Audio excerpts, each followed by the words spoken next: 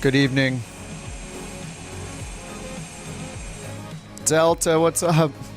Delta says we'll be at work. Happy landings, everyone. What's up, Raptor? Has it been a whole week? I think it's been a whole week. Let's see if I still remember how to do this streaming thing. This is going to be an interesting first leg because of the runway here being completely covered in snow. Wait, where is it? There it is. There are the lights. And is that this? This must be the start of the runway. This is the parking. What's up, Blue Jay? Hey, Chase. Hey, Jack. Oh my god, I've been playing so much Satisfactory. I can't stop. I played it for like the last week straight for like 10 hours a day. What's up, Fish? Best way to fall asleep after a race?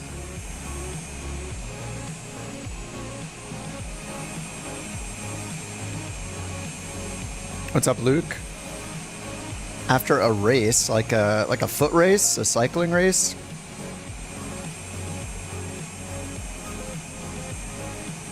How far did I get? I've been playing with my brother. We got to, well, I had my own, and I got to phase 3, which unlocks oil, and that's where we got in the new world we're doing, so quite a bit. Oh, 5K? Nice, man. Congrats on doing a 5K. I don't know. Back when I feel like I used to cycle a lot. I've done like tons of centuries and rode across the state and stuff like that. And I don't think I ever really had a problem falling asleep, so I don't really have any tips. I don't know. I mean, if you're tired, you're tired. Like, try actually laying down. You're using a device right now, right? On a computer or on a phone. That's not going to let you fall asleep. So, yeah, you got to turn off the screen, unfortunately. Put in some music or something in earbuds or headphones and lay down, or have some whatever comforts you. Get a blanket or tea, or I don't know, whatever's your comfort drink, comfort food, and turn off the screens. That's I guess that's my only advice. Oh yeah, Satisfactory is quite slow in the beginning. Yeah, at first you're like, oh my god, this is so tedious. But I played a little bit of a game people will compare it to is Factorio, which is like a top-down one. But man, Factorio has a lot of finite resources, and I love that in Satisfactory, all of the resource nodes are infinite. It makes it a lot more manageable. I don't know, I enjoy it. And multiplayer is so fun. Like, I'm all about the setup and the logistics and getting a good, efficient, like, production line going. And my brother, who I've been playing with, is all about, like, exploring and, like, doing the research tasks and uncovering the map and discovering new things across the map. So it's a good mix.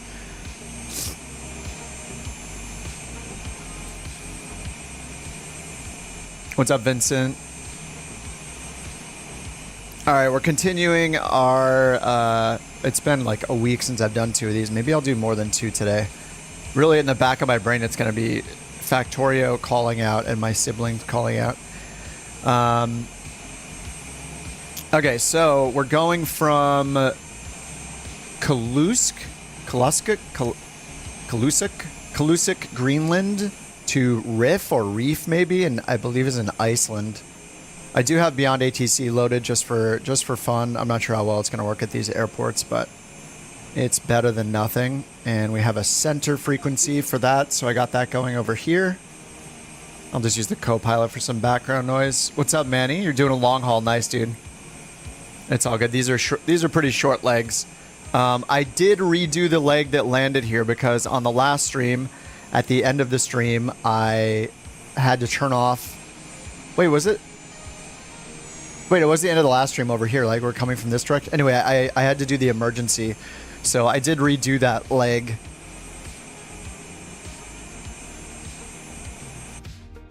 I don't really have a plan for how long I'm going to stay on, so we will see. At least a few hours. At least 2 hours, I'd say. Probably like 3. I was tempted to stream some... stream Satisfactory, but I don't want to do it with like family or friends or anything on Discord. Like if I was soloing it, I might do it. Maybe I'll do that at some point on Twitch, just for fun, just to be more present online. I don't know. It's a super fun game though. I like the change of pace. Okay, so let's look at. I don't know how the runway, the takeoff on this runway is going to go. So I have it pulled up over here. Oh, looks like we have no charts in Riff or Reef either in Iceland, so that's going to be interesting.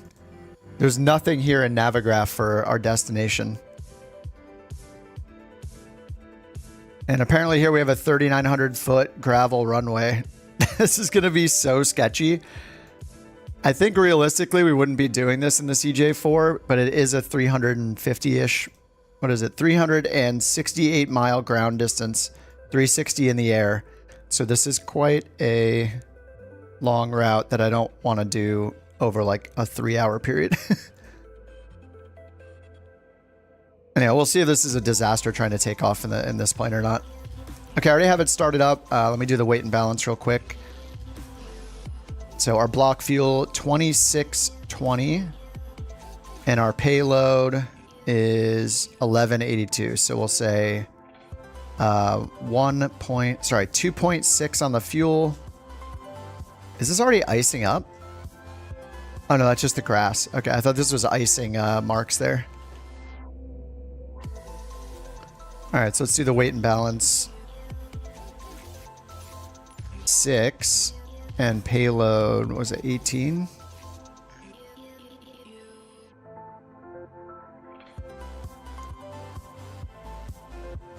And this says estimated takeoff weight is about 14.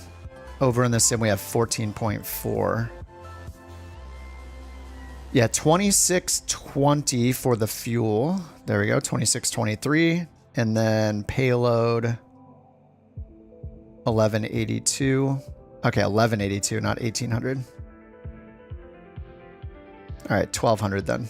And we'll add a little bit of fuel just because it's a little over. All right, so now it says our takeoff weight is 13.7. It'll be a little less than that. And here it says 13.9. So as long as we're not above the max takeoff weight, which is about 17,000, we're good to go.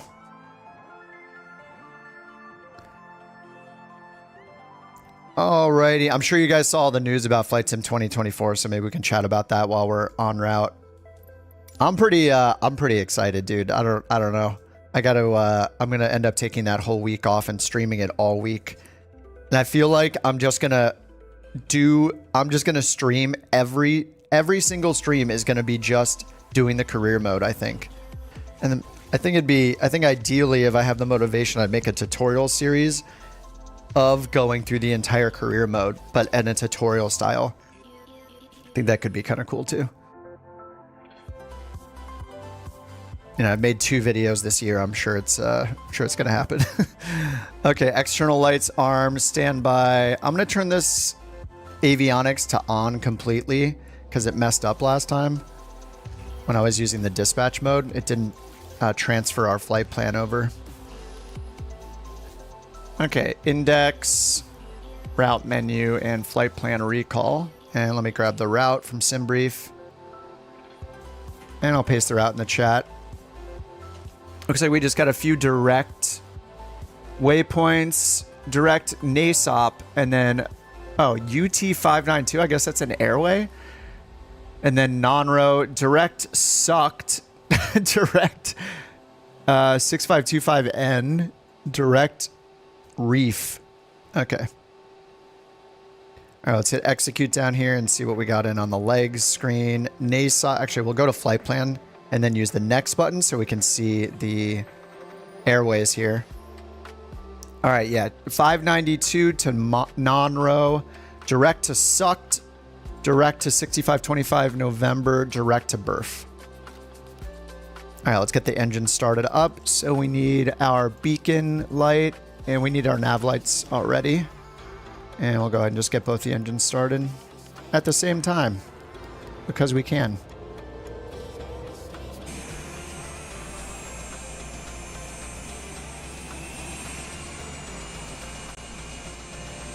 What days are each live flight?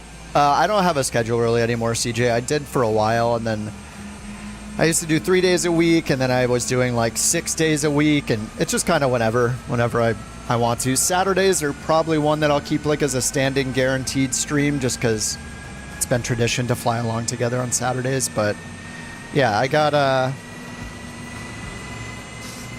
like early this week, I don't know, I think it was my allergies were just crappy, and I just sounded like you know, like completely stuffed up like that. So I just was playing Satisfactory and not feeling like streaming. You know, it's not a job, so I just do it.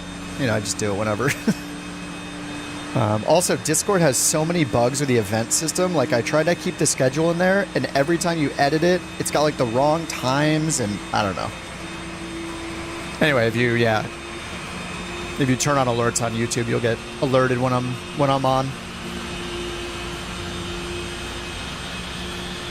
Oh man, I was reading through a bunch of the Flight Sim 2024 stuff. I watched a few videos on it. I watched the Jeff Favignano video. I watched Avangel video. I didn't watch Squirrels yet, but I watched a bunch of them, and man, it looks pretty awesome. I'm pretty excited. As far as the money for it, I mean, it's only $10 more than it was 4 years ago, which I think is totally fair. You know, when we're talking about the main 3 editions, it went from $60 to $70. Premium Deluxe went from $120 to $130. I'm not sure what Deluxe is, but I assume it's a $10 increase as well. And then they have like the new Aviators edition, which is actually the one that I got. And the only reason I did is because I had a bunch of Microsoft points in my account, and it prompted me to use them. So I went to buy Premium Deluxe, and then I was like, wait, I got a bunch of Microsoft points to give me like a discount. So I went and applied those to Aviator just for the hell of it. I don't know. The only benefit to getting the Aviator one is to get all of the Microsoft created planes, most of which I've had anyway. I'm kind of secretly hoping, though, that they have some other benefit to the Aviator, but I doubt it. In my opinion, Premium Deluxe is the way to go. The Collector's Edition is cool. I like the Antonov model as well, but all the other stuff is so knick-knacky, I feel like I would just end up throwing it away. So I don't want to contribute to the landfill more than I already do. All right, let's do our takeoff performance here. Performance in it is automatic. We got our gross weight here. Takeoff performance, we need to put in our runway information. Since there's no ATIS here, I'm just going to steal from our lovely weather overlay from Flow. Okay, so winds are 240 at 4. This is going to be a sketchy takeoff. 7 degrees Celsius for the temperature and 3053. Looks like it automatically puts in the QNH. I'm going to put it in anyway so the text becomes bold. Runway condition, I'm going to put wet since we're on snow. Anti-ice says off, but it's 7 degrees outside, so we're going to say on because we should have engine anti-ice on below 10 degrees. All right, that's all set. Oh, what am I missing here? Oh, the runway ID, right. So let's go departure, arrival. The only runway, let's see, runway 28 is what we're doing for departure. And then on the arrival side, runway 5. Okay, back over to performance, takeoff. Now we got the runway information. Next. And here's our rotation speed, 95 knots, send. And that'll push it over to the PFD.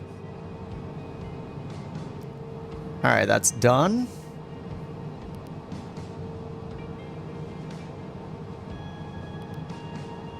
I don't know why I need to hit execute over here again, but it got rid of the flight plan. Dude, this thing is so buggy, man. I don't know what has gone on with the CJ4.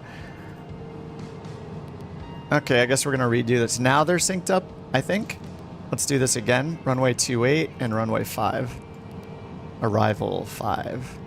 Execute. All right, let's redo the performance. Oh, no. Okay, let's redo the wind, I guess.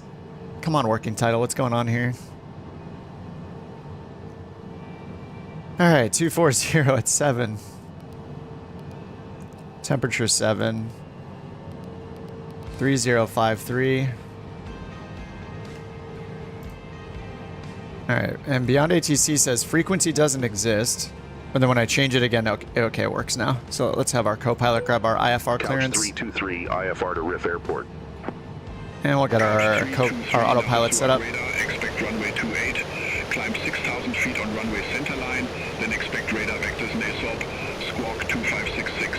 6,000 radar heading, or runway heading 2566. Climb 6,000 feet on runway center line. 2566. Then expect radar vectors NASOP, squawk 2566. Couch 323. All right, 2566. 323, read back correct. Start or taxi at pilot's discretion. Hold for release. Report holding short runway 28. All right, report holding short 28. Taxi at pilot's discretion. What's up, mister? I'm feeling pretty good now. I thought I had a cold. I had like the flu vaccine was kicking my butt a little bit, and then I think it's just been allergies recently. But thanks, dude. Hope all is well with you. And I will be getting on a real airplane next week, finally, for the first time in forever. So I'll be off about 4 or 5 days.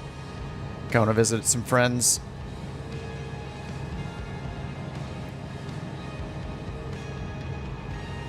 Maybe I'll send some photos in the Discord after of the flight.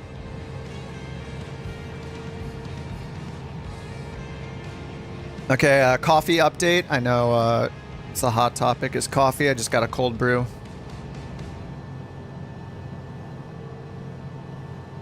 Okay, engines are running. I got a cold brew with a splash of oat milk. And it tastes really good right now. I had tea the last 2 days instead, so man, I've been missing the caffeine.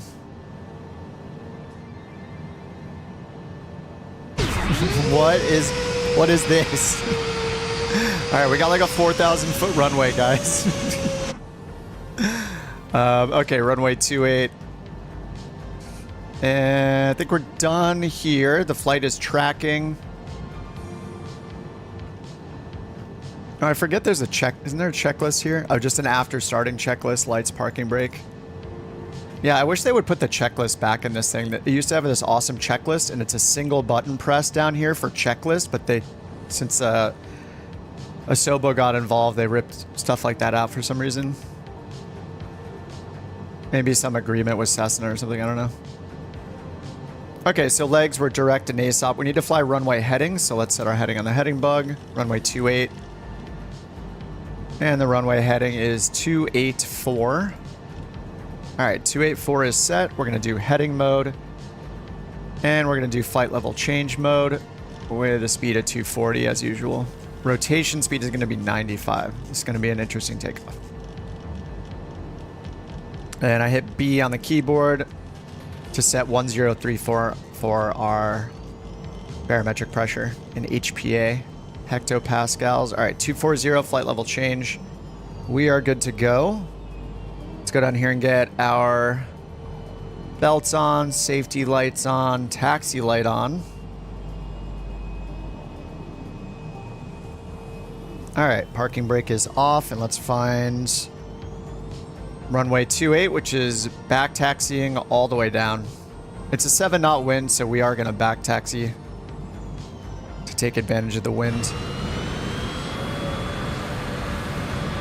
Just because with this runway condition and it being mostly invisible for me, I don't know if for you guys you can see it or not, but for me, yikes. It's just completely snow covered.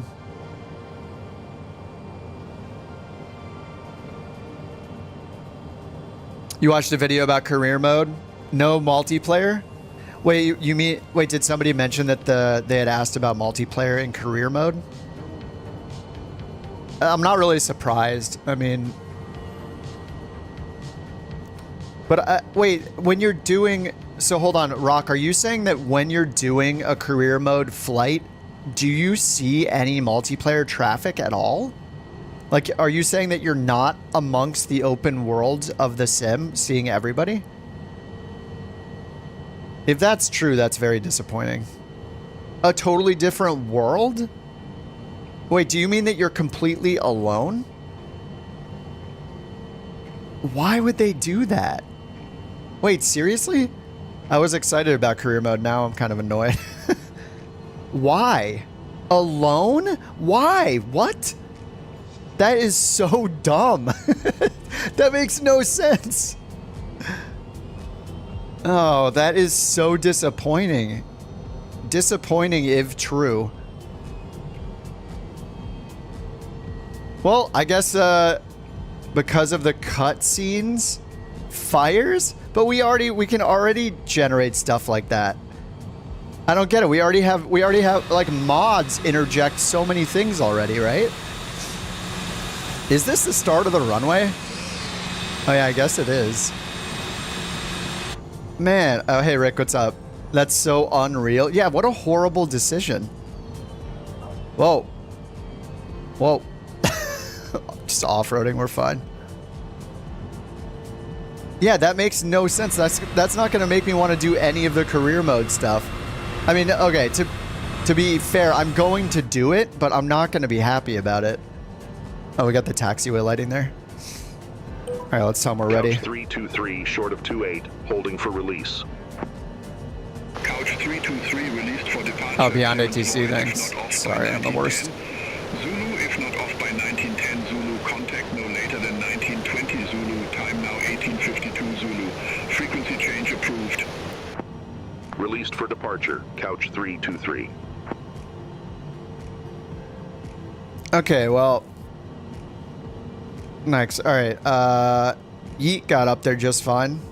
Man, that is so disappointing that you're alone in the world while you're doing career mode flights. I assume, man, I hope tools like in Squirrel's video. Okay, I haven't watched his yet. I'll have to watch that after the stream. I hope at least traffic injection tools like Beyond ATC and others will work while we're doing career mode, because that is going to be a really lonely, boring experience if you're doing the commercial routes and there's just nothing going on. I don't like it at all. All right, I'm just pulling up to where these poles end here. Yeah, that's pretty disappointing. All right, let's get the strobe light on, landing light on. TARA is set. All right, I think we're just gonna go. All right, let's give it toga power up. Oh yeah, thank you. That's a takeoff warning because flap config was wrong. All right, flaps 15 indicated. Let's try again. Oh, pitot static heat. Beautiful. And we want engine anti-icing on as well. All right, long takeoff roll here. I'm still seeing the poles here, so I don't think I'm technically on the runway yet. All right, we're gonna give it takeoff power. Rotation is at 95 knots. Okay, power is set. We got takeoff power shown. Airspeed is a rocket ship. Rotate. This thing takes off so quickly. It's always impressive. All right, 500 feet per minute, positive rate, gear up.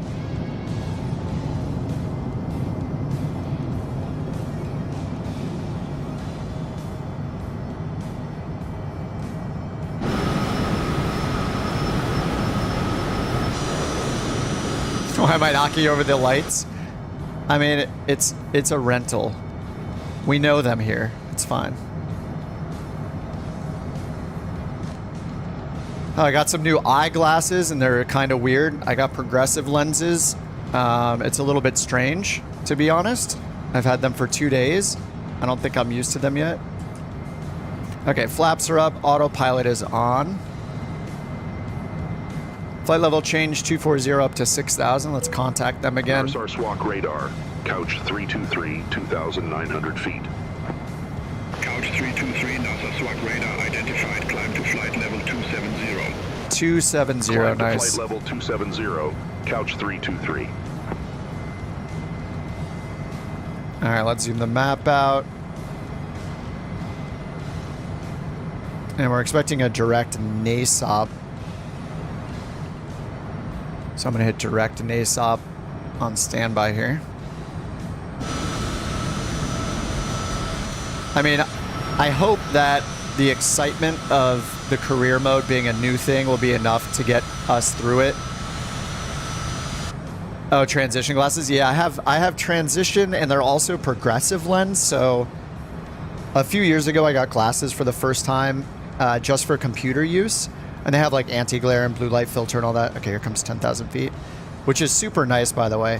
The blue light filter is supposed to be like a pseudoscience, like the doctor and the eye doctor, my primary care doctor, all said like it's kind of BS and unproven, but they also said that it worked for them. So I had tried it back then, a few years back when I got them, and they helped with a bunch of headaches I was getting from just too much screen time, which is nice. But anyway, they were just a simple single focus pair of glasses, like reading glasses basically, but just for the computer. The issue I had though is like I'm at the point where my eyes are getting worse enough where if I go out, say I go out with my girlfriend or I go out with friends, whatever, I go out to a bar, whatever it is, I have to decide. I had to decide now between, do I want to be able to like see people close up and look at my phone when I need to pull it out, and everything beyond 2 arms length long is blurry, or do I want to not bring my glasses and not be able to see things super close up, like looking at my phone, I have to hold it away from my face kind of thing. So I went to the eye doctor and got a new prescription. You know, it's been 2 years since then. And I told them about that, and they said, okay, let's try progressive lenses. And there are different types, like you guys know about bifocals. That's pretty common. And a lot of them you can see where the glasses change. There's like a line. But there's like a newer technology, I guess. I don't know how new, but it's called progressive, like a blended progressive lens. All right, standard barrel. All right, they're not telling us to turn, so I'm just going to turn myself here. Just going to go direct to NASOP nav mode. So the progressive lens is interesting, but it's taking some getting used to. They said to give it 2 to 3 weeks. Basically, it's got 3 different areas to it. The top of the lens is for long distance viewing. The middle of the lens is like medium distance and computer use. And the bottom quarter or third of the lens, when you look downward, is for close looking, like at your phone or reading. So you basically need to turn your head to keep things in focus. If you just glance with your eyes to the side, it's usually blurry because of how the shape of the lens is, like internally, and it's got like this weird like rotated hourglass shape to it. So it's like using glasses on hard mode for now. Near legally blind. Actually, my prescription is quite low. It's like minus 0.2 or something like that. So I could get by with no glasses just fine. Though it would explain some of my flights if I was. But yeah, my vision overall is really good for my age, I think. So anyway, yeah. I'm not upset about my vision. I think it's, I'm happy with it being so good for all this time until now, so. And, yeah, the lenses, like, I'm forcing myself to use them and try not to put on the other ones. They just take some getting used to, because basically if you look using just your eyes and you're not turning your head, what you're looking at will be blurry. You have to, like, turn your head like you're looking through, like, binoculars or something, you know? You can't just dart your eyes one direction. You have to move the binoculars to be able to see that thing. So it's basically like that with glasses, which sounds horrible when I say it that way, but 2 days in, I'm already kind of getting used to them. Just interesting technology.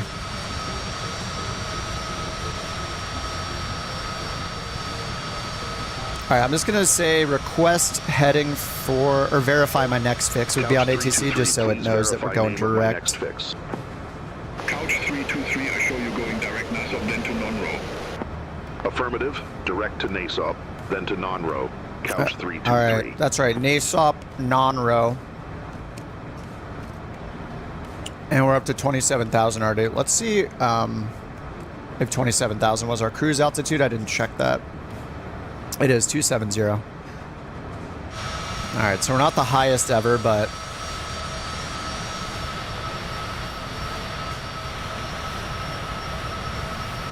let's see how long it says.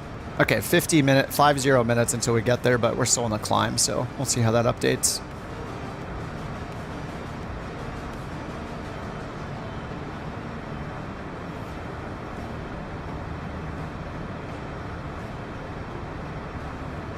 I'm going to check, I'm thinking to myself, what is the price of Deluxe Edition? I didn't check that. If you guys haven't seen it, I'll throw the link in the chat. I'm sure you guys knew about this before me. Oh, I've been in toga power the whole time. Whoops, brilliant. No, I forgot something.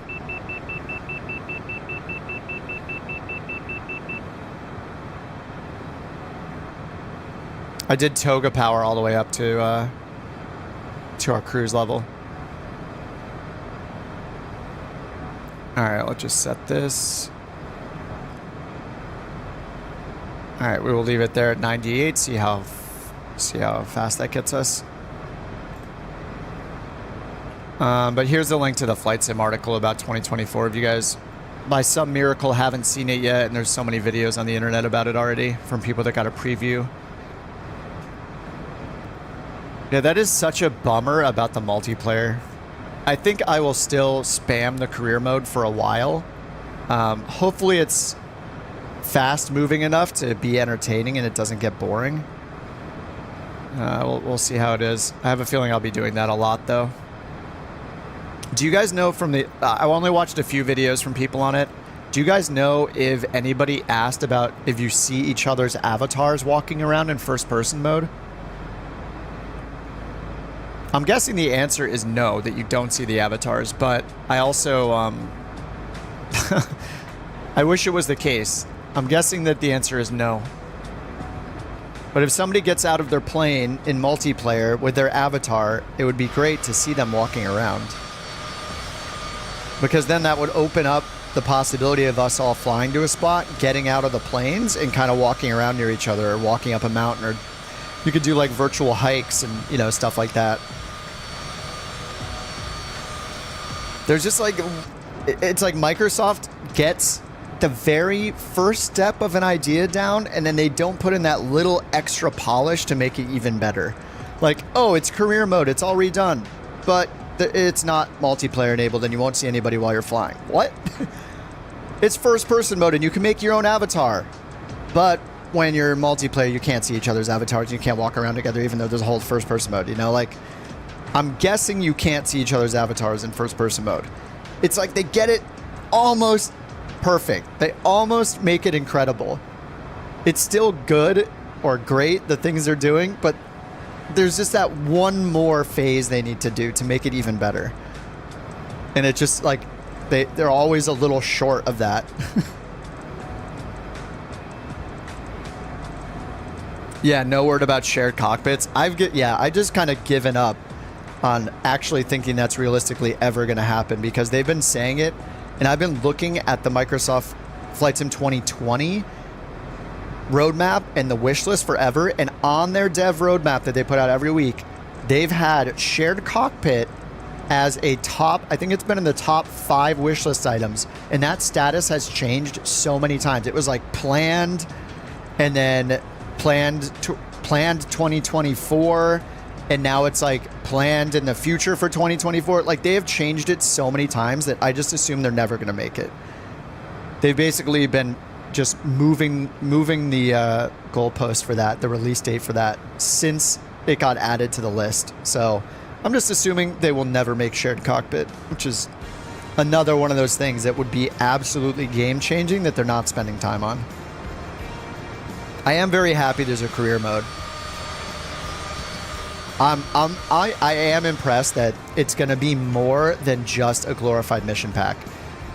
Like, I think in was it Jeff's video? I was watching Jeff's video, and I think he said that they told him there were like 3 million missions that rotate on a daily basis or something like that. I don't know if that means the whole database has 3 million missions, or that means that there are 3 million active in any 24-hour period, and it's changing based on real-world routes and locations and stuff worldwide. Like, that could be possible. I'm guessing it's not the impressive thing, which would be 3 million active at any day. Transition altitude. I mean, I'm at 27,000. So, yeah, we can't check on the way in, actually. There's no information available in Navigraph for Reef or Riff. I don't know if it's Reef or Riff in Iceland, but there are no charts available. I mean, look at the airport information page. Open charts. No approaches, no taxis, literally no charts available. So this is a fun one.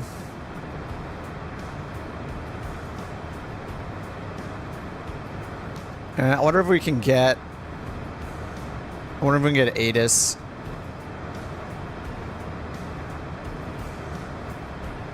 It looks like there's just a center frequency available when we get over there. It's the same frequency we're on now. So we're just going to be on the same ATC frequency.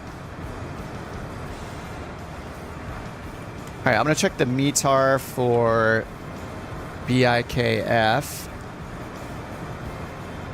So this is at our destination. So good visibility and high ceilings. 1032. I'll go ahead and set that in the pre-selector. 1032. What is our temperature here? Minus 41, minus 15. I think we can get engine anti-ice off.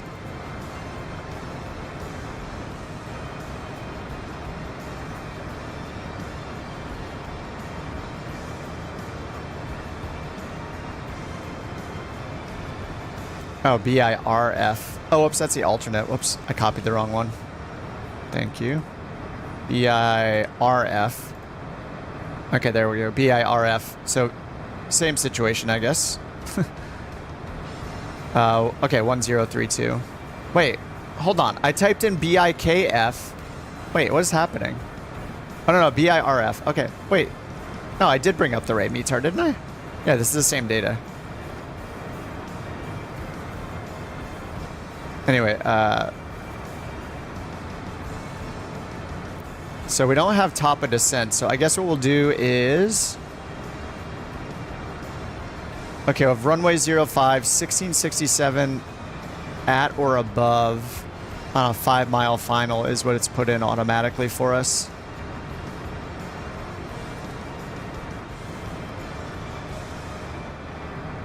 Transition altitude, cruise, 270 is set.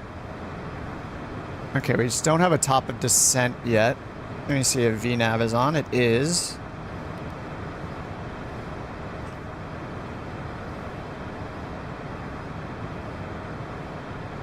So when we get to Sucked, we have 41 miles left until the airport. We're probably just too far out to get top of descent. Visual 5. Yeah, let's see here. So winds are 160 at 5 are the winds. So we have what? Runway 5 and 23.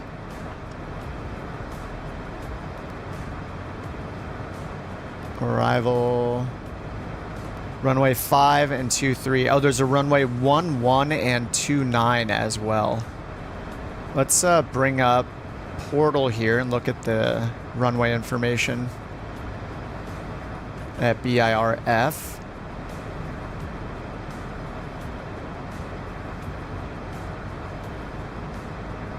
Okay, it doesn't give us actual... Maybe I wish I could get runway information for like... Okay, I guess I'll look it up on SkyVector. I want like surface information. BIRF Airport on SkyVector. All right, here's all the information we have open to the public.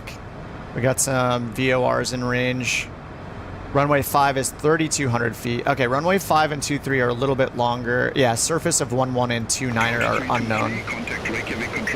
So yeah, we'll just stick with runway 5. Contact Reykjavik Control 125.5. And yeah, we can set up for a visual for 5 then. That Reykjavik Control, sounds good to Couch me. 323, flight level 270. Couch 323, Reykjavik Control identified. So we just have runway 5. Oh yeah, I already have that in, so. Oh, there's a disco after this waypoint. That's why we're not getting our top of descent yet. Okay, top of descent is in 25 minutes, 187 miles. What's up, Underdog? Oh, Underdog said 3 million missions in the whole database. Okay. So 3 million total. I guess that would make sense to have 3 million per day. I mean, how many regular routes are even flown per day? Airliner routes per day. Airline flights per day globally. 45,000. Oh, that's FAA. U.S. Airlines alone does 26,000. It says FAA's ATO provides service to more than 45,000 flights daily. Anyway, yeah, it would be insane to have 3 million possibilities a day. Doesn't make sense. Where do I generate the flight plan? SimBrief.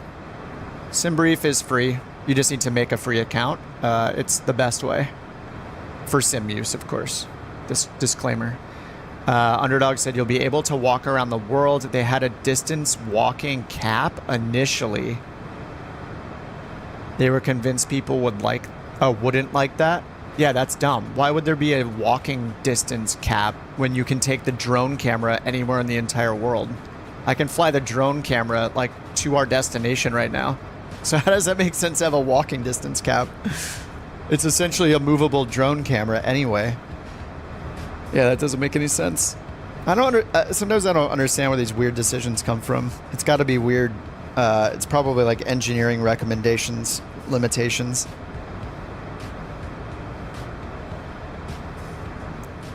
But I'm guessing that we will not see each other in the world walking around, which would be an incredible feature, but I really, really doubt that they're putting it in. But overall, I do think I think the career mode's exciting. I am impressed that it's more than the glorified mission pack. This whole time we've been talking about Flight Sim 2024, my reaction to the career mode is like very low expectations. So my thought was just, I bet they're going to take the like Dune Top Gun style mission pack kind of template and apply that to X number of career types, and there'll be a few missions for each one, and that's it. So it looks more complex than that, which is cool. Where they have the skill tree and all that. I think it'll be a fun challenge to go through it. So I'm definitely excited to do it. I really hope I can use Beyond ATC and get traffic injection during it. That'll make it a lot more interesting. Because without multiplayer, maybe we can just turn on AI traffic. I just don't want the world to feel empty. That's one of the huge things about X-Plane that is so boring. Like when X-Plane 12 came out and I tried it out, I was just like, man, this world feels so empty and boring right now. You have to do a lot to make X-Plane feel like alive.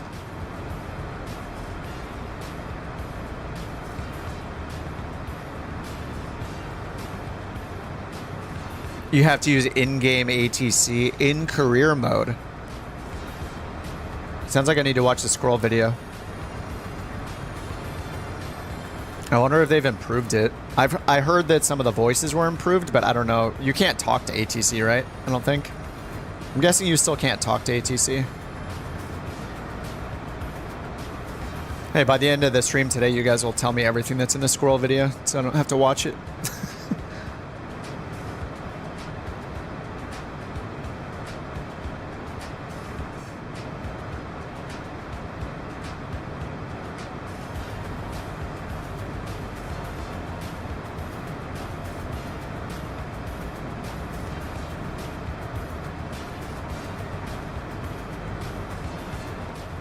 Okay, we are 11 minutes from non-row, and then once we get there, we'll only have about 10 minutes till our top of descent. 150 miles. From the video you watch, you have to talk to ATC during check rides and are judged on it. Wait, by talk, do you mean with your microphone? What's up, Kureva? This is the Citation CJ4. CJ4, it's available to everybody, all versions. It's in the standard version of the sim. XP did a stream with the Sobos Max for 2024. Yeah, I have to catch up on all the videos. There's so many videos out. I just watched, I only watched the Jeff video and the Avangel video so far. ATC sounds very robotic still.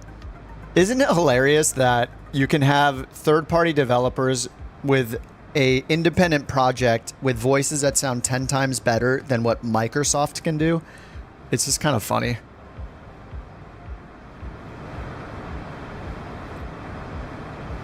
They're using like publicly available AI voice things that anybody can sign up for and become customers and use. And Microsoft, in all of its massive, just massive power, can't do better with the voices. It's so weird.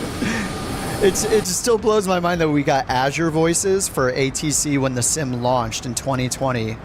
We got 2 voices, and since then we've had 0 new voices added to the Azure Cloud AI voice service in 4 years. 0 new voices.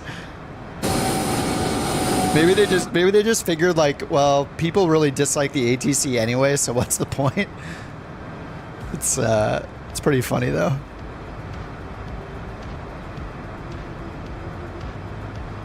Oh, I did pre-order. I pre-ordered Flight Sim 2024 though.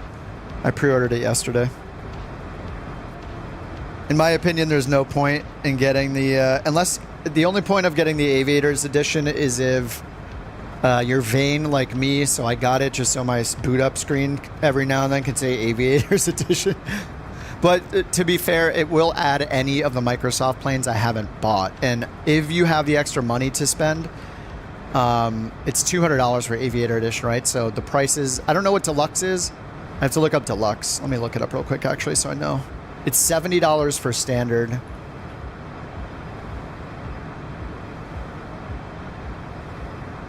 Microsoft Flight Simulator. They're selling 2020 at half off right now, by the way. So if people are definitely not going to get 2024, at least they can get 2020 for half off. So it's $70 for the Standard Edition, $100 for the Deluxe Edition.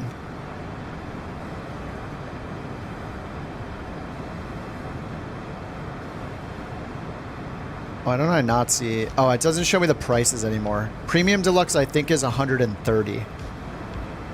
So 130 for Premium Deluxe. In my opinion, Premium Deluxe was very, very worth it for Flight Sim 2020.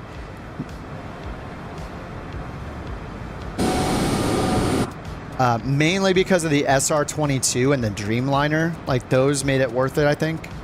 And then the fact that you got a $5, like you got a 33% discount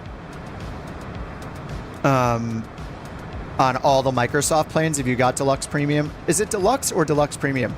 One of the two unlocked every Microsoft plane in the marketplace. You got a $5 discount on. And that's related to the Aviator version, which includes all of the 30 Microsoft created planes. So you're essentially getting for the $70 difference between Deluxe Premium and Aviators Edition. $70 is the difference, US dollars. $70 gets you 30 Microsoft made planes, of which they were $15 to start. So if you paid full price, that'd be $450 for those 30 planes. But instead, you're getting those 30 planes for $70. So that's making every plane like $2.30.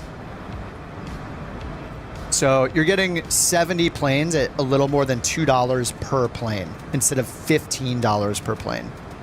Or potentially $10 if you had the discount through Deluxe or Deluxe Premium.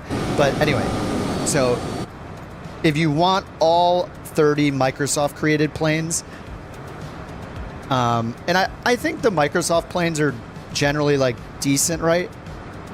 Is the ATR one of those? I forget if the ATR is one of those. Because that might be worth it. ATR. Yeah, the Expert series, right? I assume the ATR is included with it, but I don't know if there's a definitive list.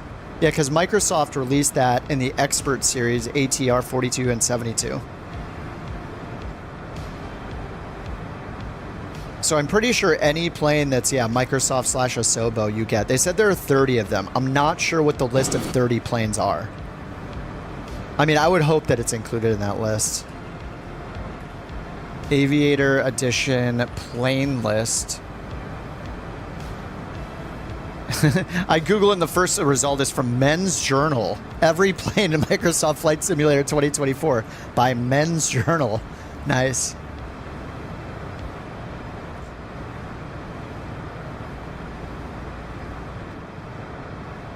Okay, here's the Aviator Edition image here. Somebody posted this on Reddit. So this includes every single plane in all of the versions. So at the top, the Aviator Edition, I mean, these are the 30 planes you get for $70. So this is why, basically, I think, yeah, if you want these planes, Aviator's Edition sounds worth it to me because it's $2 per plane. And here it is right here is the ATR. So what are the highlights here? For me, the highlights are, I mean, you have the Antonov 225 and the AN2. The Junkers, both Junkers. The ATR is huge. The V-tail Bonanza is also an incredible plane. The MU2 is kind of S-word to fly. Almost.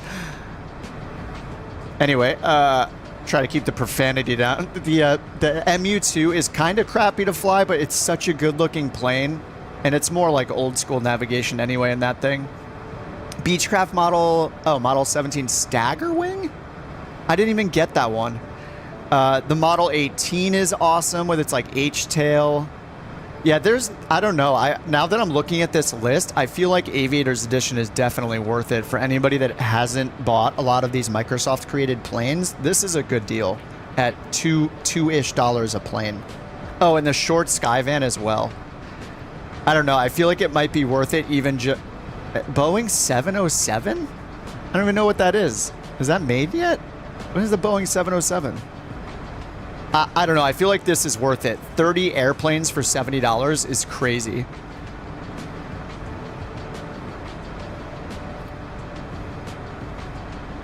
So yeah, I don't know. I think that's a really good value. And then here's just the whole list. Like this is a list of absolutely everything. So Premium Deluxe. I mean, the 747 400, the Globemaster, the Chinook, which we already have. Of course, the Longitude, if you don't have it already, in the SR-22 from 2020. And then we have the Dreamlifter and 787 from last year, or from 2020. Pipistrel Taurus, that's a glider, I believe. The Virus is actually a pretty cool little trainer. So, I don't know. Premium. I'm not like. Oh, the new King Air too. Anyway, I don't know. In general, I think Premium Deluxe was a good deal last year. It feels like a good deal this year. Here are the Deluxe planes. The new ones are the Albatross, the Cessna 404 Titan, Cessna 188, and the Dornier Sea Star. Oh, that's like push-pull one. I don't know, Deluxe seems kind of whatever. It's all right. And then we have everything in standard.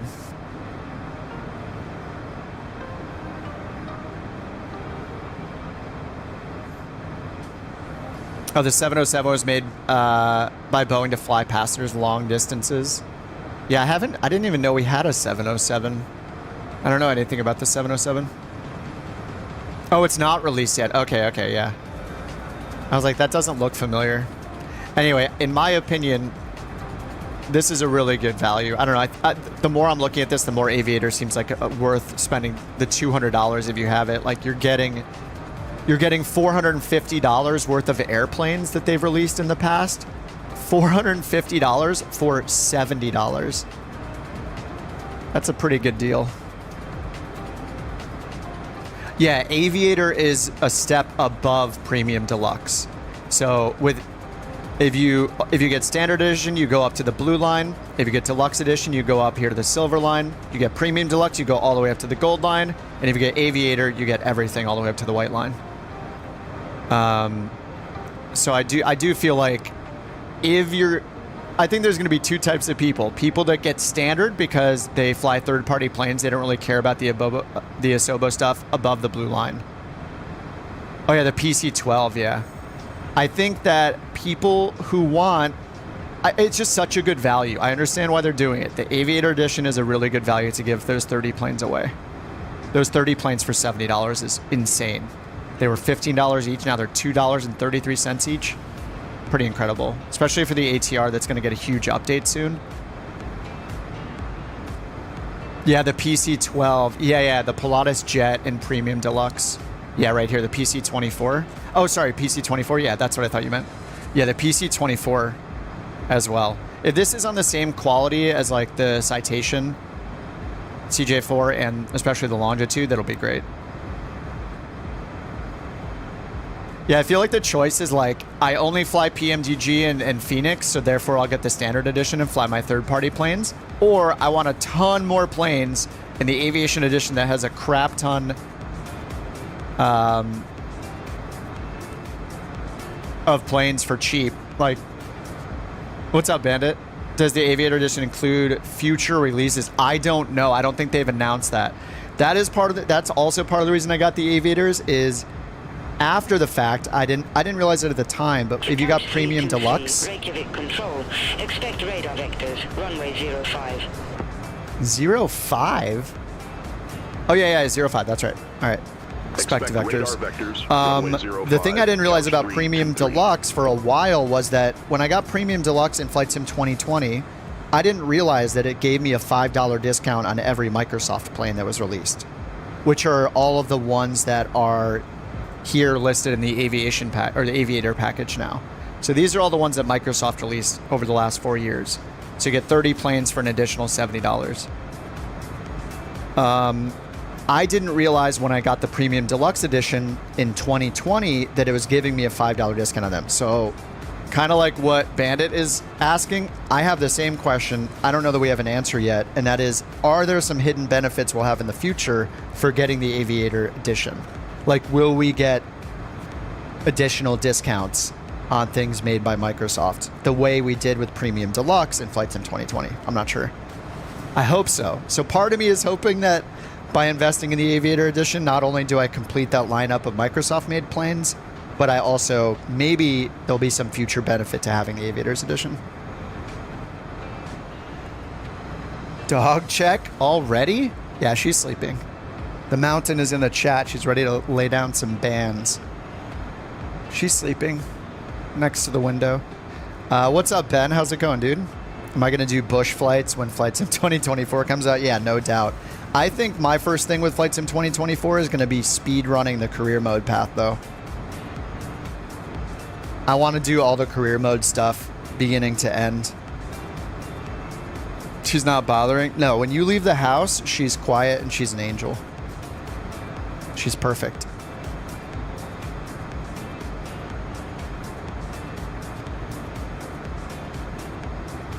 You want a machine that'll handle everything on Ultra? Yeah, don't we all? We all want that, but we also want a bank account that has a balance of greater than $0. Couch 323, radar vectors, runway 05. Report ready for descent. All right, 6 minutes, we'll be ready for descent. All right, we'll report when ready for descent. Couch 323. Couch 323, radar vectors, runway 05. Verify ready for descent. Vectors at 05, we will let you know when we're ready for descent. Couch 323. Couch 323, fly present heading. Descend to What? flight level 120. Riff Airport landing runway 05. Fly present heading. Descend to flight level 120. I was stepping on my own Airport co-pilot. landing runway 05. Couch 323. All right, 120.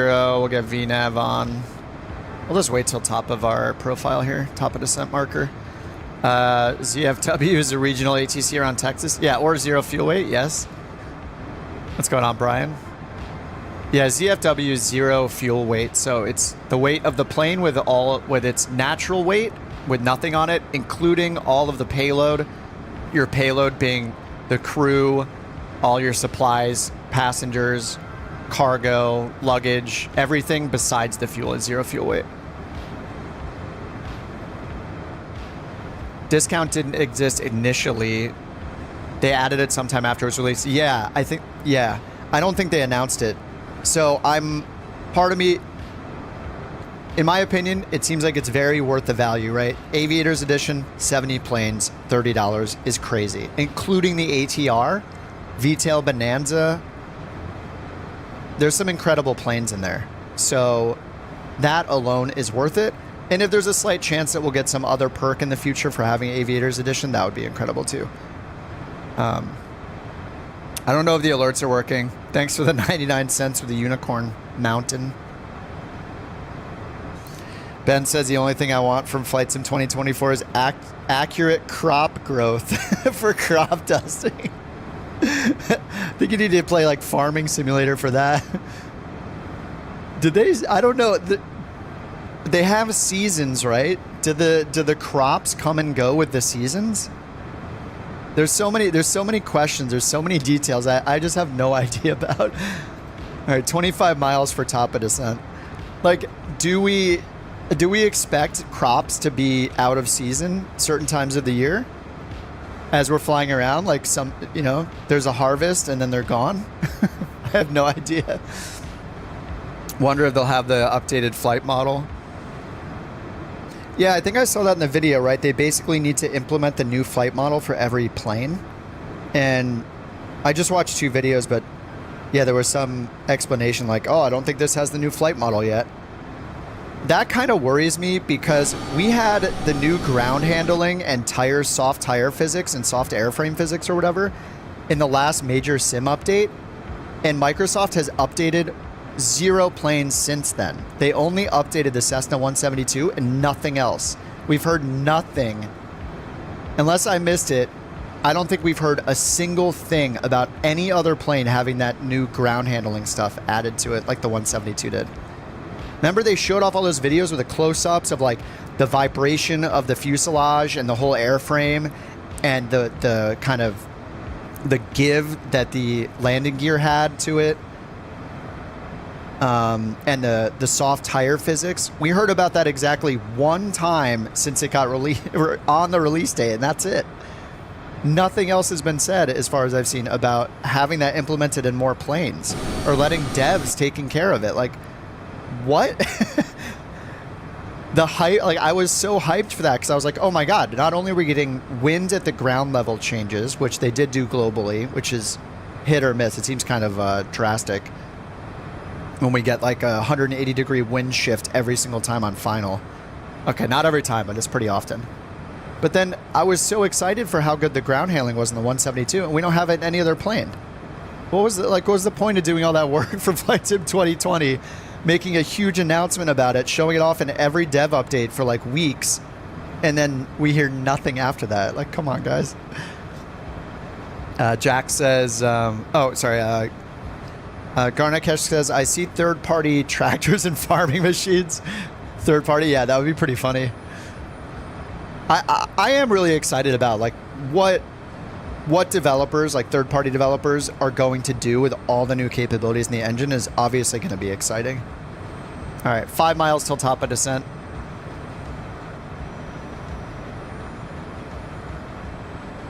Yeah, it's gonna be exciting. Jack says, I hope developers like Phoenix and etc. won't charge to upgrade. Yeah, same. They'll work with 2020 flight model. The question is whether it'll make you pay for an update. Yeah, it's probably going to be a ton of work. I don't know.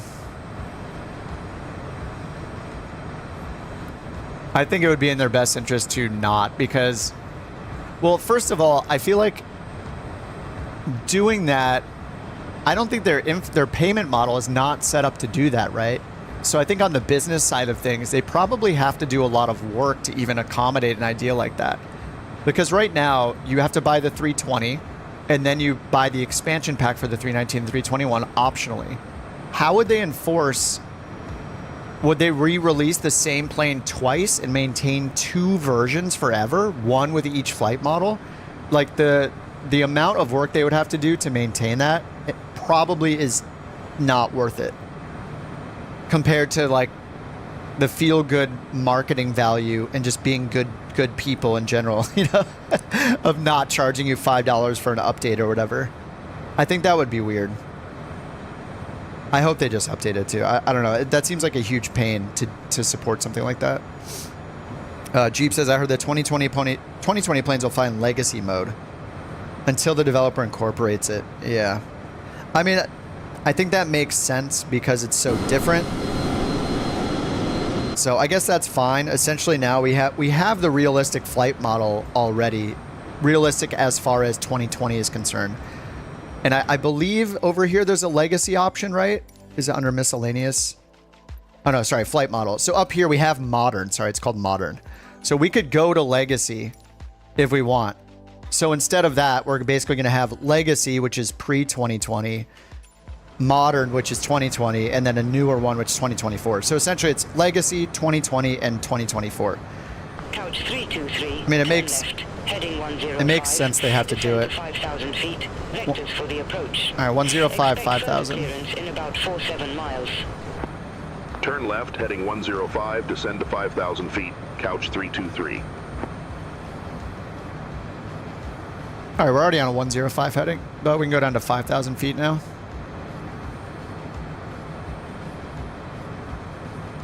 All right, let's double check the METAR real quick.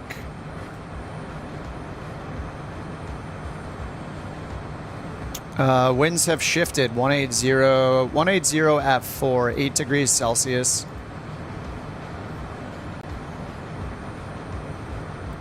(180.4). So we're landing on runway 5. So of course the winds have shifted like 180 degrees, and now we're going to get tailwind landing on 5. Perfect.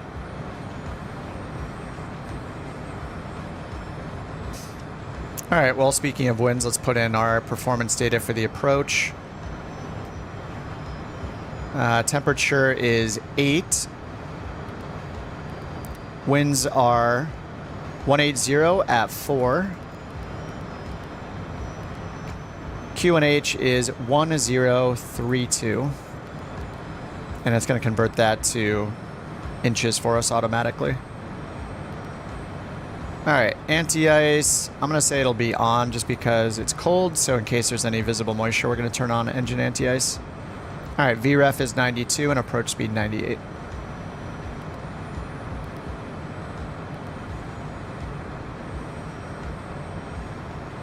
I know what's cool is over here we can hit, what is it, MFD data?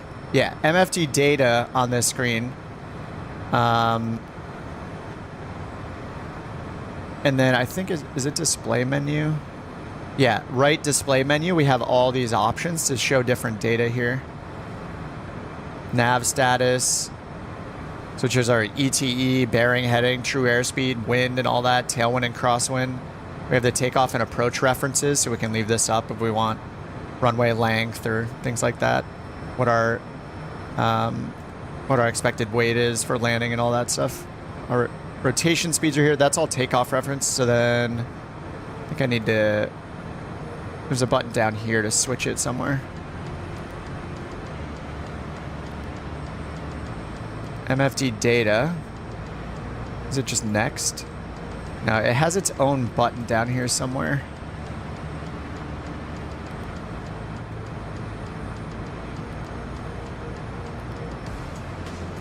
Oh, I found this the other day. Is it over here? There is a way to change this to landing reference. Oh, there it is. Right. MFD advanced, next page. There we go. All right, so we have our approach speeds down here, and now we have the landing runway information. 3,200 feet.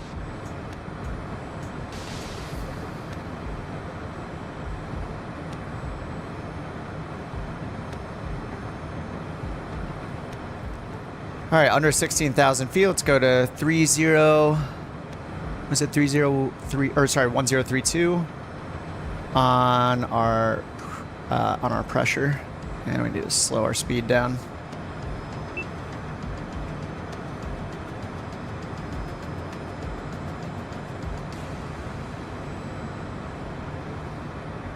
All right, well, we know nothing about this other than we have a visual approach.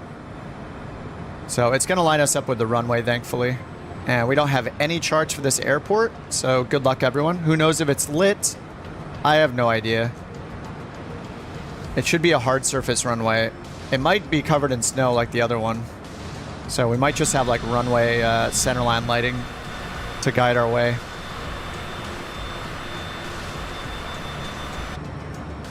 Underdog says, I think third-party devs are going to save the day on all the features. I hope so. Anti-skid? I think it depends what plane you're flying. I'm not sure which plane you're in, Rick. think pretty much by default anti-skid is just on in general if it has it, right? I'm trying to think what planes have anti-skid that I've used. Is there anti-skid in this plane? I don't think there is. I feel like an anti-skid's like something I see in a fighter jet or like an airliner.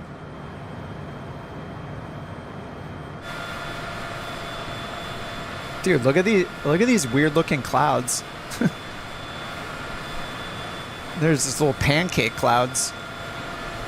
You hope previous airplanes aren't a technical mess. Yeah, I plan on flying, like I really want to try the 737 MAX, but I think part of the reason why it's a good idea to start with the career mode is that it's going to probably force you into all the Asobo planes. I doubt it's using any third-party planes for that whole career mode. So I think that'd probably be the best way to start using Flight Sim 2024 is just use all the Asobo stuff for day 1 through day 20 or whatever, day 30, while they're fixing all the other third-party planes.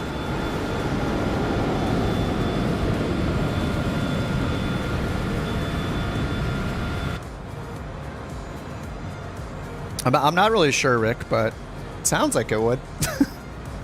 I don't really know about the anti-skid systems. It sounds like a nice option, though. I would just see if it's mentioned in the checklist as usual. Right, this is QNH, expect the visual approach runway 05. All right, visual 05. They said QNH and they don't have the data, so they just said QNH. Couch 323, turn right, heading 120, descend to 2,300 feet. 120. Turn right, heading 120, descend to 2,300 feet. Couch 323. All right, 2,300 feet. All right, 2,300 and 120 on the heading.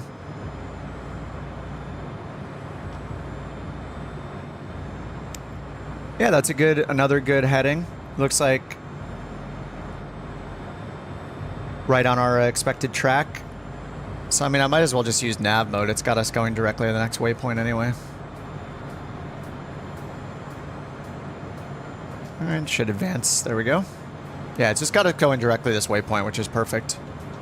All right, here comes 10,000 feet. We'll get the landing lights on. Seatbelts are already on. Holiday from work was approved. You're going to have 2 weeks to play 2024. Nice, Jack. I'm going to take at least a week off. Maybe I'll take more. But yeah, I will be there on day 1, streaming it probably every day when it comes out for to hopefully show how stable and amazing the product is. But of course, there's a chance that it's a disaster on any game's launch day. So I'll either be there. I'll have tears in my eyes one way or the other. Tears of joy, tears of sadness, mattering how the launch goes. How difficult would it have been to have custom mission feature where you can have several open spots for friends? Yeah, it sounds kind of complicated, but yes. I mean, I want them to focus on the game aspects of the game. There is enough realism already. Give us reasons to come back and play it every day and fly every day, because that is what they're doing. To be fair, right? That's what they're doing with the career mode. The career mode is essentially a tutorial, a lengthy tutorial, I think, to get you up to airliners, right, and into other plane types. Like I'm gonna have a really hard time flying helicopters and doing like the helicopter transport missions and stuff. I'm gonna be so bad at those. But I feel like it seems like a good way to get people into different plane types, and hopefully there's enough hand-holding where, you know, it's a career mode. You start out getting your PPL as step 1. Hopefully that's where the career mode meets tutorials, basically. And then don't the challenges update weekly? They like feature 3 challenges every week. That's another thing they're doing to try to get people back into the sim every day. But yeah, I really, like, we need some good multiplayer features. Shared cockpit, seeing other players doing missions in multiplayer, cooperative multiplayer missions, where there's multiple people fighting a same fire together cooperatively, like Helldivers, you know? Like, take a note out of the Helldivers 2 playbook, and pretty much any other major MMO style game where there's a collective goal for everybody to work towards or against. I remember when the pandemic started, I was playing New World for a few months, which is like Amazon's MMO. And that game had like city control where you could take control of a city and become the mayor. Your guild could run the city and set the taxes and stuff on a finite amount of cities. That is a global goal that every player is working towards. Like, it'd be really nice if there was some cooperative global things people are working towards, like fighting fires, like dynamic passenger systems, like we see with New Sky, another hobby project that is that has features that we would love in the core sim, right? Like the dynamic route generation in New Sky, where it's making charter flights and we're moving virtual passengers from place to place, and that's generating demand, mattering where the passengers are going. It's awesome. They just need, I think that would be the next huge step for them, is some overall cooperative goal of all flight simmers to have and make it feel like kind of an MMO in that way. Or like EVE Online, for example. I barely played that game, but I know that like the reason why people play that kind of game is global control or universal control over star systems. That is the overall goal of the game, is to own a piece of the universe and build stations there and kind of own that territory. It's awesome. I pre-ordered on the Microsoft Store. It's a Microsoft app. It's a Microsoft game. I don't think there's any reason to get it on Steam, because if you ever, for some reason, have an Xbox in your future, you don't want to pay for it again. So I'm a fan of getting it on the Microsoft Store. Plus, Steam is a third party to Microsoft, so I would rather buy it on their store than on a store separate from the source itself. All right, 9 degrees, air temp 2 static, so let's get the engine-only anti-ice on. We might need some wing de-icing here, we'll see. Oh, do I have the... hold on, I don't know if I have the anti-ice model on. I think I turned it to visual only. Oh, no, it is on. Okay. I think I had it on visual only back when I was using the Phoenix. I think I read somewhere you should do that. Okay, we're at 4,600 feet, standard altimeter, lights are set. And we're going to make a right-hand turn for the visual here. According to the METAR, the ceilings were at 8,000 feet. That is clearly not true. Report the field in sight. Looking for the field, Couch 323. Alright, leading edge looks good so far.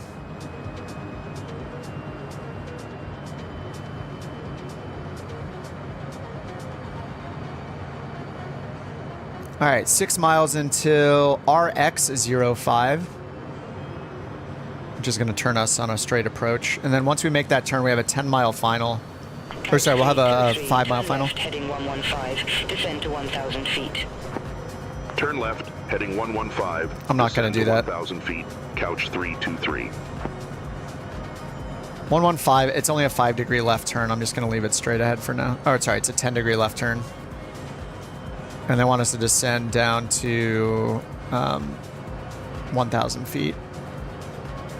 Okay, well, we have a visual now. Oh, man, the I gotta close the blinds in here. Okay. I can barely see because it's so dark. The sun is not helping. Okay, fixed. Okay, I see the runway lights right there. All right, let's get gear down, flaps 1.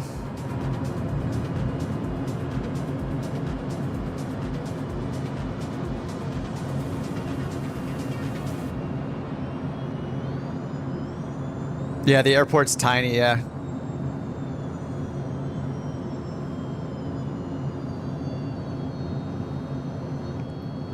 All right, full flaps. We got 1 mile until our left turn here.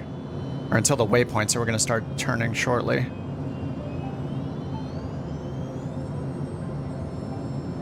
And this thing slows down so fast. Not even using the speed brake.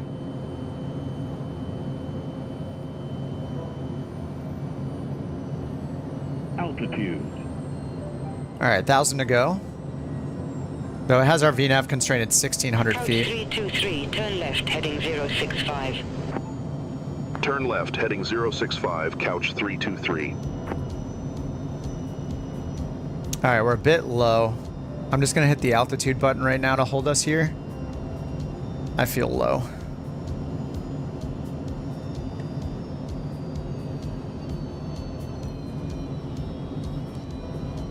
Okay, at 100 knots. Just watching our airspeed. Alright, let's get the anti-ice off now.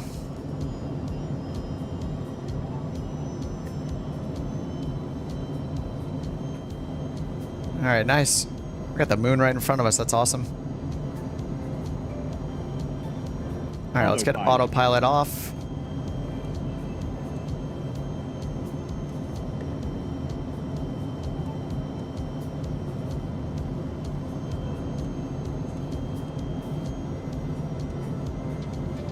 First thing you're gonna do is walk around and get lost in the wilderness in VR. I know. Yeah. It's gonna be pretty cool. And it's cool that they're introducing the walk around as part of the career mode.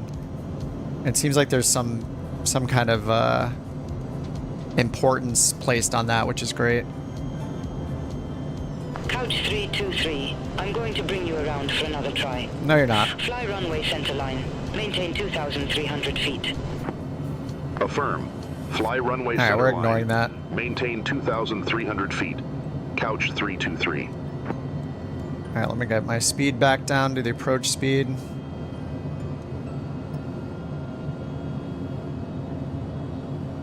We got like a 6-knot crosswind, or sorry, wind from the back right. So yeah, like maybe a 4 to 5 knot crosswind from the right. And a bit of a tailwind, so I need to pull out a lot of power here.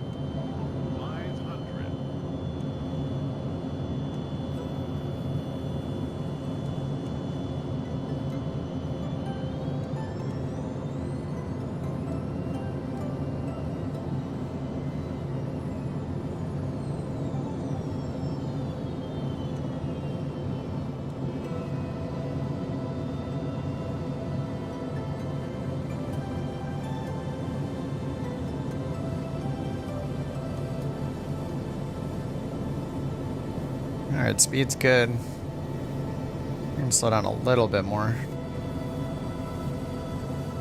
Dude, this is such a cool approach with the moon right there.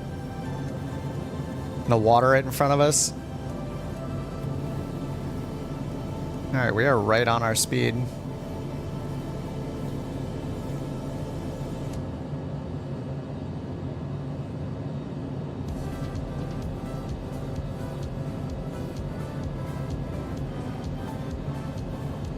Oh, it's displaced.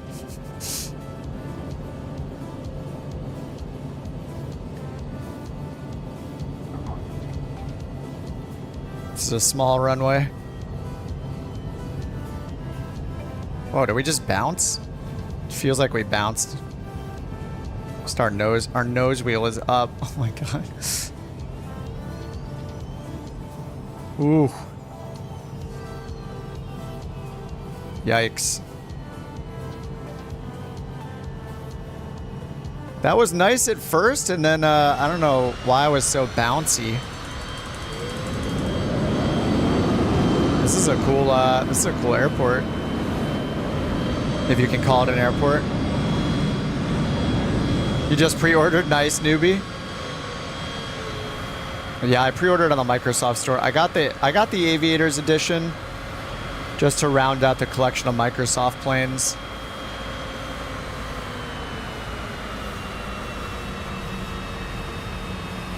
Alright, we're just gonna pull off on the grass here. Get out of your guys' way. Rock just touched down in the Vision Jet. Let's get the parking brake on, get our lights set here.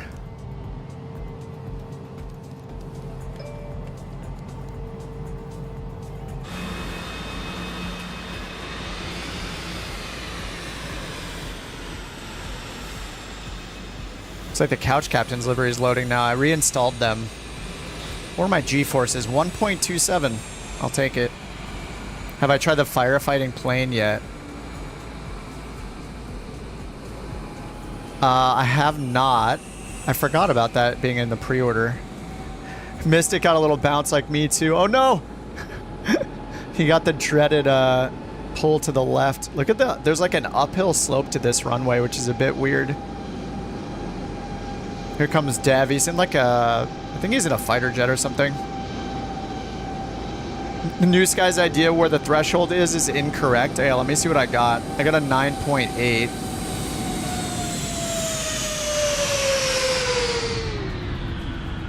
Killed your rating. It's fine. The rating doesn't matter that much. Unless it's your type rating. Then it matters. Oh no, Lake Pilot is down over there. I don't know what just happened. Beautiful couch liveries.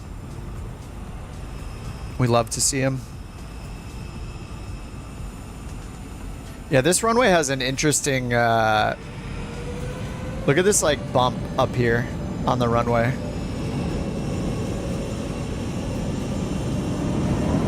It's got this like bump in the middle. I think that's where I felt like I got a little more airborne again. And then it goes up again. And then it goes down a little. Look at the waviness to it. Just follow this center line, this edge line here. The waviness is great. Dude, the moon looks so cool though. What a cool view right now. Especially with that.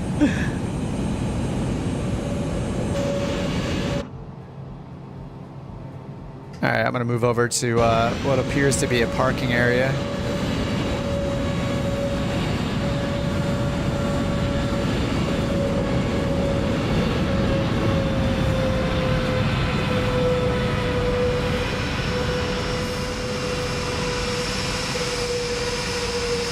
Alright, well, we're in Iceland now. I think there's like 2 more airports here. And we're going to do a plane switch because the next... Yeah, I think we can do a plane switch here because the next leg is it's under 200 miles. So I'm kind of want to pull out something else. Is this grass? I can't tell what's going on here. Oh, this is the grass. I should probably turn my lights on.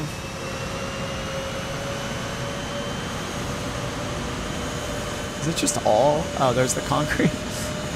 Can barely see.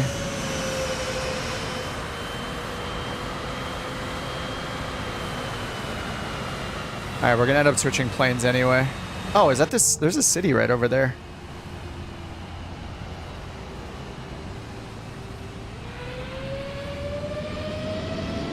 Cool. Alright, I got a 9.8 off centerline landing. 0.75 meters off centerline. Crap. Look at the ATC tower.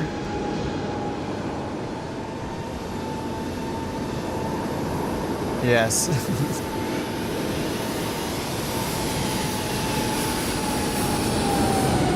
This is the tower, I guess. No, there's no, it's untowered, so. Okay, around the world in 80 flights. What do we got next? So we made our way into Iceland.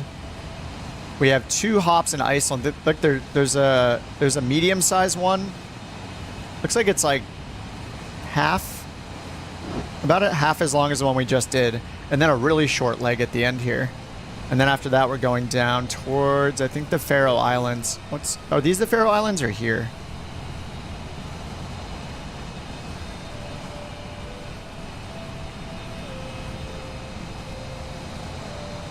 I can't click this?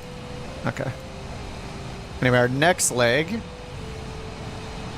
BIRF to BISL. Bissell. This next leg is 186 nautical miles. So I want to bring out a different plane. Something a little bit slower. What should I do? Vision Jet or Turbine Duke or... Yeah, actually, I don't know if that firefighting plane.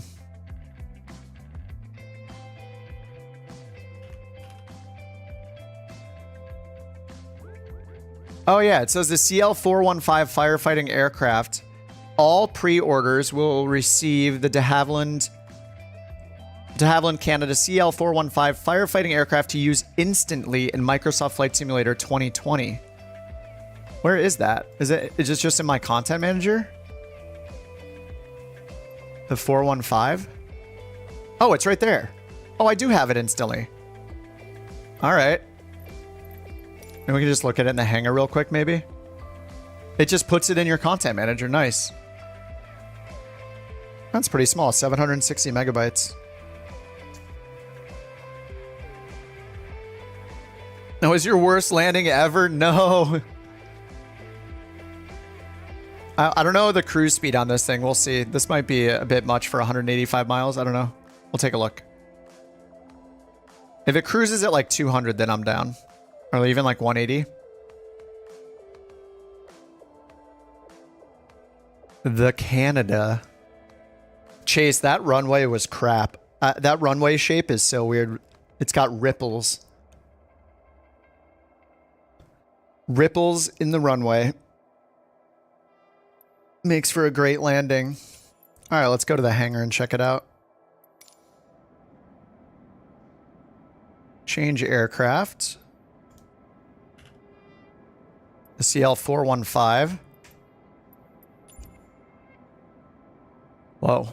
Cool looking fuselage there. The airframe.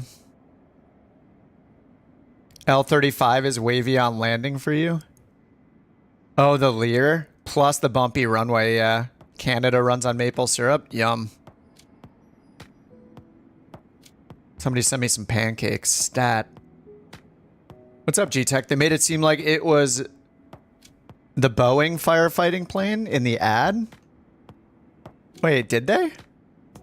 Which ad? I didn't even know about this until I read it about the pre-order. 1,000 goose power. Let's see what the avionics look like. Oh man.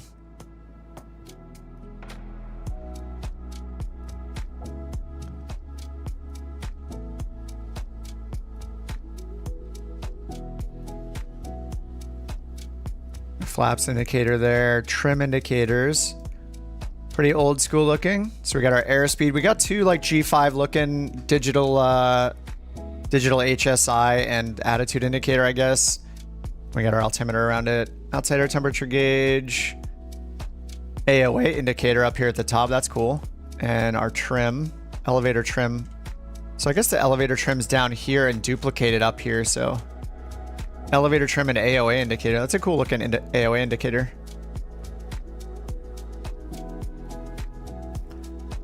Water status display. Ready and armed. I guess 4 tanks worth. How many pounds of water in the tanks? Prop control. We got our landing gear. Oral warning. See, so wait, this is not this. Oh no, this does have wheel. This can land on land, right? It's not a seaplane only, right? It's amphibious. We can land it on land as well, I think, right? It has wheels, right? Yeah, it does. Okay, yeah, land or sea. Nice.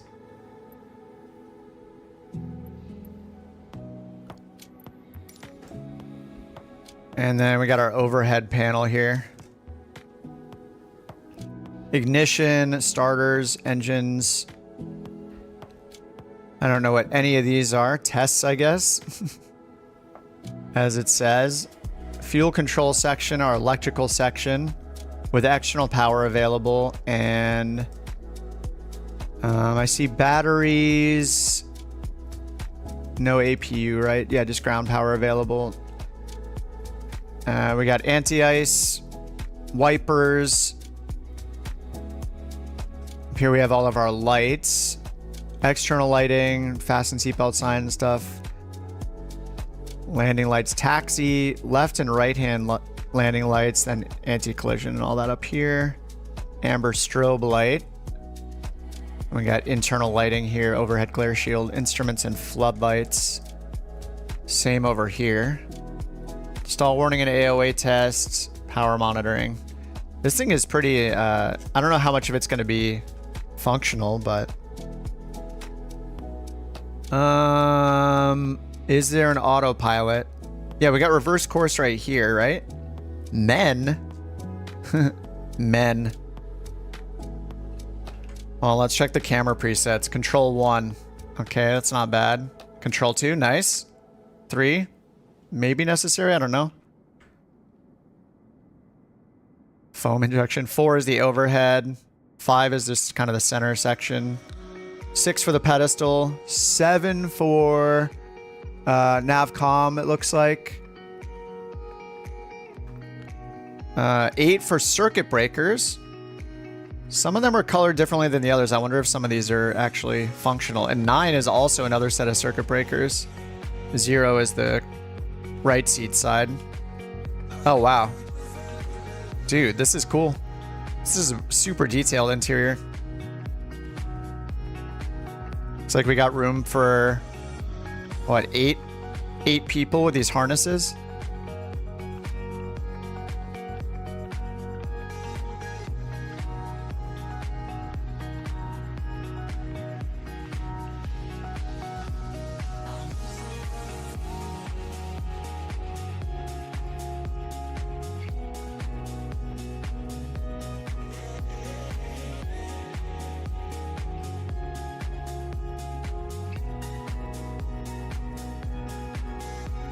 Sorry, I'm about to sneeze. So I'm not sure. Okay, I mean, the airspeed indicator goes up to the 250 range. So say we get 180 to 200 knots in cruise, maybe? Let's see what it shows here in the world map. Yeah, 180 cruise speed, up to 20,000 feet, 3 hours of endurance, 1,300 mile range.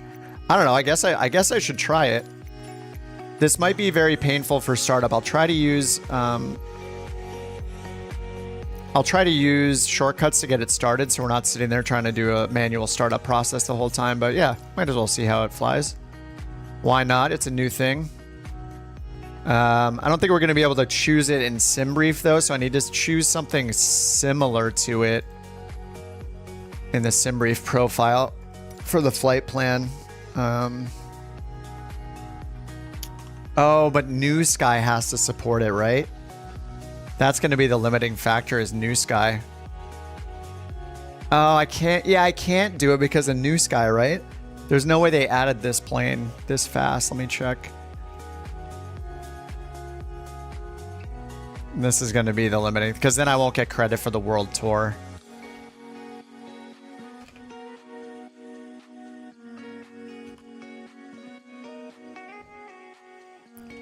Yeah, I don't think that's possible. Yeah, I mean, it's too new. Okay, maybe after we're done with these or maybe another day. I'm not going to be able to do it for the World Tour credit, so that disqualifies it, unfortunately. It looks pretty cool, though.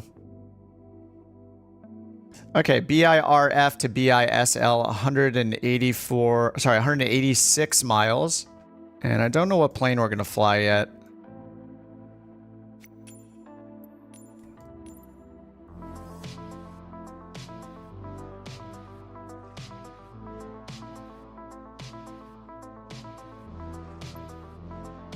Let's see the information about the arrival here. We know we have about 4,000 feet of takeoff roll, or 3,500 feet maybe.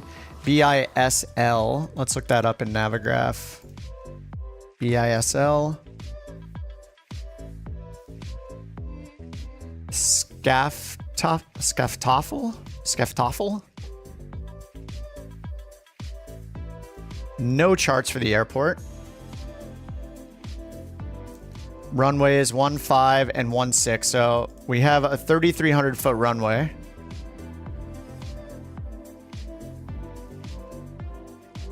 Weather, few clouds at 2,500.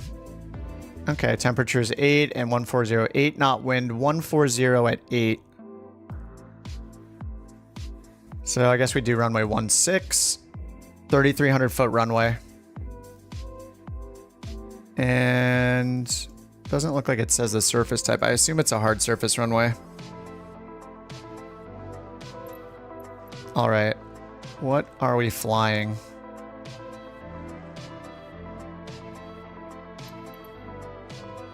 Turbine Duke?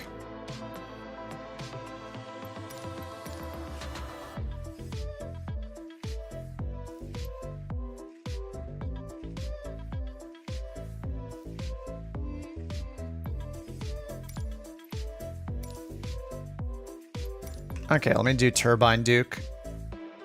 What's up, John? How's it going?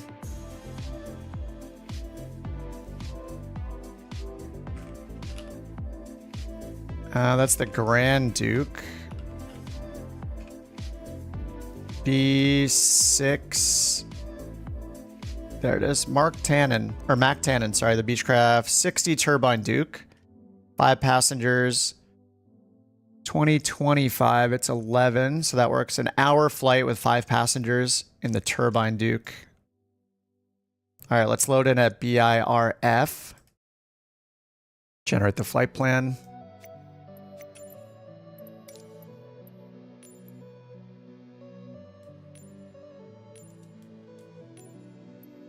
All right, I'm going to pull it back to 8 a.m. instead of 8 p.m. Vision jet, yeah, nice.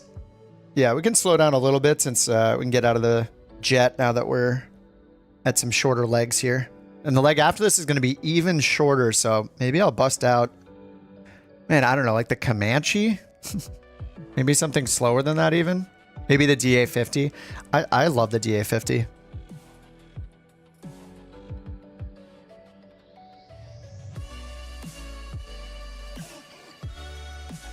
Oh, nice. Lake Pilot's flying it around. He's flying the de Havilland around. Where'd he go? Oh, there he is. He's scooping water.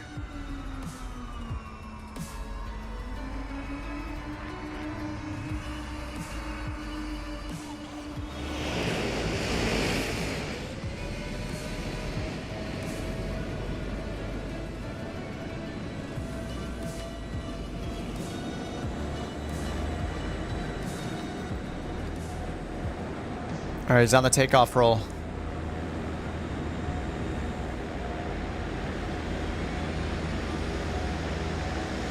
It's pretty cool.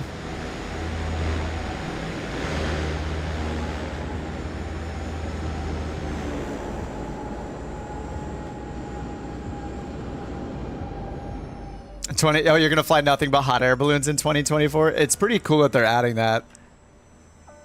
That's pretty awesome. It's a cool looking plane.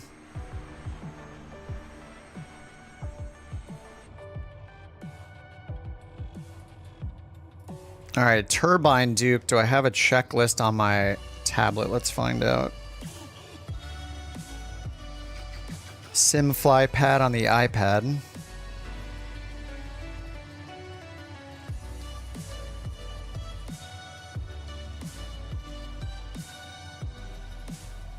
No checklist found. All right, we'll just use the internal checklist. All right, pre-flight. Pre-flight inspection. Sure. 99%, 98%, that's good enough.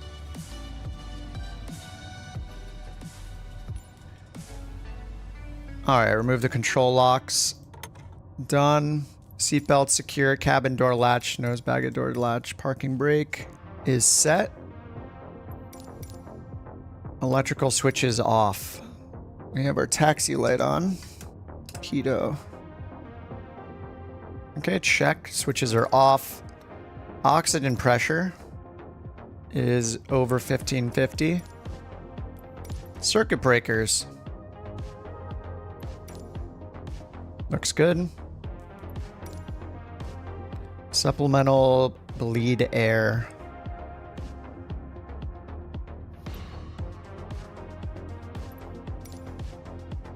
Oh, that's those. Okay. And cabin shutoff pressure. Cabin pressure shutoff is pushed in. I don't think I've touched any of these. Environmental mode off. It is. Flaps are up. Levers to flight idle.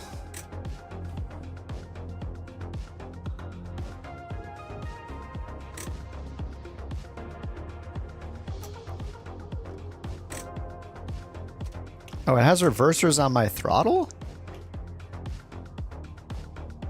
Is that what's happening?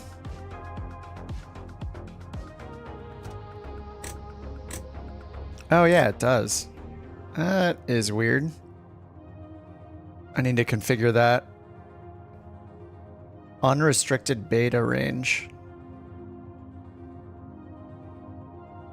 How do I stop it from going into that detent? It's going into the beta range.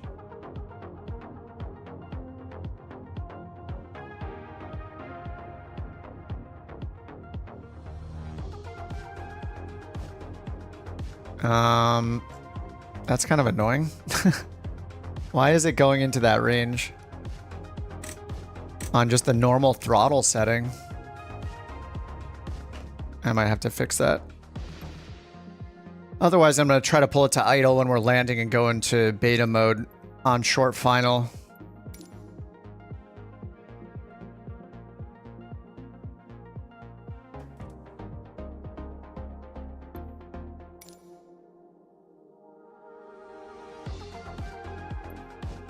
Yeah, I'm just using the regular throttle axis.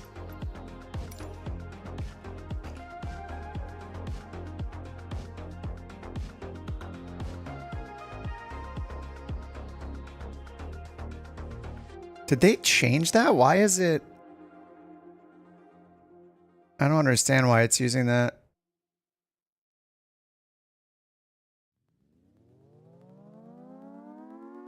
I don't know if I can change it.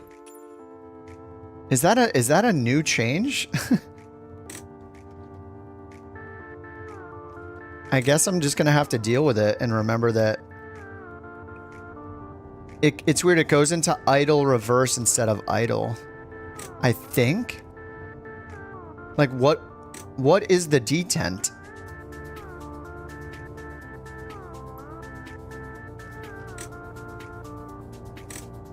Yeah, this is idle because there you see the reverser handles get pulled up. And then it doesn't even go all the way into reverse. When I use my reverser switch, then it goes further into the beta mode. That is really weird. Yeah, that's not a good change. It shouldn't go into idle reverse. It should just stop here at 0%. That's awkward. I don't like it. Okay, high idle, high RPM. Condition levers are in cutoff position. Trim centered. I haven't touched them. I guess this thing has so much state saving. I should check all these things. Where are our trim indicators? Really useful instrument camera presets. Quote unquote instrument cameras.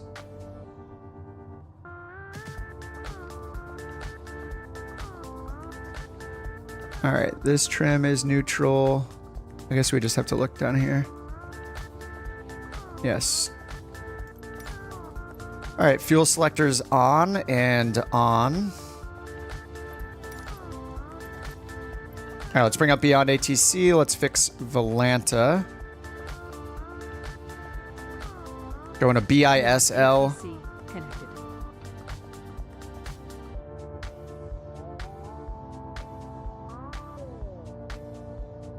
The destination is not in the database? Oh, Volanta. I guess BISL is not in the database. Somehow. I bet they have the wrong airport code. Yeah, there's no Skaftafel Airport in the Volanta database.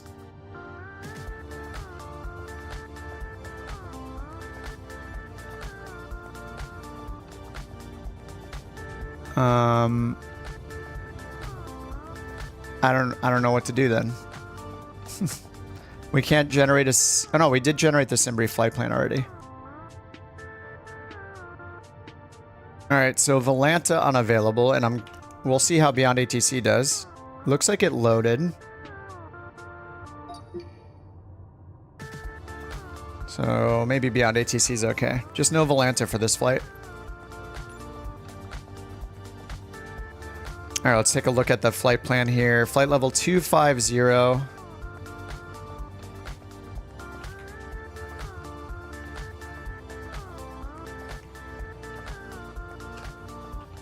Riff or Reef or Rife to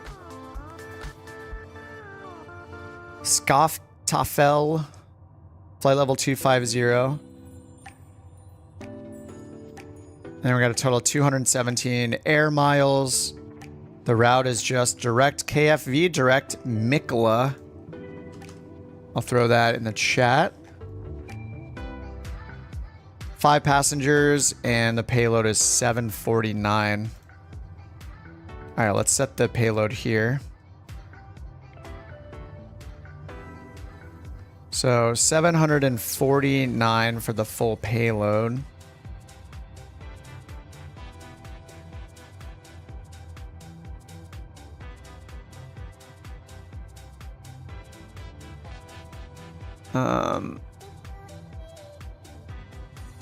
Okay, so we have our gross weight. We'll just look at our estimated gross weight then, I guess. Gross weight, so that's going to be our takeoff weight, 6386. 6386. All right, let's just start with the fuel. 1124 for the fuel.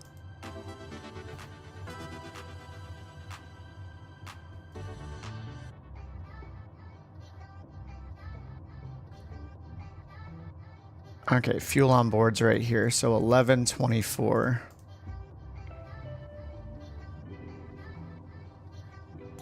Okay, 1148. And now our gross weight is 6132. Estimated takeoff weight is, let's say, 6400.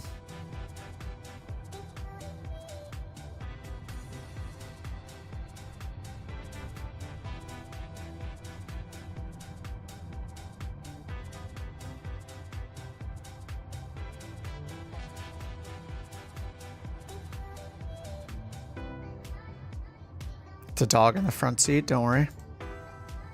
All right, 6402. Okay, hopefully that satisfies New Sky. All right, we got the GNS 530. All right, I think we can get rid of that. All right, and let's try to get our IFR clearance. It says frequency does not exist. I'm going to restart beyond ATC. This happens every now and then at these smaller airports.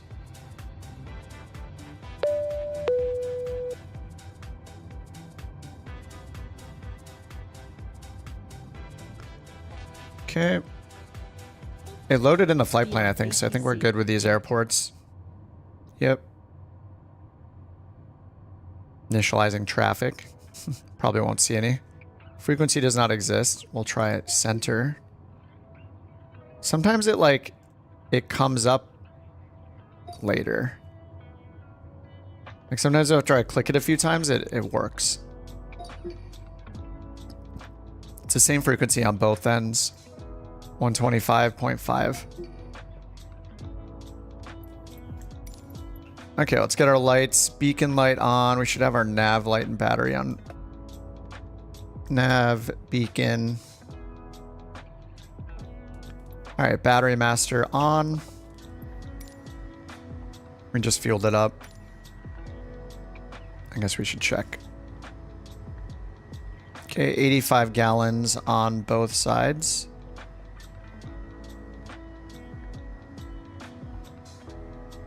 Where'd the tablet go? Oh. Yeah, 85 gallons on both sides. That looks right.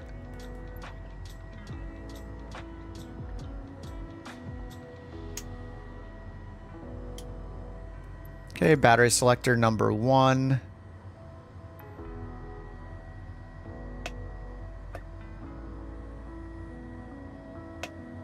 I think we leave that on both. Yep. Left ignition, auto, then on. We're gonna skip the tests.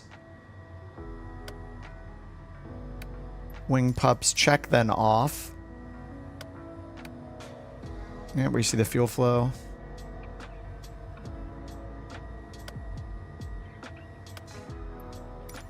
Left and right aux pumps.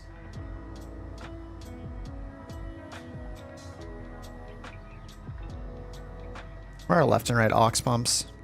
Oh, it's just the other switch, right? Fuel flow is rising, fuel flow is rising.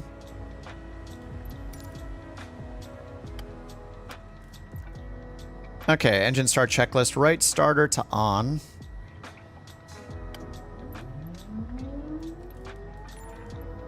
Bus volts 15 minimum, we got 22 on both sides. Waiting for 15 on the NG, and then we'll introduce fuel. 13, 14, 15 minimum. All right. Low fuel condition, or is it just run or high? It's just run. Just one setting there. Two settings. ITT less than 1090, which is way up here. Starter off at 52% NG, it's at 60. Right ignition off. Right generator on. Whoops. Generator on. There we go. Generator load below 60 in 2 minutes. 21. Volts 28. Yes. Battery temp below 120. Down here. So far, yes. Okay, now we repeat for the lefts. What's up, Blue? Oh, we're just doing some legs for the New Sky Couch Captains World Tour. It's 80 legs. This is leg number 9. No, leg number 10? Yeah, this is leg 10. 10 out of 80. So we're in Iceland right now. So we got two more hops here in Iceland. So we just landed on the west side of Iceland. Now we're going towards the east, and then another hop a little further east. And then we'll be leaving Iceland after that. Okay, left starter is on. We're going to watch this for 15% NGs and then introduce fuel. Yeah, I did see the white dials, actually. Yeah, Rick. Yeah, I didn't get it, but they looked cool. I don't know the details, like how many planes it affects or anything like that. All right, 15 on the NG percent. Introduce fuel. Bus volts 15 minimum. And CG 15. Starter condition lever run. ITT less than 1090. It's way less. It's super cold. 52%. We're at 58. Ignition is off. Starter is off. And generator is on. And we're watching the amps down here. Okay, 10 on both.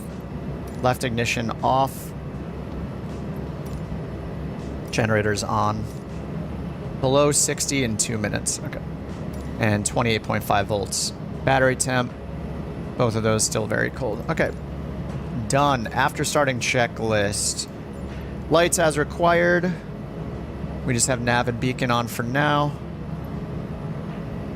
Weather radar off. Avionics on. Alright, let's get our avionics here.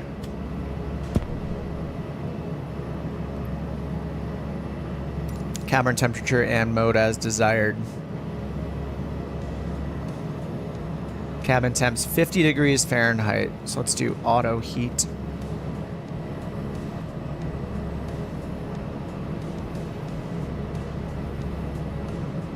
All right, cabin temperature mode, parking brake release and brakes check. Nah, we'll do that later. Run up. We're gonna skip the run up.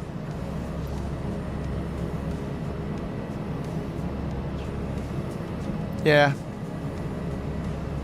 We'll get the pitch trim turned on down here.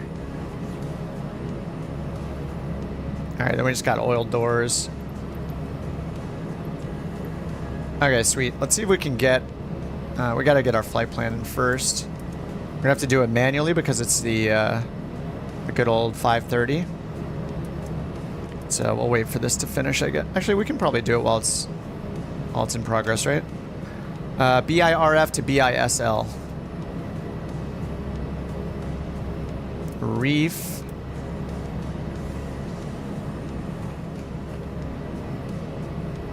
Oh, good, it has the airport. It's called Hofen Airport, though? Maybe I can find that in Volanta. Let me look now if it's called Hofen or Hoffen.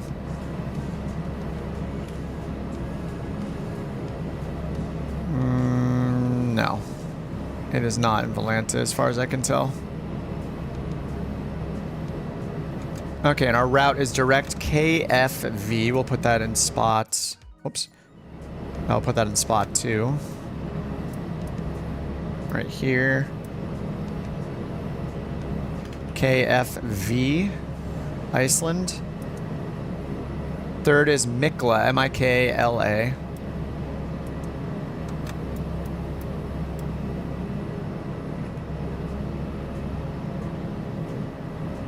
Okay. And then direct Bizzle. Okay, clear. Let's take a look at the map.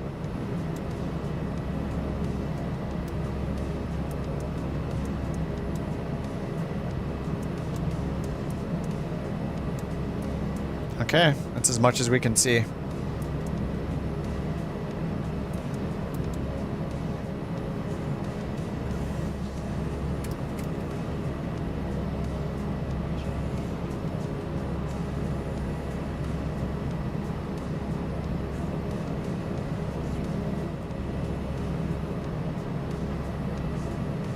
Okay, autopilot. Yeah, this one's only a pitch mode on the autopilot. Alright, let's see if we can use Beyond ATC. Yep, see now suddenly when I choose the frequency it works. Maybe it's because the radios were off. I didn't know that it even looked at that, but we can do our IFR clearance Couch now. 323, IFR to the Hoffen Airport. Alright, so we're going to set our altitude and hopefully we get runway 5. Expect runway 05, climb 6,000 feet on runway centerline, then expect radar vectors Keflavik VOR, squawk 6335. 6335. Expect runway 05. Climb 6,000 feet on runway centerline, then expect radar vectors Keflavik VOR, squawk 6335. Couch 323. Couch 323, read back correct. Start or taxi at pilot's discretion. Hold for release. Report holding short runway 05. Start or taxi at pilot's discretion. Hold for release. Report holding short runway 05, Couch 323.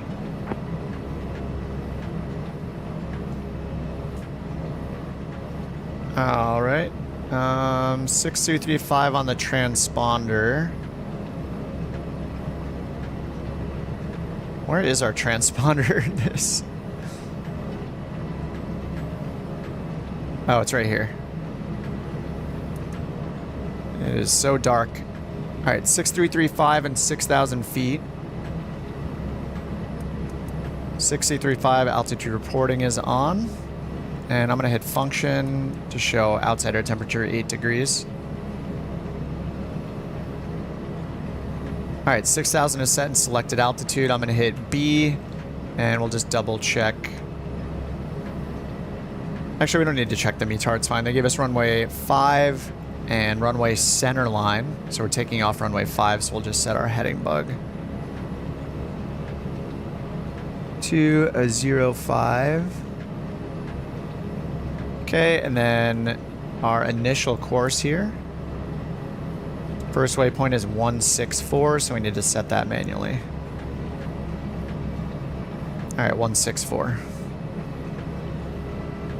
Okay, cool. So we're just gonna head to the opposite direction of the heading bug, where you guys are all waiting very patiently. Holy crap.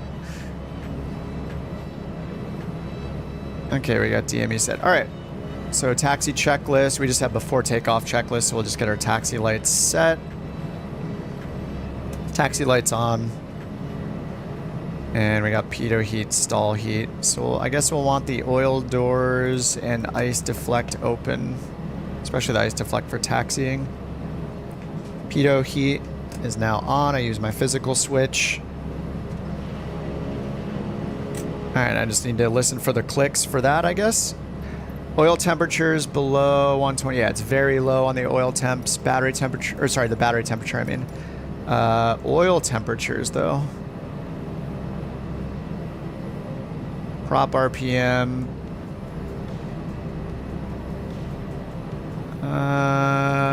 Where's my oil temperature? Is it hiding down here? That's our fuel. Oh, way down here. There we go. In the green, in the green. lighting as desired. Transponder is altitude reporting mode. Weather radar is off. I guess we can turn it on standby. Alright, so takeoff 1260 max torque. We can over torque this thing, so I need to make sure I don't destroy the engine. Alright, positive rate. And what is our rotation speed in this? I have no idea. And I will just say like 80 something knots. Doesn't show our speeds here. Alright, then 6,000 feet, runway heading. Heading mode is on. So when we turn on autopilot, we'll get heading mode and attitude. Attitude hold.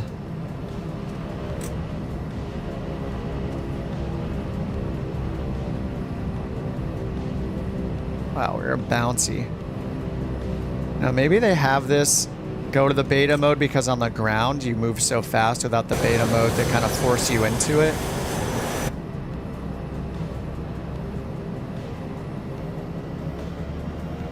Need to get these panel lights on.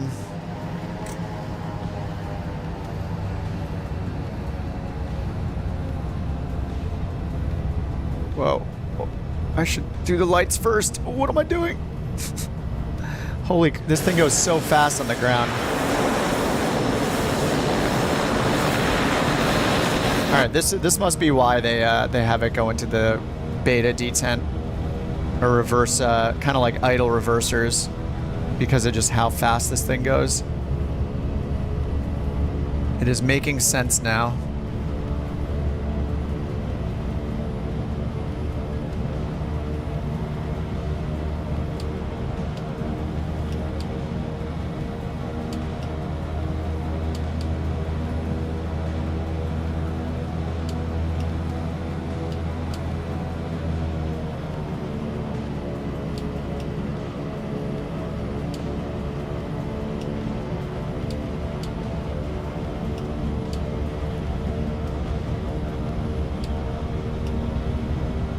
Okay, there we go. Couch 323, short of 05, holding for release. Couch 323, released for departure. Clearance void if not off by 850 Zulu. If not off by 850 Zulu, contact no later than 900 Zulu. Time now 831 Zulu. Frequency change approved. Released for departure, Couch 323. They didn't have us change the flaps, right? I think we just go flaps retracted for takeoff. Alright, so we're just going to make sure that we don't over torque it. That's the big thing.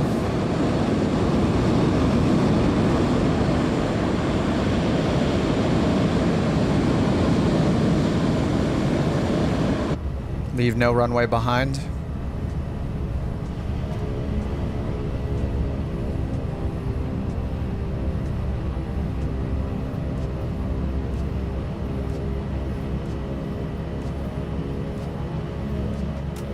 Alright, landing lights on.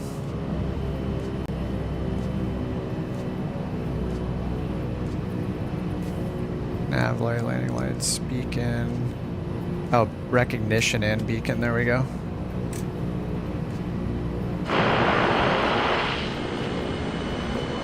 It feels like I feel like I used to be kind of not an expert, but I was pretty comfortable with this plane. But now I feel a bit lost. Alright, the ground handling is, it handles very quickly on the ground, that's for sure.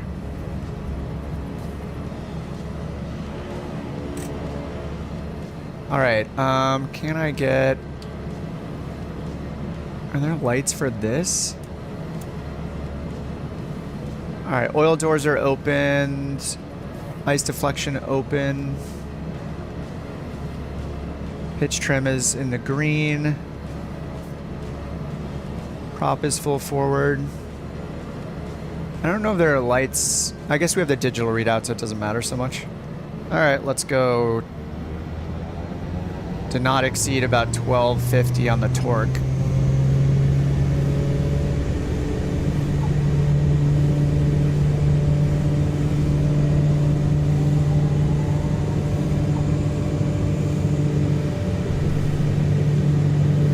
Such a weird runway.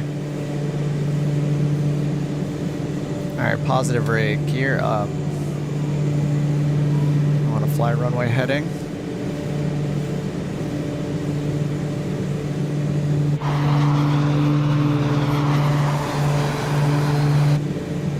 Flaps are already up.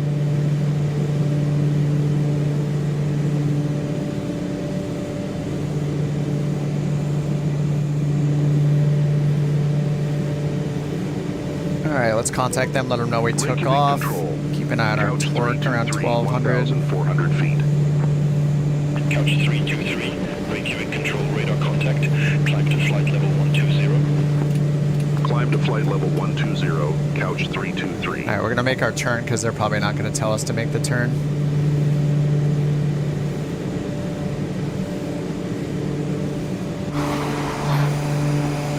Nice. This is one of the nicest parts about taking off as a group is just seeing all the lights. It's so cool.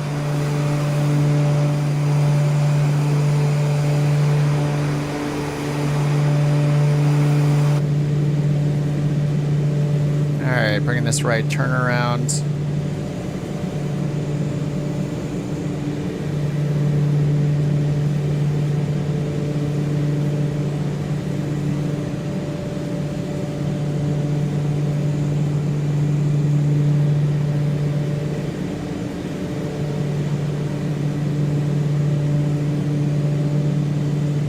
Adding power, try to keep it up around 1200.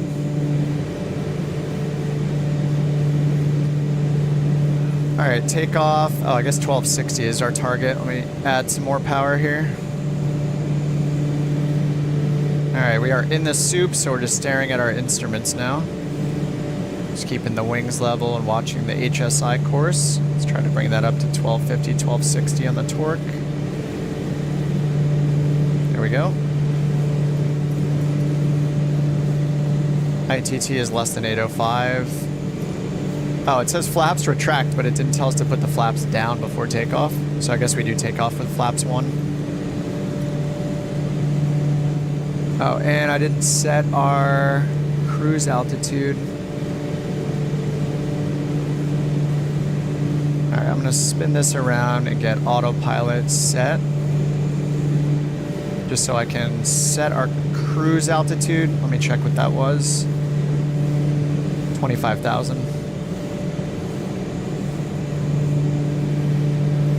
Put in 26. The rule of thumb, like you add 1,000. Alright, landing lights off at 10,000. Oil doors open, ice deflectors as required. We'll clear those clouds, so I think I can turn off the ice deflectors now. Just watching our airspeed, and we just have heading. I'm going to put nav mode on now. We're at the course.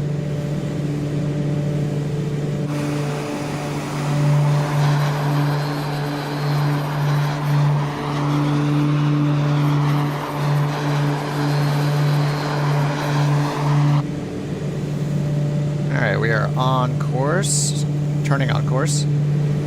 3,000 on the vertical speed. Climb to flight level 250. Alright, 250. Climb to flight level 250, Couch 323. Alright, that's set up here.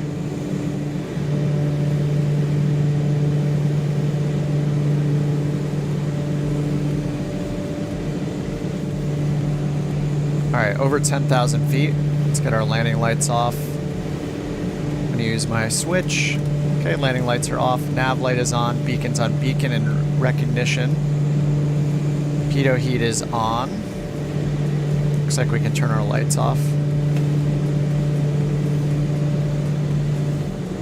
Alright, 11,000 feet. Climbing at 2,000 feet per minute.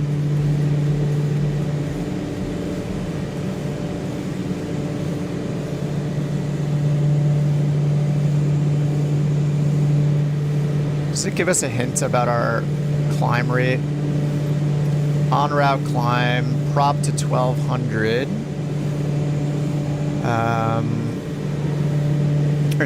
Power level. Sorry, props are 2190, which is where they're at right now. Full 1,200 on the power, so we're at 1190. I'll give it a little more power.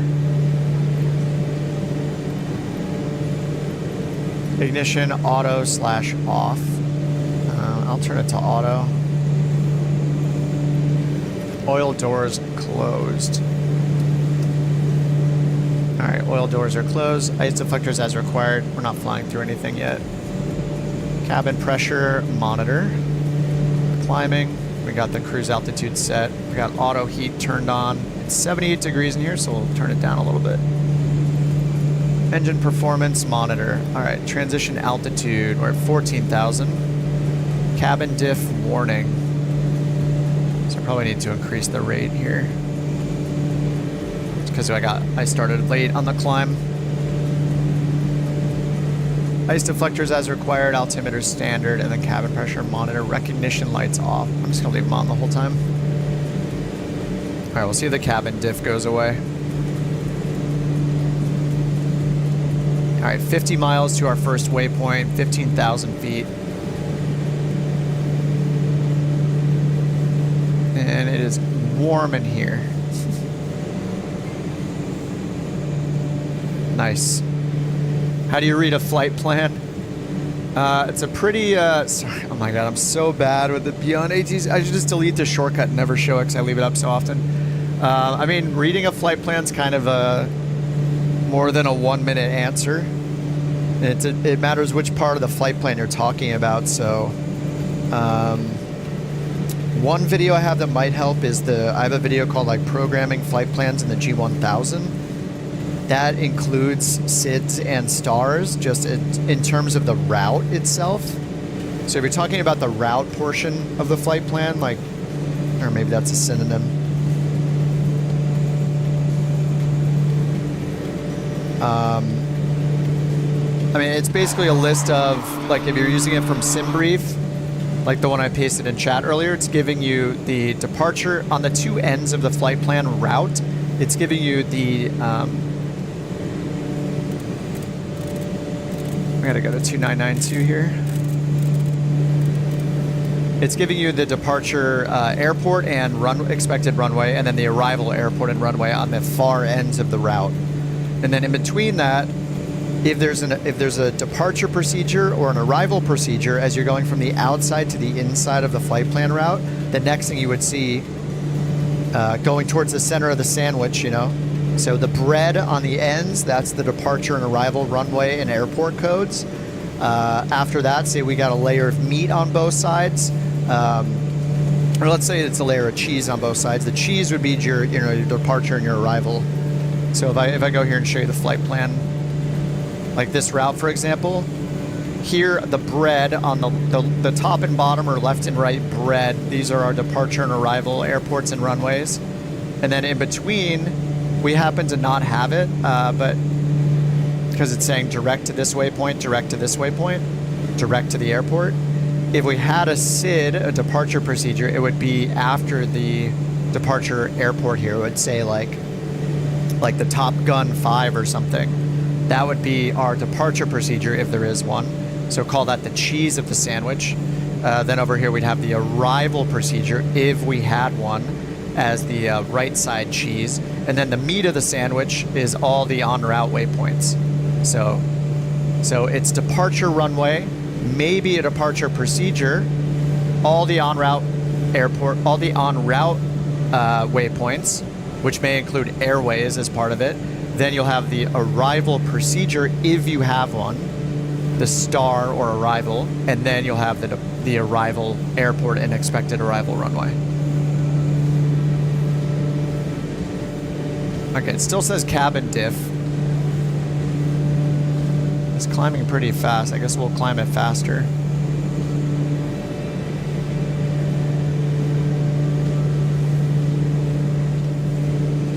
Right, because the pressure differential is too high. We're almost at cruise altitude.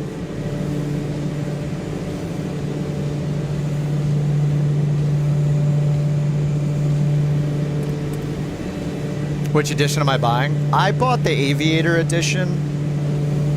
I think for most people, like, if you care about the Asobo planes and you don't have all the Microsoft created ones, like the ATR is part of the Microsoft collection of planes. The Aviator edition is a high value because it gives you 30 Microsoft planes for $70 additional dollars. So you're paying about $2.30 per plane, which is a pretty insane deal for planes. Originally, those planes were $15 each at full price, so that would be like $450 worth of planes for $70. The ATR and a bunch of other planes are part of that. So what I would do is look, I have a thread here. Somebody made a Reddit post. This Reddit post right here called the Aviator Edition lineup. And this image here has all of the planes that are in white at the top are part of the Aviator Edition. So these are all the Microsoft created planes that are part of it. I guess the Boeing 707 is not out yet, but this includes like the Skyvan, the Model 18, the Bonanza V-tail, the ATR, the Antonov 225, and a bunch of other awesome planes. So like, if you think this is worth $2-ish per plane, I think the Aviator Edition is a really high value. If you don't care about the Microsoft planes, you know, it's just personal preference. You can go down into these other sections and see if Premium is worth it, or see if just Deluxe is worth it based on the planes that are in there, and then see all the standard ones. But I mean, I would just, you know, it's gonna be a personal preference, but I wouldn't underestimate the value of the Aviator Edition just because of how many planes you're getting. 30 planes at like $2 something each. It's pretty insane value. But if you don't care about those planes, I don't know. Premium Deluxe last sim was a really good deal. I liked having Premium Deluxe. I really liked having the Dreamliner and the SR-22. I flew the SR-22 quite a bit. So also, if you had a lower version in 2020, like say you only had standard in 2020, you're now getting so much more for that same edition. The editions are like $10 more than they used to be, which is not a big deal. 4 years later, $70 for the base game price is not bad. I mean, Diablo was, what, $70, $80 when that came out? So, I mean, now Deluxe and Premium Deluxe are including all of the planes from Flight Sim 2020's Deluxe and Premium Deluxe. So you're getting like double the planes in each of these versions. Actually more than that, right? 3, 4, 5, 6, 7, 8, 9. There are now 10. In Deluxe, it was 5 additional planes. In Premium, it was an additional 5 on top of that. Now it's 10 planes for Deluxe if you didn't have Deluxe before, and 15 planes on top of that for Premium Deluxe. So I don't have a problem with their pricing. I think the pricing is very fair. Like you're talking, like look at all the additional planes you're getting, and what is it, 160 handcrafted airports or something insane like that? Was it 160, I think? I mean, it's an even higher value than it was in 2020. Like there's so many planes. You're getting like double the planes, or in the case of Premium, triple.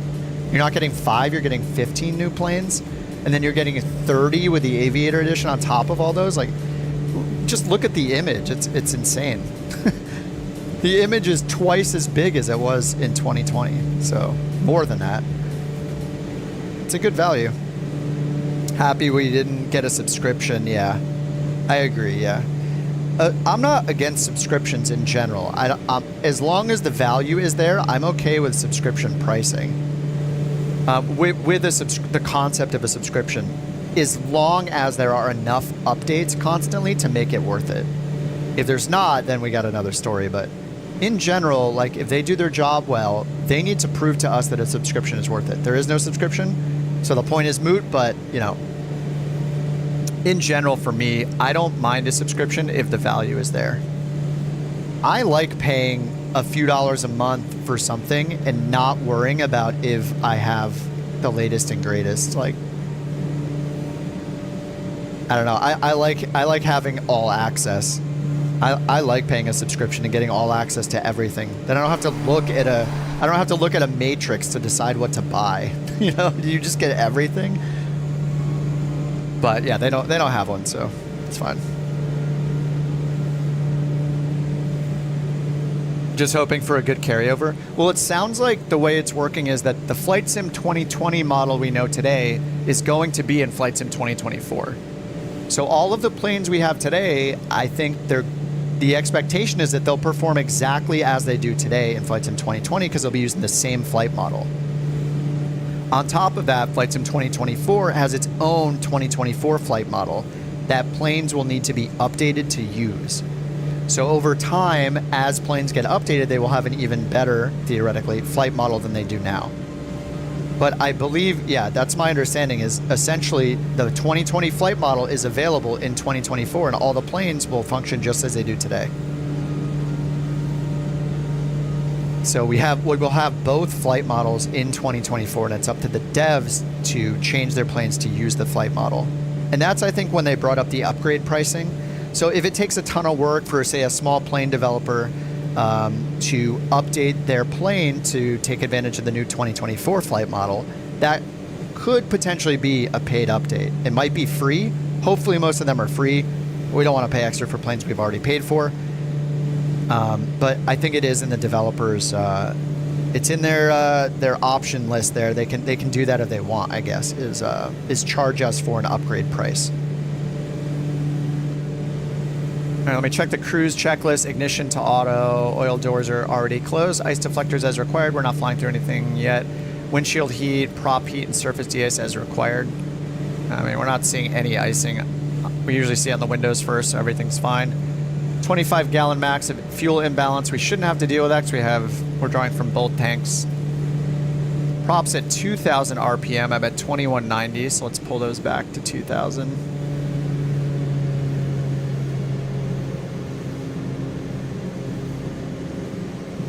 There we go, 2,000. Power levers to 1150. And we can't get that up high. I've got it maxed out, and we'll pull the prop back a little bit. Most we can get is 980, it looks like. Cabin temperature and mode as desired. I got the heat blasting right now. It's on auto heat. I guess I need to turn the cabin temp even higher.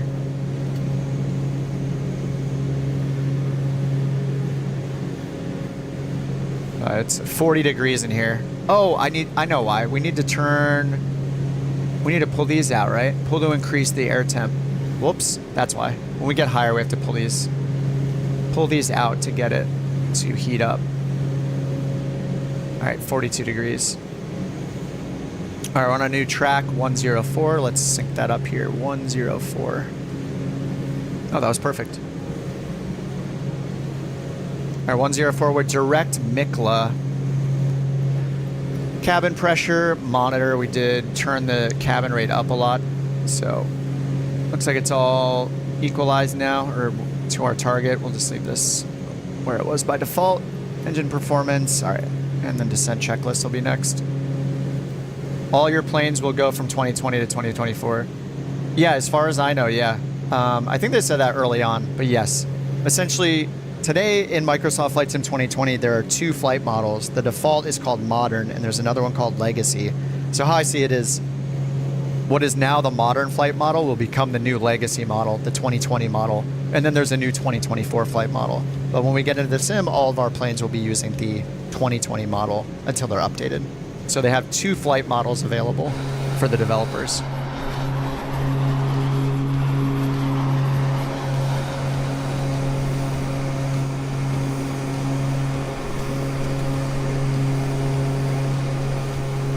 I don't know. I think overall, like, I need to watch more videos. I need to watch the squirrel video and watch some others for people that have access and they have the previews of the sim of 2024, their initial impressions. So I need to watch more of those. But from what I saw, yeah, I mean, it's pretty exciting. The UI for the sim looks like it took a step back. I'm hoping we're seeing like early UI for it, but the current sim looks so much more polished. The new one looks like it's like in a half-done state almost. Looks kind of weird to me, but whatever. It's not really that important.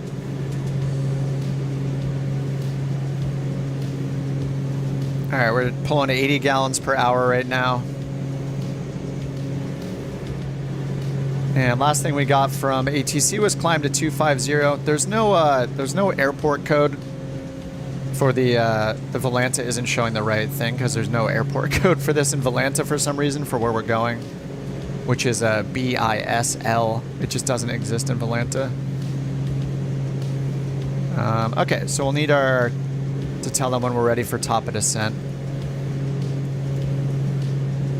So we're expecting runway 34, so I'm going to go into procedures and put in the visual for 34. All right, we don't get visual approaches. There are no approaches. All right, so let's see the airport information. We'll just put ourselves like, say, 1,500 feet above our arrival airport elevation. 260 feet, so call it 300, and we'll do 2,800.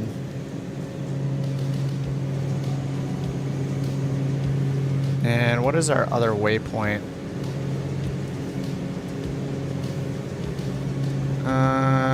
So we have Mikla, and then after that, 19 miles until we get to the airport. So maybe by the time we get to Mikla, we'll want to be, I don't know, let's say like 5,000 feet or so by Mikla. Let's just do that. 5,000 feet around Mikla. And VS profile, what's our ground speed?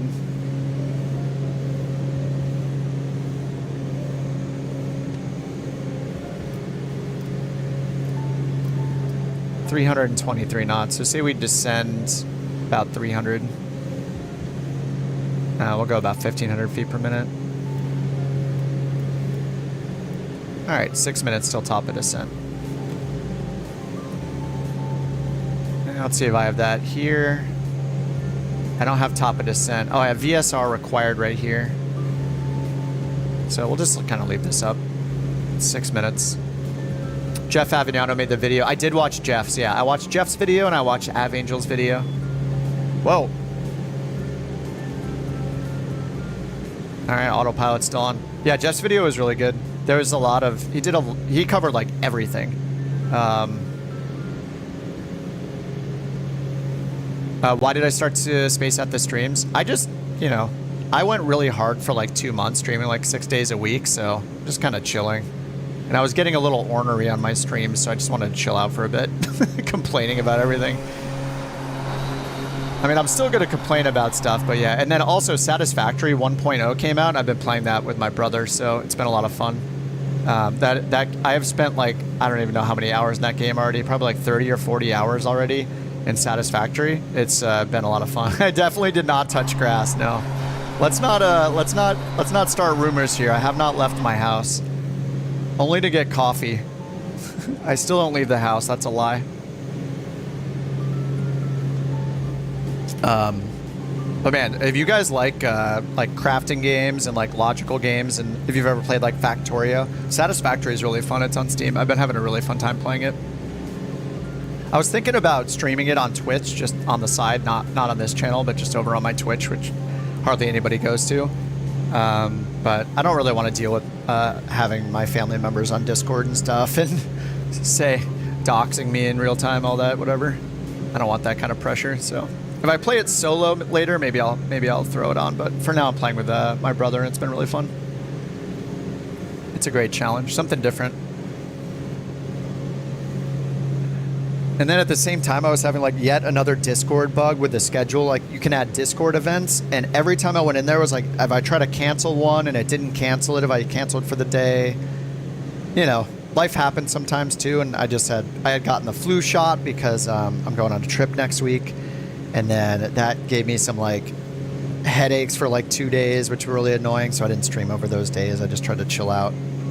And then my allergies or something were acting up earlier this week, so I have all the excuses to not stream. But yeah, it's been like a week, so had to hop on. Never gonna finish this world tour if I don't hop on a couple times a week. But yeah, you know, stuff happens, and this is a hobby for me. It's not too insane. I don't take it uber seriously like No, I have spurts of being super motivated and then bursts of, not being motivated, wanting to play something else for a bit. But I am really hyped about Flight Sim 2024.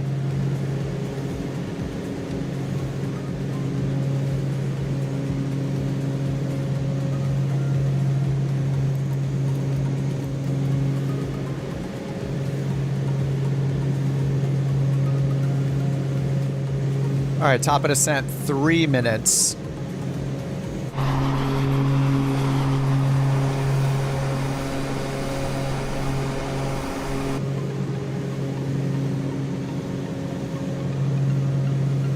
They could port Satisfactory to Xbox.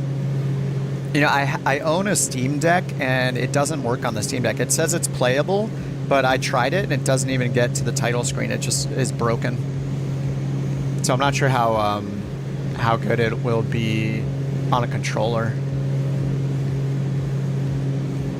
But yeah, I think they could do it. They have the hotbar and everything at the bottom. I think it's doable on a controller.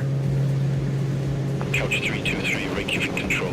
Expect radar vectors, runway 34. Expect vectors, runway 34, Couch 323.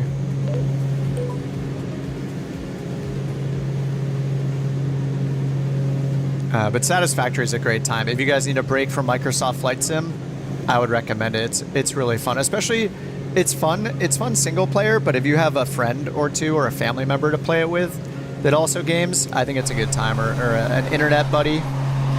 It's a great game. I think ideally you would play with like 3 people. I think the max is 4 by default. I think I read you can remove the cap or something, but it's by default out of the box. It's up to 4 players.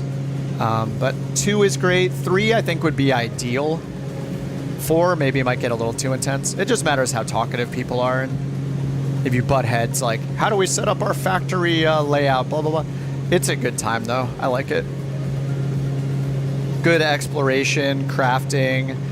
You basically build factories to automate processes. So like you have your iron vein, you put a miner on it, on the iron source, and then it pulls it up, and you have to decide how to split it, how to smelt it, how to turn it into the things, and it's just this long progression. It's really satisfying.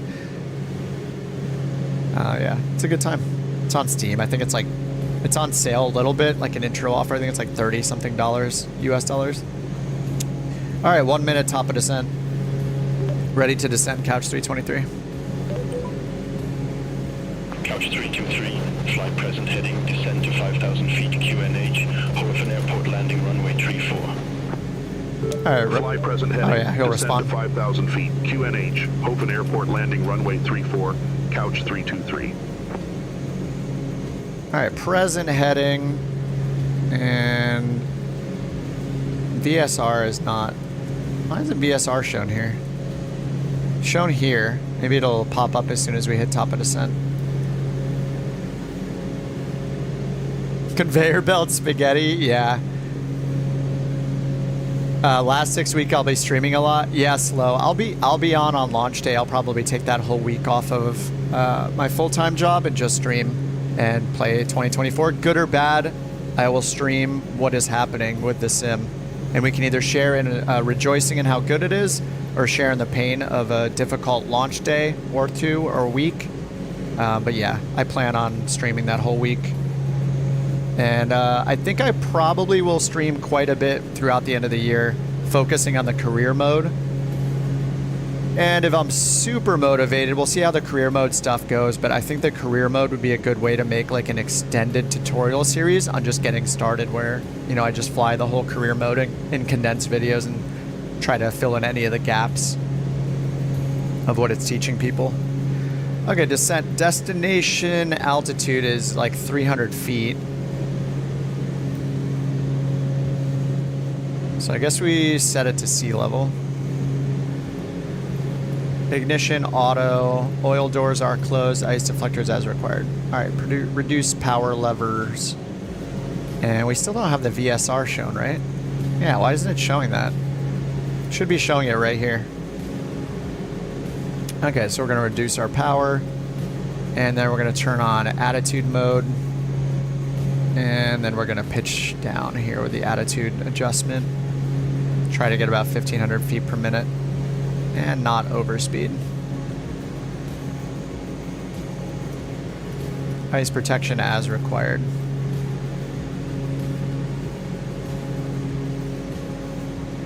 Alright, pitching down more. Gonna get her bow here.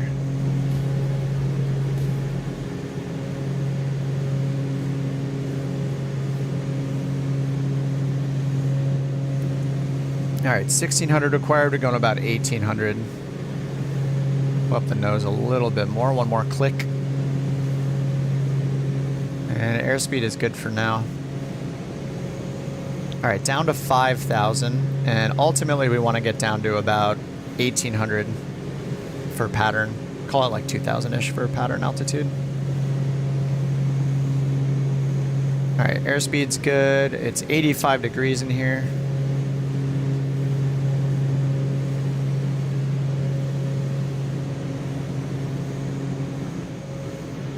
What's up, Wally? Oh, Jack says every time I come back to the Dukes, I marvel at how beautiful it is. Yeah, I haven't flown the Piston for a while. I really like the, I like the simplicity of the turboprop. But yeah, I haven't done the Piston forever. But I like the turboprop a lot. I'm sure I like the Piston. I just haven't flown it as much. Alright, required 1600. We are at about 1400. Let's pitch the nose down one click.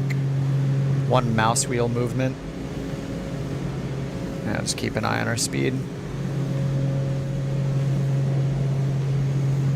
Alright, pulling out a little bit of power.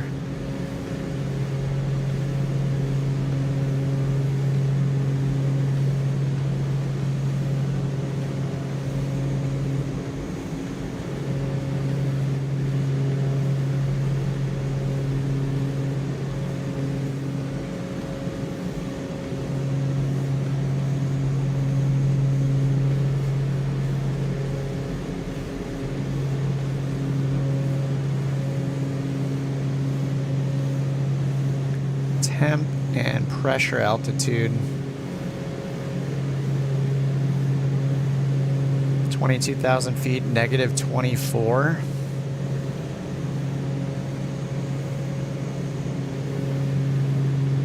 There we go. Is that about right? We're about 265 true airspeed.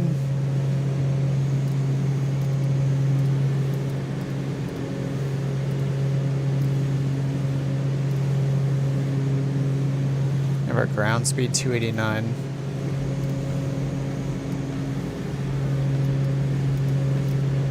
Alright, 53 miles. I love this little tiny flight computer, man. It's so nice. Can leave this on our VNav screen and then just have our distance down here. Not much longer to wait. I know, yeah, 2024 is looking good. There are a lot of videos out there. It's a good weekend to binge YouTube if you guys haven't watched all the videos that people have put out. There are a bunch of creators that had got flown out to Vegas and got to record their gameplay in the early access version, like an alpha version of it or a beta version. So it's not perfect, of course, but yeah, there are a bunch of videos out there. So yeah, definitely recommend hitting up YouTube. Not one for me. I was not included. Cue the Narcos, Pablo Escobar, lonely, sitting on a bench alone, sitting in a playground alone, swing alone. Meme. We can walk around the world, yeah. Yes, you can exit the plane. Apparently there's a focus on the walk-arounds during the career mode, doing the pre-flight walk-around and checks, which seems pretty awesome. I hope somebody makes a mod where you can see other people's avatars walking around, because I don't know if anybody's asked if that's included. But I think it would be so cool to be able to see each other's avatars while you're walking around. You could see somebody near you at the same airport, you know, like doing their walk around next to you on the ramp would be so cool. Or at parking at a small airport, you see multiple people doing a walk around. Or even if you're doing jets, you're doing the walk around on your jet, on an airliner. Kind of awesome.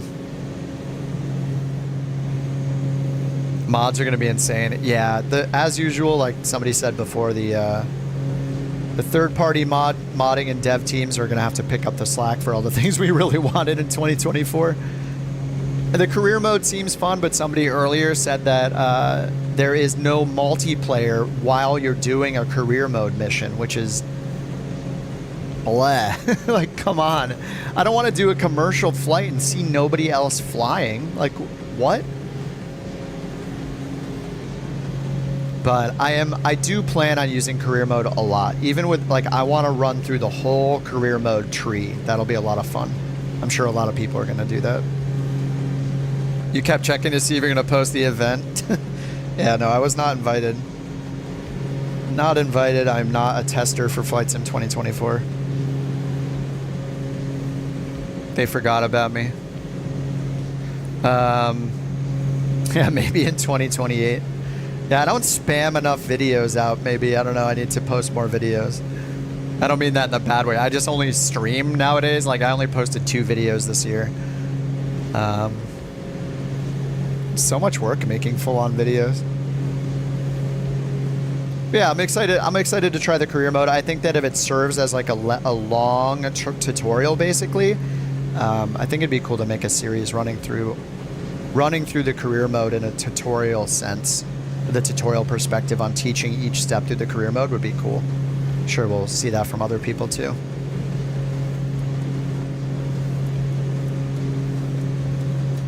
What was the altimeter setting? I need to get the altimeter for BISL.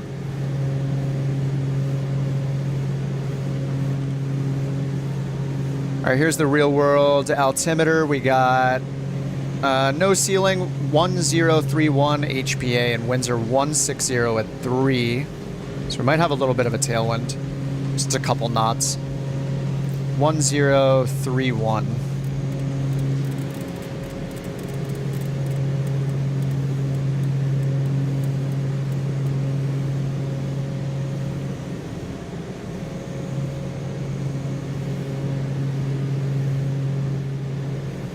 All right, my coffee is empty. This is a problem.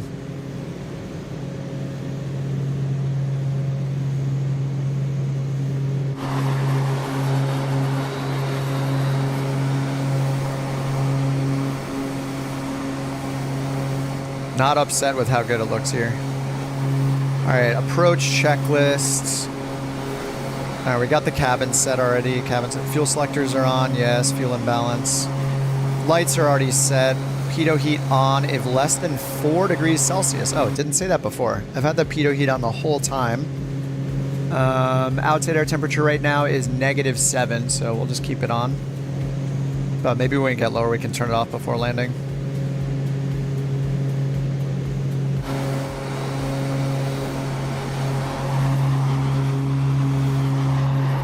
It's very pretty. Screenshot time.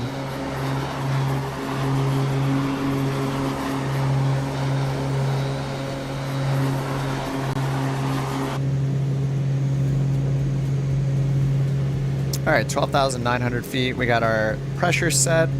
We'll get our landing lights on soon. How's our cabin temp doing? 86. All right, let's close these. Get rid of that extra heat. I guess I'll just turn it to auto cool for now. I'll just set it to auto heat and I'll just pull it way down. All right. It's fine, it doesn't really matter. Almost out of the green range, so I'm pulling the power back a little bit more. And let's check our VNAV profile. Only require 1,000 feet per minute now, so let's pull our nose up a little. Nose up and add a little power.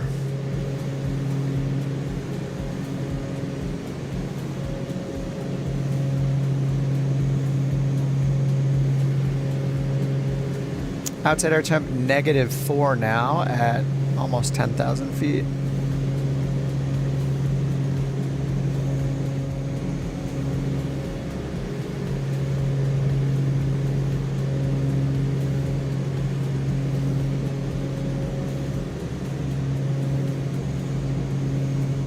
All right, 25 miles until Mikla. We have to pitch down a little bit more.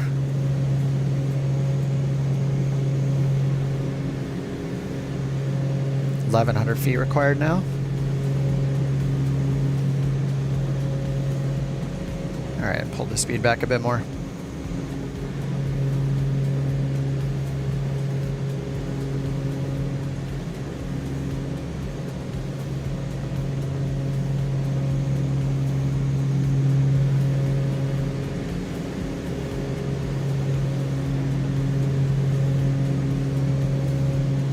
Couch 323, QNH, expect the visual approach. QNH. 34. QNH, expect the visual approach runway 34, Couch 323.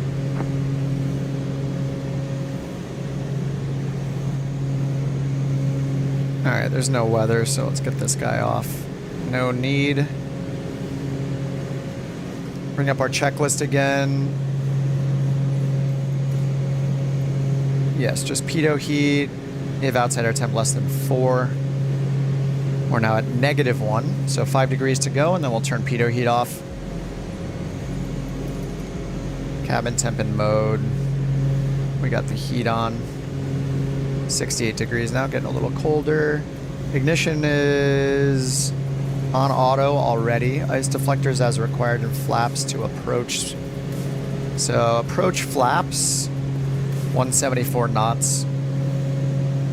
And then down at 140. 174, 140.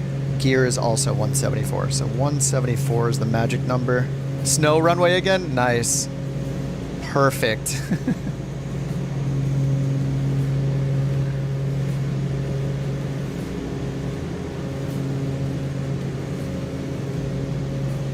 All right, we only need 800 required now for our descent. The nose up a tiny bit.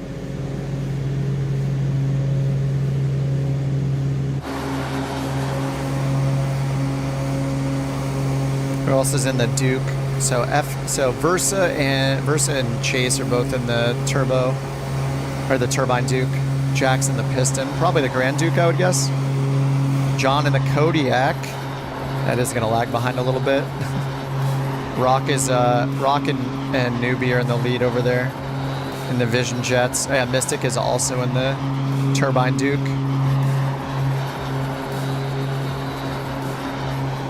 This is more screenshot worthy stuff here.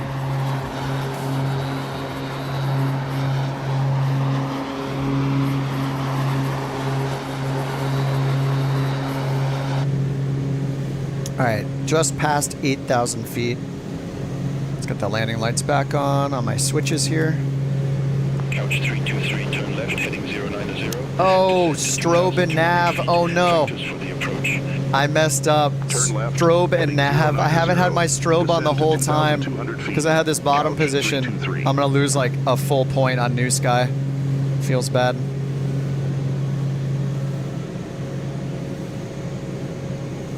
I'm gonna get dinged for that. All right, descent. All right, 090 and 2200. And heading 090.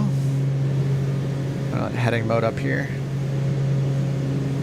Big oof. Yeah, I turned the recognition light on earlier, but I didn't turn on I didn't notice that the left one here had the strobe and nav on the left. That's not good. Oh, you know what, Underdog? I didn't look at the photography feature much. I have no opinion because I didn't watch anything on it yet. I'll watch the scroll. I'll watch the squirrel video this weekend. All right, that's our overspeed. Let's pull the power back. I mean, the photo controls in 2020 are already great. They're just kind of hard to learn. I think I saw that it gives you like a grid overlay, right? Like a 3x3 grid overlay or something in photo mode. It probably has the controls shown in the bottom or something, if I remember right. So, I mean, anything to make the photo mode easier is great. Yeah, I mean, this is 60% of flight simulator and 40% of photo simulator. Virtual photographer simulator, so that's good if they've improved it. All right, landing, we want wing pumps on, cabin differential to 0, props full, oil doors open.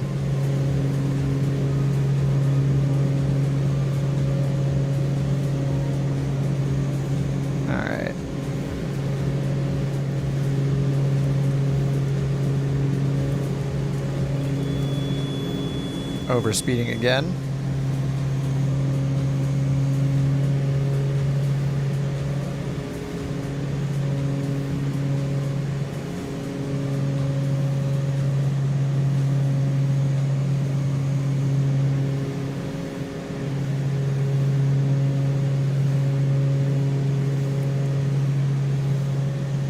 All right, pretty much direct to the airport now. I'm just gonna change this to direct since they've got us on a heading.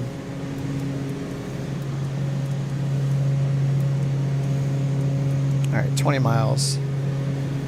We're at 5,000 feet. I'm gonna go down to 2,200 feet. That's a good altitude. I was gonna do about 1,800 for pattern. And the airport's at about 300 feet elevation.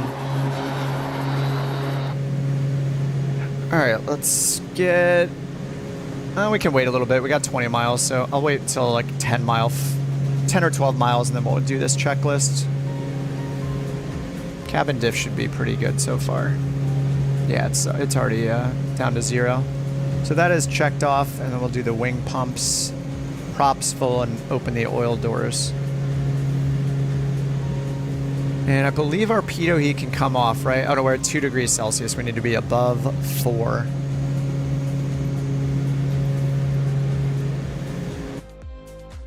Whoa. Where's my drone camera?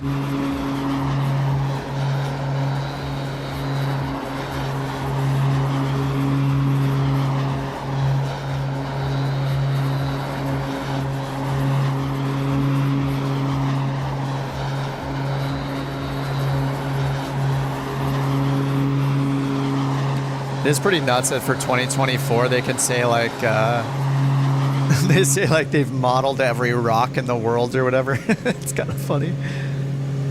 Our speed has dropped dramatically. The drone pans smoothly. The actual drone, I just use the arrow keys for this one. But the chase camera, this one I use a thumbstick. I have a little analog thumbstick that I use for my camera movement. So I can just hold it, you know, like an Xbox controller thumbstick, that kind of thumbstick on my Virpil stick. So I use that for this. So that's how I just hold it in position and let it smoothly rotate around. And then I use that here too to look around. But I'll have to grab for my mouse sometimes to use my mouse wheel to zoom in, or I'll right click. But yeah, I use this thumbstick a lot to look around. And then I use my hat for the glance left and right. All right, 800 feet to go. So we'll be down in about a minute and a half, and we're still 14 miles out. We're gonna settle at 2,200 feet. All right, I'm gonna get the prop to full now. And we need to be under, what was it, 174? Yeah, 174 knots for gear and flaps. Approach flaps. We will get the oil doors open.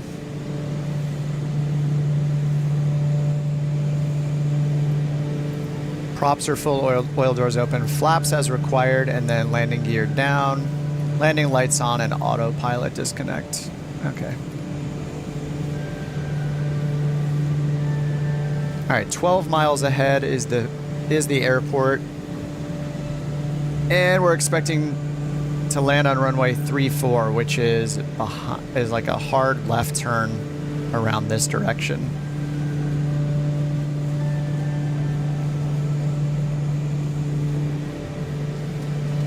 And ATC confirmed runway 34. Okay, that's what that little notch is here. This little tiny arrow is our gear and flaps 1 speed, 174 knots. And then, of course, we have the white arc here. So as soon as we get to like 135, that's our flaps, full flaps. Should show the same down here, 140. So it looks like a little below 140 is the white arc.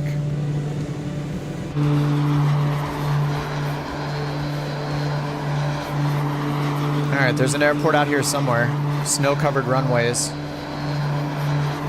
Grass strip with no landing lights. Heck yeah. All right, I'm just gonna try to keep it at that notch speed. We're leveled off at 2,200 feet. Cabin temperature is a nice 72 degrees. Perfect. Guess I'll leave that where it was. Nice. Lake is right next to us in the new de Havilland. We got a pre-order enjoyer right here. Look at it. Look at this guy with his pre-order money.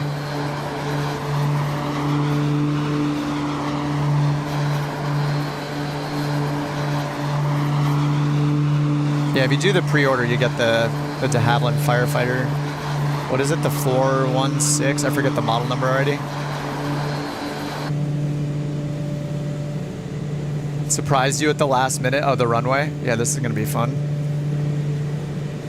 Well, we're expecting runway 34, so I'm going to hit OBS mode, and let's rotate our course to 034. Or sorry, 340. Wonder if we have the actual runway heading here.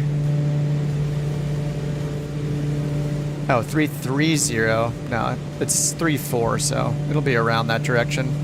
Couch 323, turn left, heading 075, descend to 1,000 feet. Turn left, heading 075. 1,000 feet. Descend to 1,000 feet. I don't really want to do 1,000 feet. This is Flight Sim 2020 Void. I'm not on the 2024 preview. I have never used it. Yeah, right. Is it right over? Is it right here?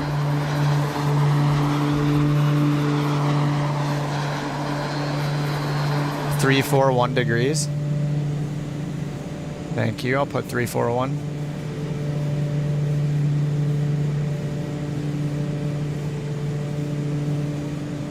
I mean, it looks like a runway right here. Is that not a run? That looks like a runway. That's not the right one though. It's gonna be a cross like this way. It's so hard to see the runways. What will 2983 Flight Sim 2983 look like?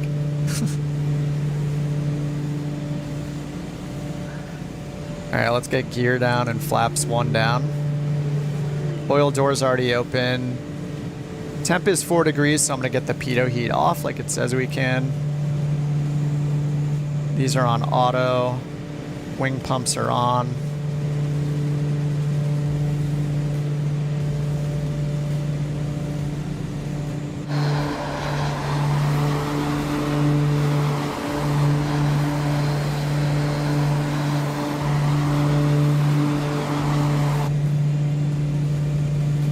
We're just chilling at 1500. I don't want to go any lower because I don't think I'm going to be able to see the strip until we get way closer.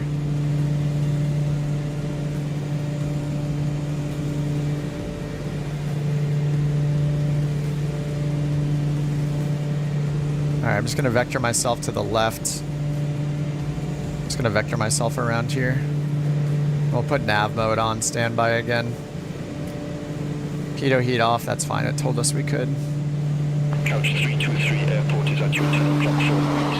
Report the field in sight. Field in sight, Couch 323. I'm just lying to him. Couch 323, cleared visual approach, runway 34. Cleared visual approach 34, Couch 323. Couch 323, no tower services available at Hoofen. Frequency change. Is it right in front of us? Frequency change approved, Couch 323. Where is it? Is this it? Is that it? Where is it? Which one is it? I have no idea. It's further. We have to make a left turn still.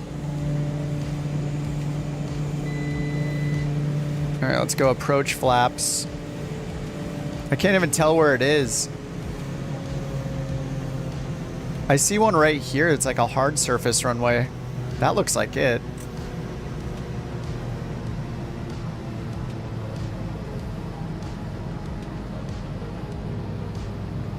Yeah, this is it right here. This hard surface one, right? I see a runway.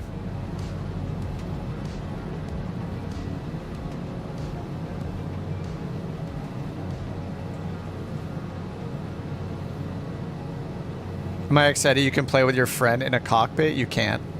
Shared cockpit is not a feature, unfortunately.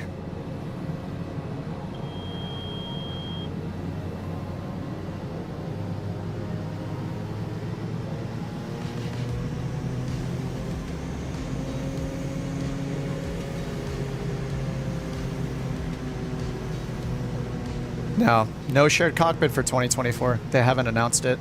And none of the content creators that got a preview said that there was shared cockpit. So unless they've announced it, no, there's no expectation of shared cockpit. They would have been screaming off the rooftops at the very first at FS Expo when they unveiled the main features, if they had that, and they didn't. So I don't think so.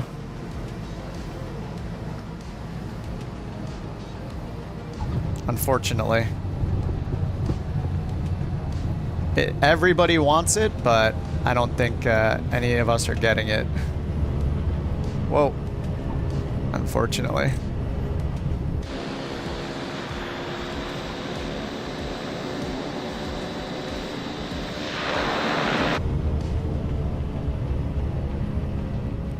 This is quite the airport.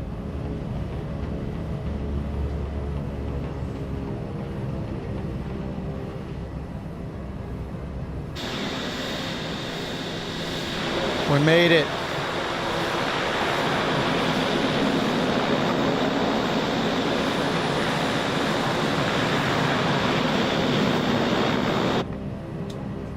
All right, let's get the flaps up. I'm going to lose a lot of points because I didn't have my strobe light on the entire flight. What? It gave me a 10? Oh, thank God for bugs. It didn't realize I didn't have the strobe light on. Heck yeah. I'll take it. This is the hacks that I put in place. It always gives me 10, see? 9.8. See, that's a 10 right there. 10, 10. That's a 10, 10, 10.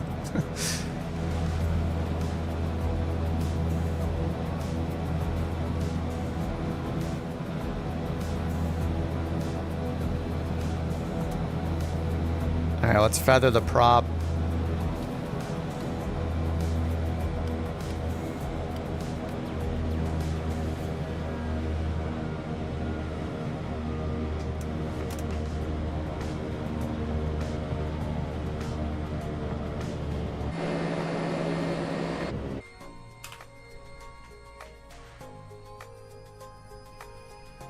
See if I can catch a few landings. Oh, you got hit for the altimeter. Did you get hit for the altimeter during cruise, though? Did you not put it in standard? Above 18,000 feet? Or above whatever the transition level is? I was doing 18,000, but it's probably way lower than that. No way you get a 10. It's rigged. Everything is rigged.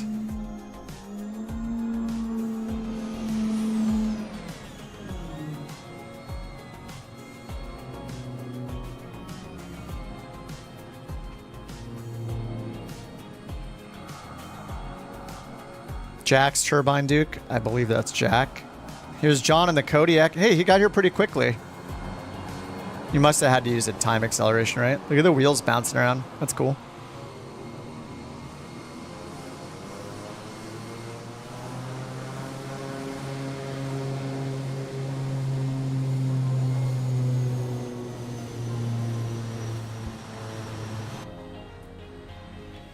All right, let's get the battery master on.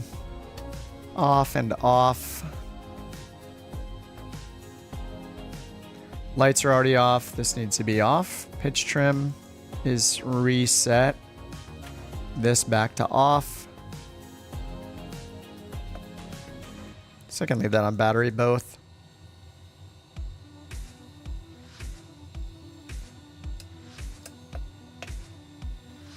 Nice.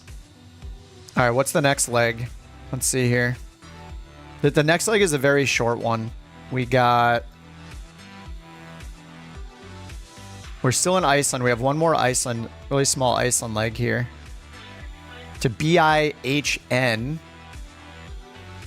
which is Hornafjörður, from Skaftafell to Hornafjörður something.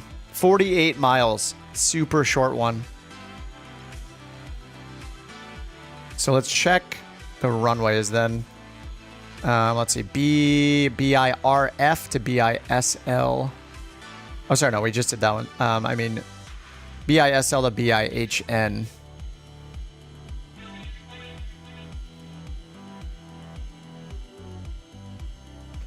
BIHN.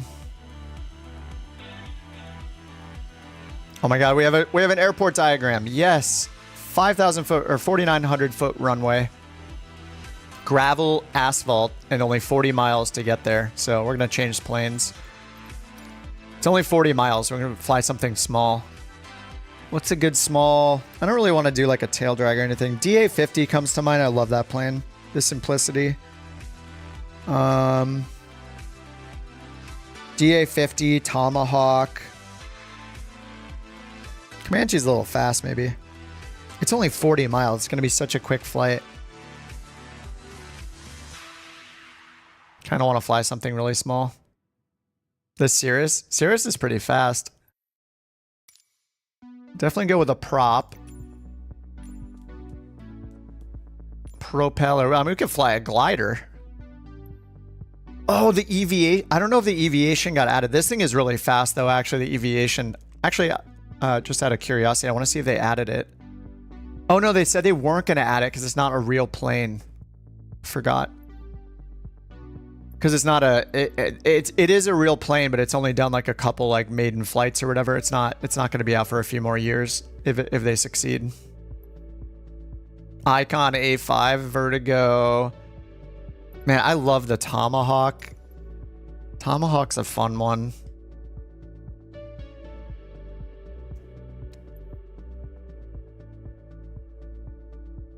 Should we just fly the Wilga? I wish there was a tricycle gear Wilga that is not the float variant. How about the Virus? This thing goes 120 knots. I haven't flown this thing in forever. This is one of the planes that got updated. Look at this livery. That got updated with the G3X Touch work that the working title team did. I don't think we have this in our fleet though, so I'll have to add it. Probably no. I don't even know if it's going to be available here. Let me see.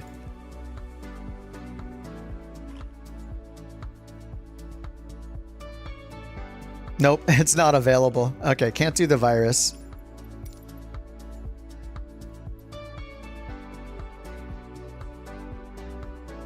And the Shorts is pretty fun too. Yeah, the Skyvan. Yeah, the Skyvan's a good one. That'll let us take a lot of passengers too. 150. The short airliner SC7. All right, yeah, let's do that. I like this classic red, white, and blue looking one. All right, yeah, let's do that. Let's do the Shorts is great.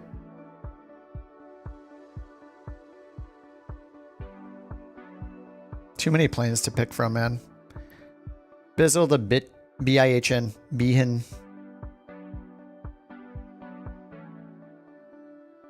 SC7.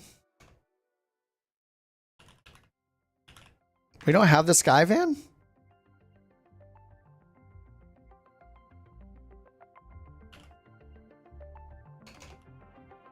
What? Is the SC7 not in here? No, they don't have it. They only have the 360 still. Ugh. Come on, I want to fly the Skyvan. That would have been a great one. I like the SC7. It's a lot simpler than the 330 and the 360. They're pretty intense to fly those. DA-50 is always a solid choice. I like this plane. I just wanted to fly something I haven't flown for a bit since it's such a short route. Can almost just fly some tail draggers. Maybe we should fly the 172 as skis. No, I'm just going to fly the 172 as skis. Why not? We'll fly the 172 non-G1000 edition with skis. Okay. The classic. Awards around the world. Let's try this again.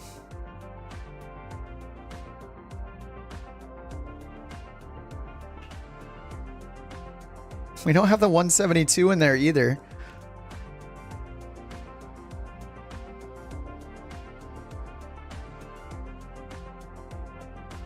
No sim...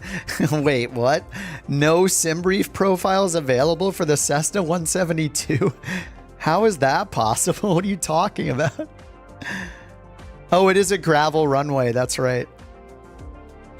Ah, now that doesn't make sense. Yeah, it's well, I don't know if it's gonna show it covered in snow though, like the other ones have, you know? Like the last 2 runways have been covered in snow.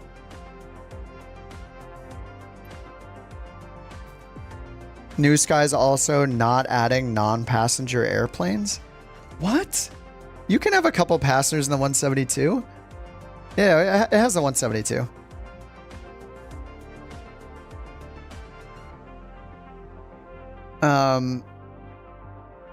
Let me grab the 208. I just fly that. I've flown that so much. I guess I've flown the 172 a lot too. Oh, you just added it? Oh, nice. Thanks, Jack. I was just about to do... I just pulled that up. I was about to do it. Thank you, sir. Yeah, I'm going to do it with skis. It'll be fun. BISL.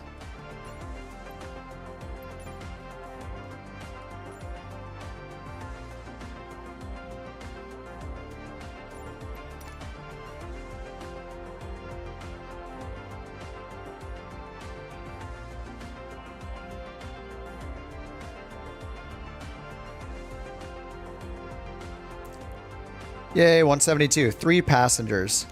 2205, sure. Alright, we don't even need a flight plan, really. I'm just doing it for ATC purposes, for Volanta purposes. I don't know, I guess it's always good to get the fuel.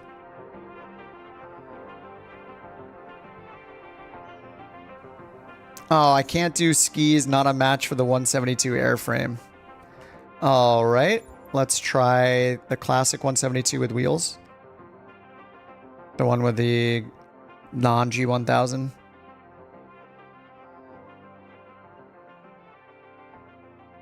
Couldn't see the runway? Yeah. Well, I surprisingly could see it.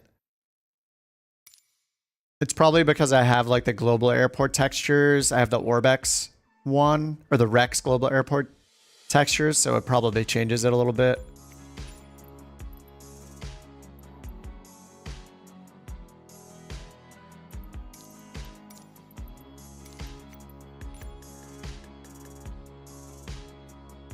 EISL.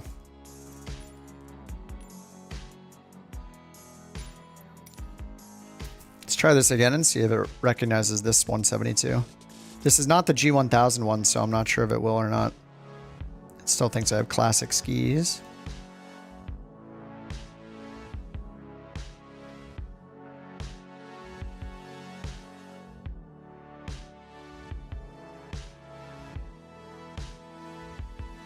Invalid location. All right, I should wait till I'm loaded in, I guess. All right, there we go. That counted. Nice. All right, 3,000 feet is our expectation here. This is a nice short 40-mile flight. Get beyond ATC going. Let's see if Volanta knows about these airports. It doesn't know the origin, but it knows the destination.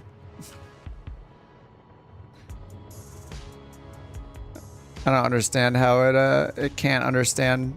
It doesn't have. How do they have such different databases? All right, beyond ATC connecting. Beyond ATC connected.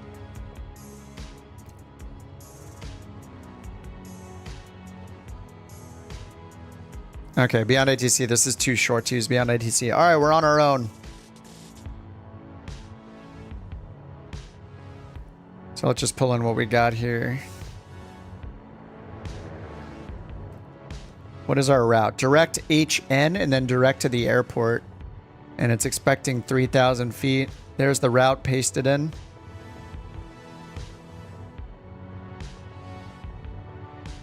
All right, let's get this thing started up. Aster battery. Avionics 1. And 2, I guess. I guess just 1. Outside air temp is 7. Let's get the fuel. All right, so for fuel, it recommends 178 pounds.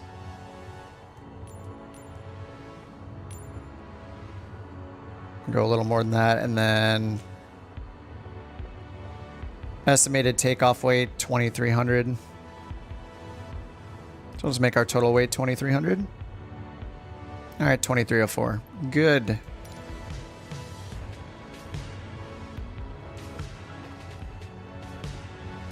All right, let's get the fuel pump on. Crack the throttle. Fuel is set to both. And we'll want the beacon light on. Why are all these lights on? That's so weird. All the lights are on by default. What the? Okay, we'll do beacon and nav light.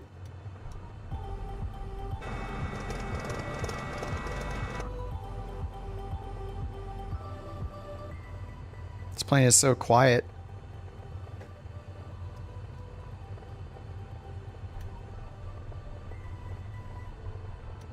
I can't even hear the thing.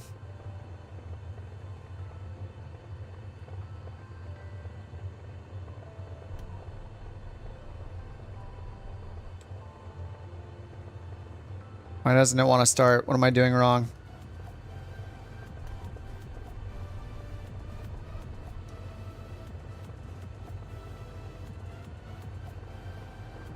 What am I missing? Is fuel set to off? No, fuel is on both. Is this fuel shut off switch? Is that the problem?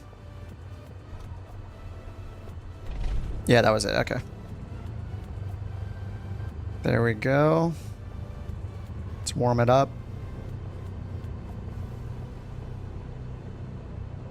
All right, alternator, avionics master 2.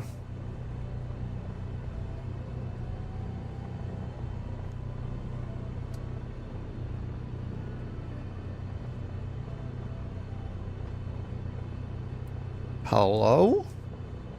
Avionics are on.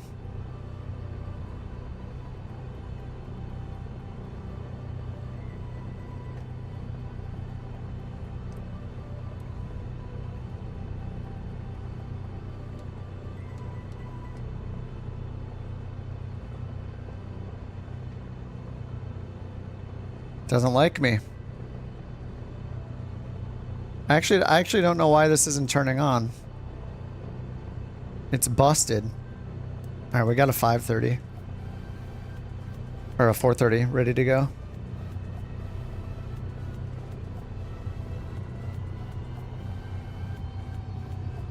This plane is so quiet.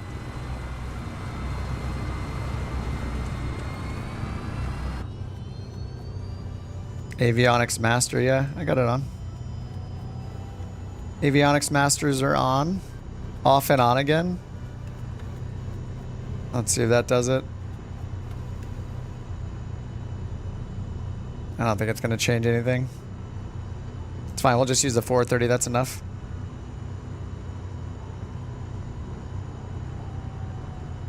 Alright, so we're just direct HN, Hotel November, direct BIHN. But HN is going to be at BIHN, right? We're just going to go direct BIHN. Alright, flaps are up for takeoff. And we started the flight already in New Sky. We're just going to get our direct route in here. I'm going to hit B to auto set our altimeter. It's about 300 feet. Quietest plane in the sim. And we're going to go up to 3,000 feet. And we're expecting runway 34 for our departure. Alright, so we'll set the heading bug to 34. Right there. Flight plan. Alright, BISL. Bissell. To BIHN. And Bein. Hornafjorder. Okay, activate leg.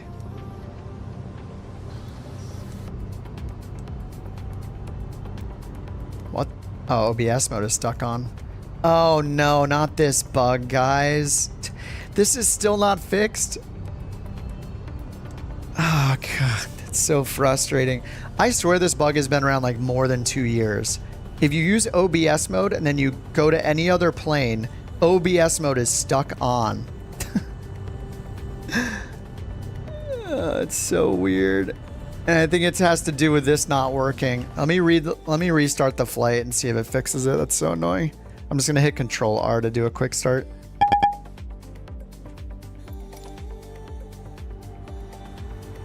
All right, Control E. Can I get my other avionics in OBS mode not buggy? Okay, good. That's a good sign. Let's get our lights.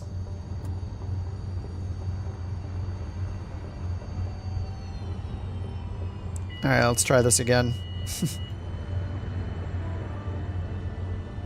Even a thing that old school has autopilot? Yeah. I think in the real world, like, I remember when my girlfriend was flying, like, I don't think any of the planes, maybe one of the planes she flew had an autopilot. But so many of them did not. These older planes are like 40, 50-year-old, you know, Cessnas and Pipers and stuff like that. So many of them do not have autopilot. It was like a luxury to think that it had an autopilot. I think she only, when she was doing like some instrument stuff, like the early instrument stuff, I think she had one once. All right, let's go to New Sky. I need to restore the flight. Oh God, New Sky still has... I will not rant about how buggy absolutely everything is, but I guess I need to book my flight again with New Sky. Like, it detected that I disconnected, but okay. All right, let's try this again.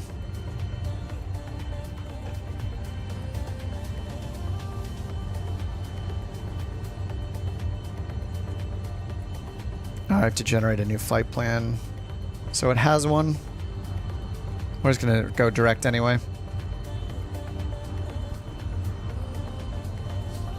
Oh, what's up, Smooth? You keep getting landing weight fuel incorrect? Landing weight and fuel. Are you just overweight? Are you using SimBrief for everything?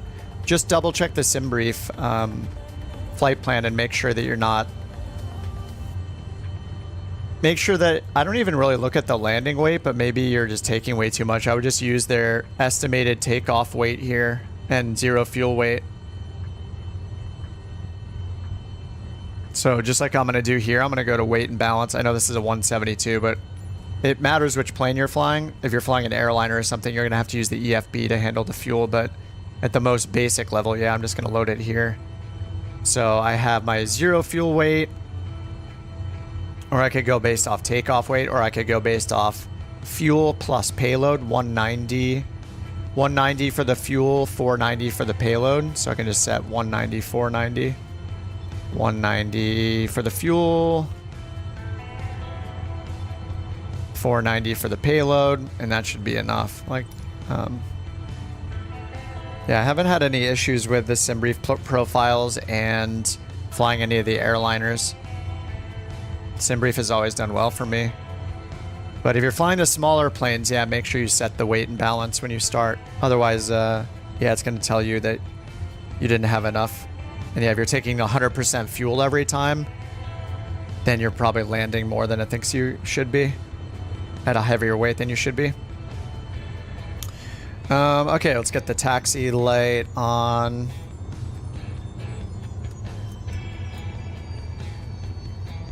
Parking brake is off. And let's go to runway 34. I need to set this again.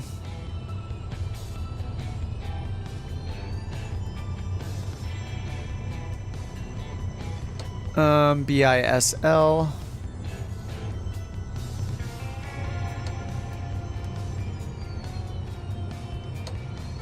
BIHN. Alright, nice. That's a better sign. Alright, I'll put the flight plan down here for the mile. Actually, we only have one waypoint, so let's just do default, and I'll do north up here. And we're expecting to go to 3,000 feet. All right, parking brake is off. Mixture is rich. Pretty much at sea level. I'm gonna hit B.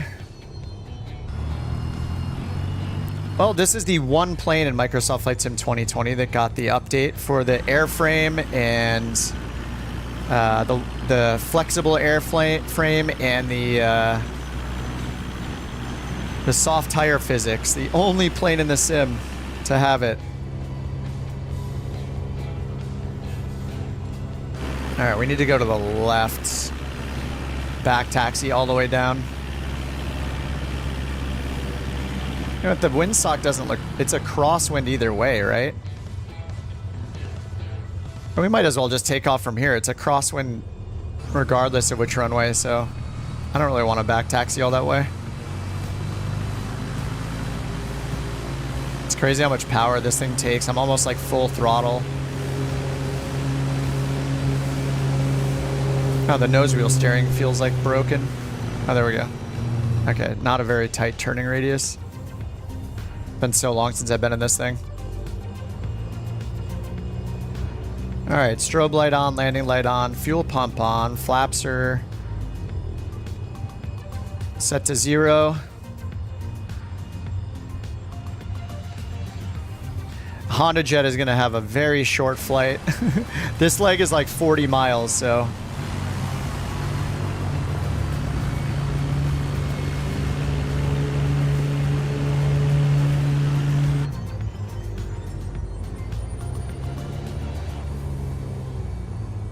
All right, no ATC. We're just gonna do this one ourselves. All right, let's go. Full throttle is set.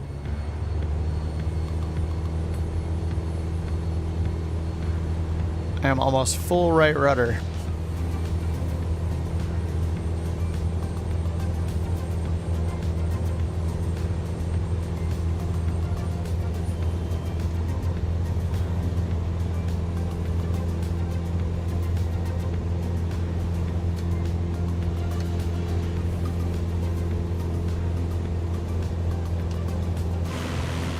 The little baby 172.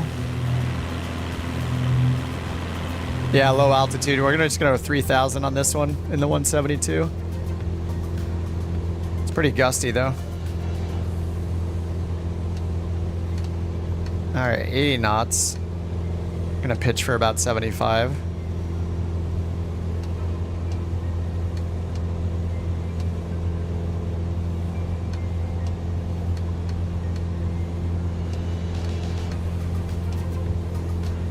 You hear me changing the trim a million times. All right, left turn. Desired track is 077.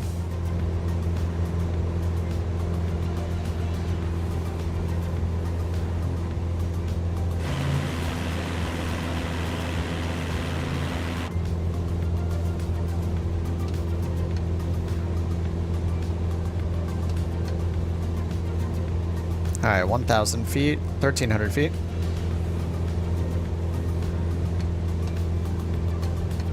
You need to use trim when you fly? Oh, yeah, 100%. Trim is essential. If you have a thumb hat or something, any kind of thumb up and down button is great for trim. Just set it for elevator trim up and down.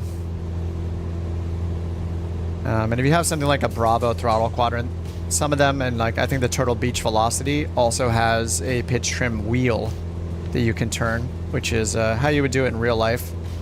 Some planes have electric pitch trim, like here. This plane is pretty modern, actually. I guess electric pitch trim down and up right here, and then an autopilot, of course. But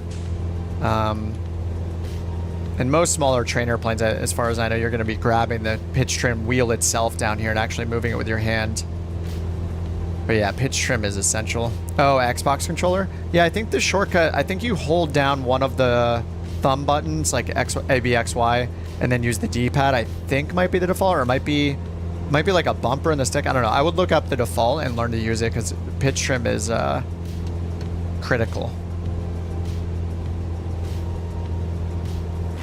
All right, we're just gonna fly up this pass right here.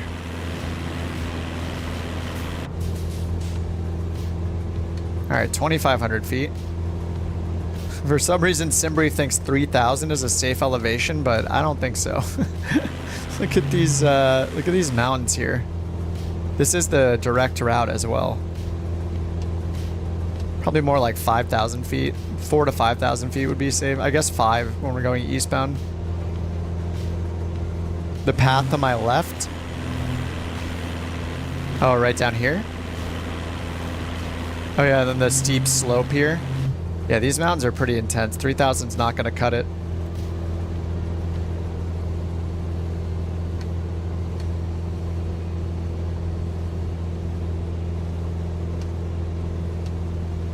Definitely not 3,000.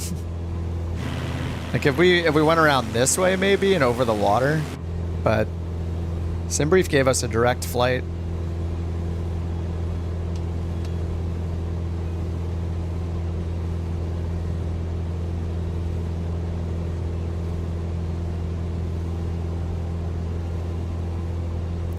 All right, well, we'll see how this goes, everybody. I can pitch up a little bit more. We're at 80 knots. VY in this is like 74, I think.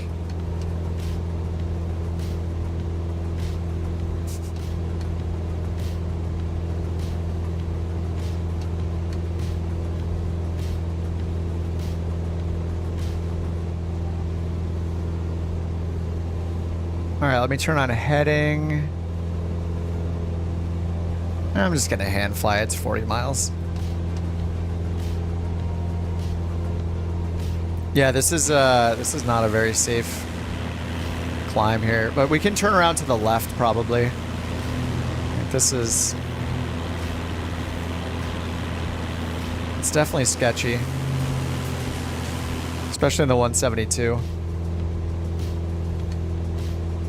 Might have to pitch up to like 70 knots. More of our VX speed to get over this stuff.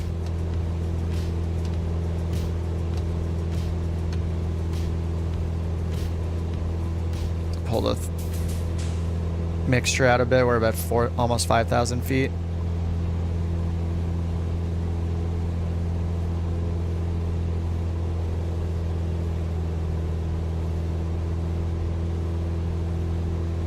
We're maybe barely gonna make it up this. Oh no. I might have to do a circle, do a 360 here.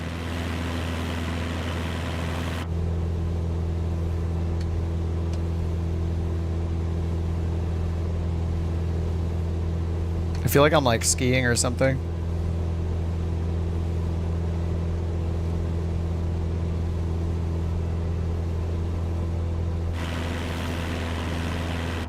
Oh man, this was the bad route. I can't believe it told us 3,000 feet on SimBrief. I gotta keep the nose down. This is not good. I should have brought the skis, see? Our airspeed is getting pretty low. And we're losing so much climb performance at 5,000. I have it trimmed out, or I have it leaned out.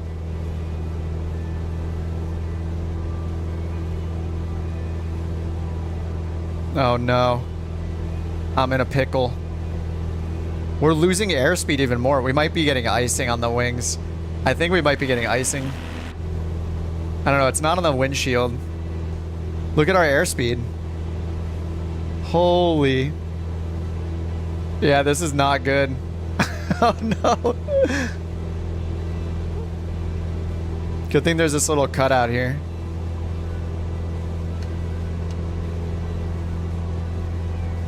It's okay, passengers. We're taking the scenic tour.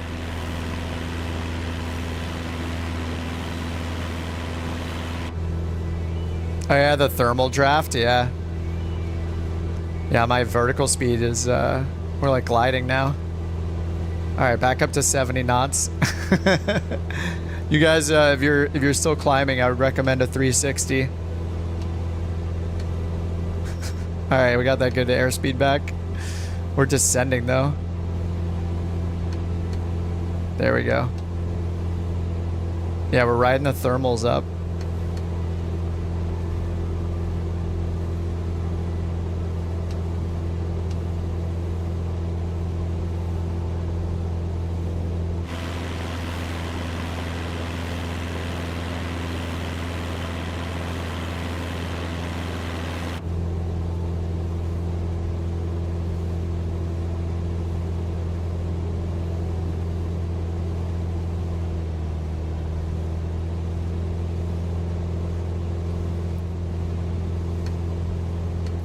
We're good. Maybe.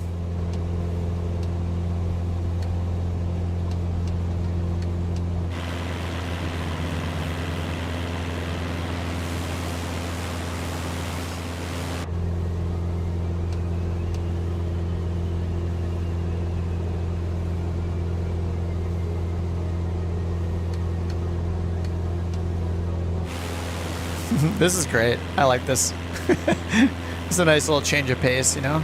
Scare the crap out of our passengers.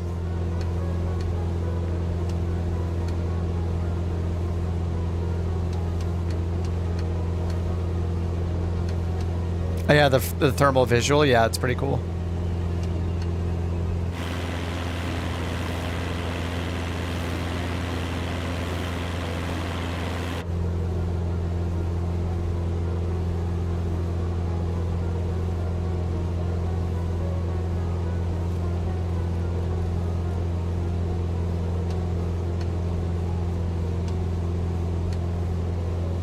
Yeah, I don't think it intended us to do a direct route here with the SimBrief, the SimBrief flight plan.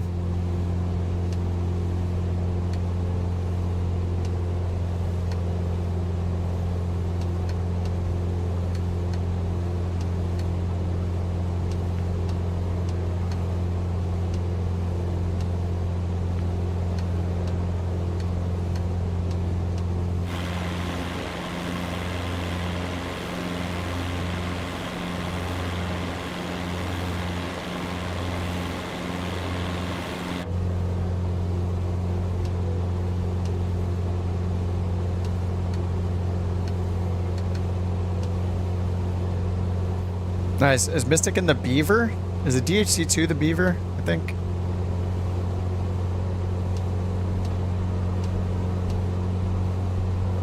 Yeah, I like Chase's route down there, just following the coastline. Makes a lot more sense. There was no reason to climb all the way up here. Like, I didn't even look at the map. It's like, yeah, we can just go this way and then up the coast. Probably be more scenic that way anyway.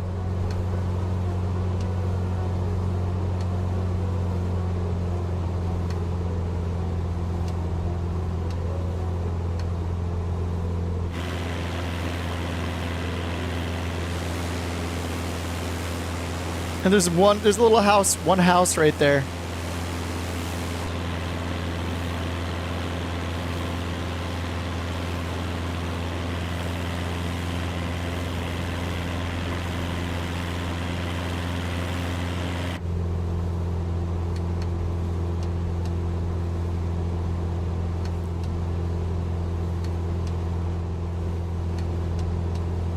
Oh, we actually have an airport diagram for our destination, which is it's a nice fresh change.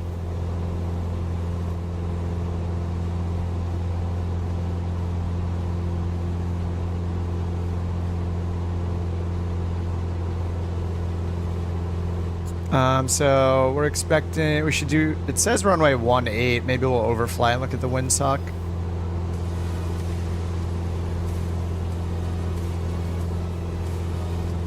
It says runway 18 is right-hand circuit, so I guess there's terrain to the north of it.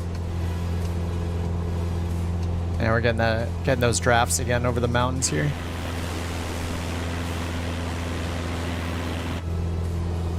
The bumps.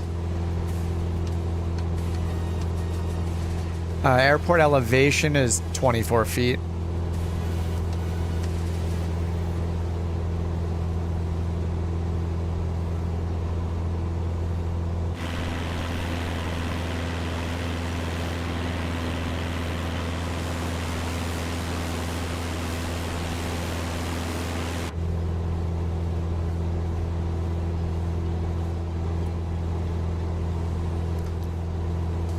Wonder who lives there? We know who lives there.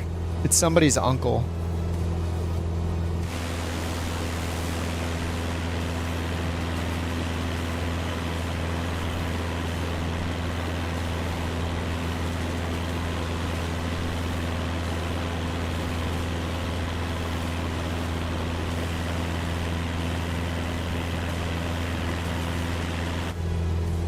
Yeah, Chris's uncle has a house there.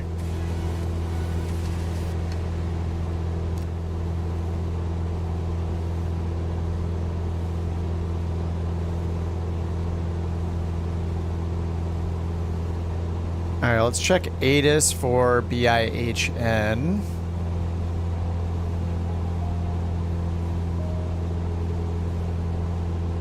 All right, it says winds are 130 at 2 knots. Clear, no clouds. 10 miles visibility. 5 degrees Celsius. So I guess runway 18 is fine. And it says runway 18 is a right-hand traffic pattern. So we're going to come in from this way and just turn right for 18. 176 is the runway heading.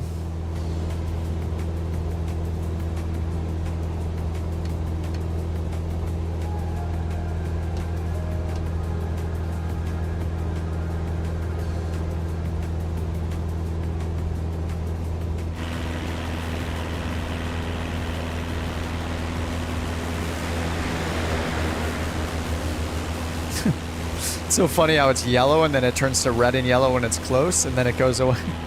Livery bugs everywhere. Even from the makers of the sim themselves, they're livery bugs.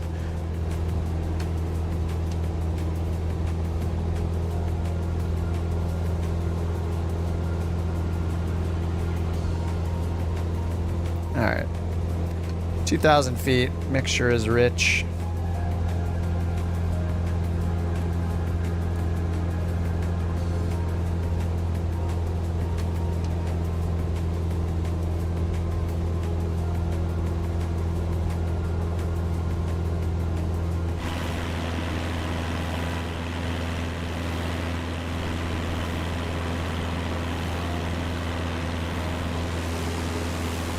The water looks great here.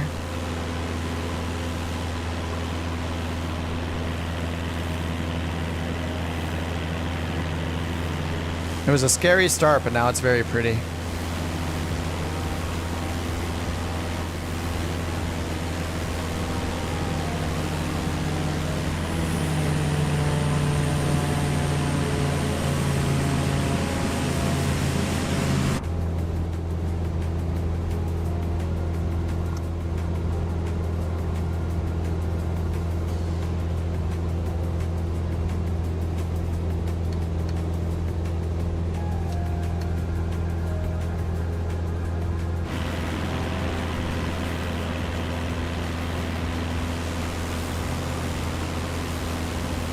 Nice Grand Caravan, Brian. I'm a fan. I have that Project Coastlines water photogrammetry fix or whatever that cleans up all the shorelines. I wouldn't buy anything really with 2024 coming out, but it's done a really good job in 2020.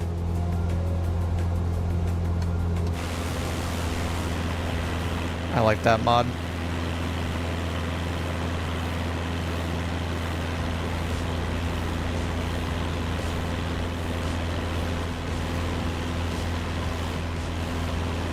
It just looks like it's iced over down there.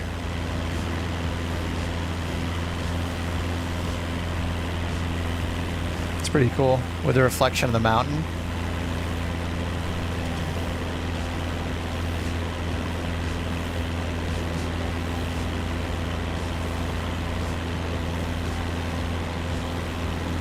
This is really nice.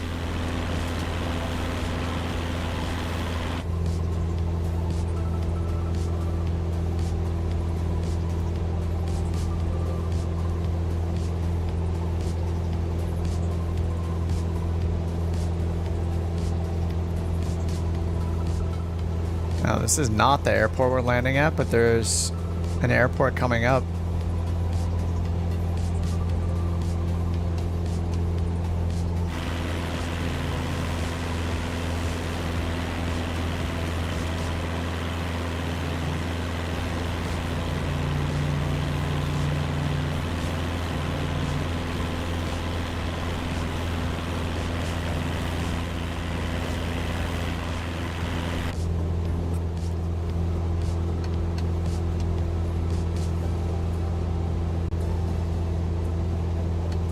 All right, we're gonna want to get down to about 1,000 feet for pattern altitude, and it's gonna be right turn, so we're gonna come in from this direction roughly over here and just do our pattern this way for 18.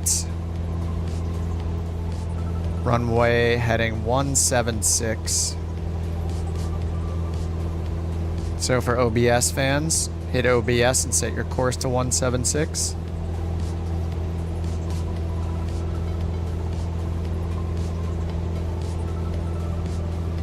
All right, 176 desired track.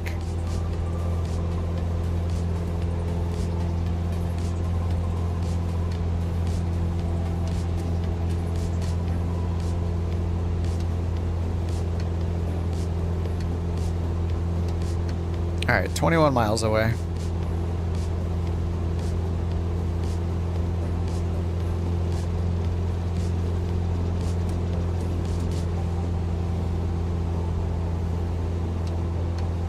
You always think the 172 looks like a 152 that ate too many cakes. And I haven't flown the 152 in forever either. It has no autopilot, that's why. That's too scary. You can't fly a plane that has no autopilot. It's impossible. Even if you're not using the autopilot, if it doesn't have one, it's just not a thing.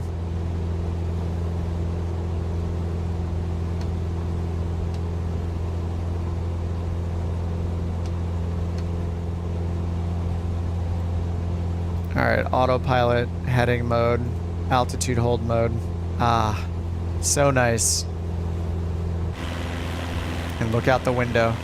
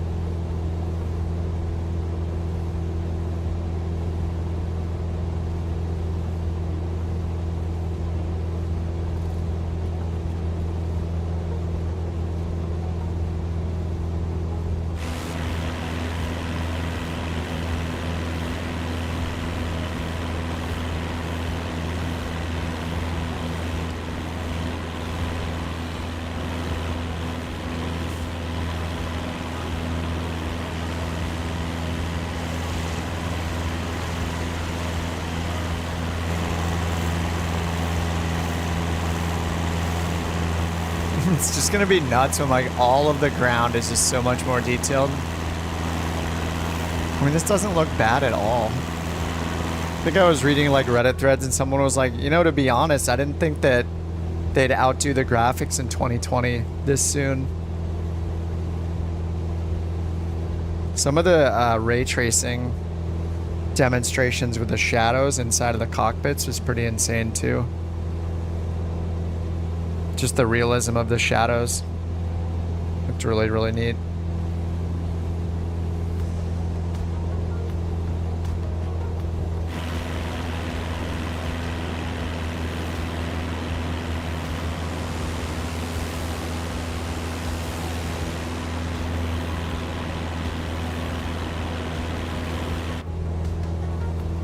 All right, 15 miles to the airport still.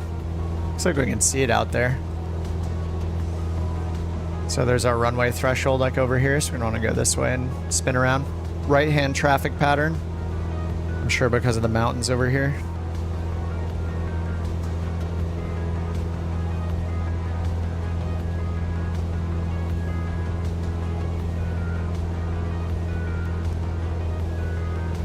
Oh no, it's to our right, isn't it? It's not out there. It's over here somewhere. Is this it? Looks like maybe here. Or even over here.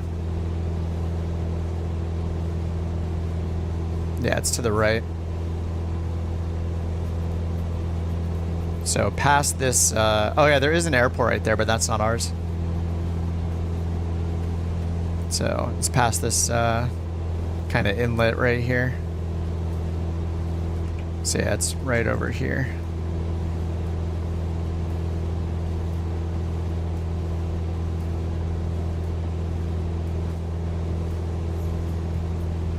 All right, mixture is rich.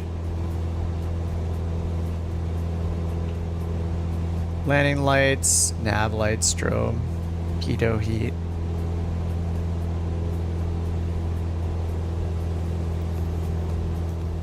(4°C is our temp.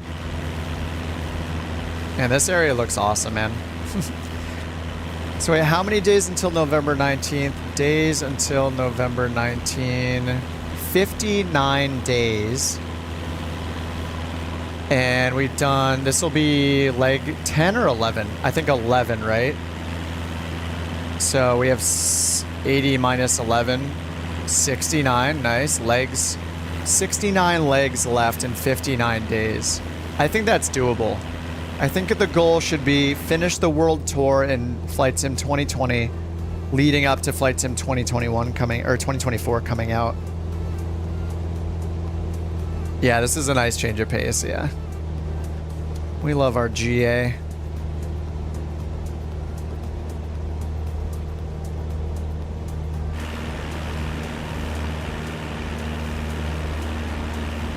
Because I don't want to try to finish the world tour. Like, who knows if New Sky is going to be working on day one. And we're going to be so distracted with all the new features of 2024. Make it interesting, turn off GPS. I don't know that that sounds very fun. Especially when we're going to a brand new location of the world every day that I'm not familiar with. The time to study a VFR map.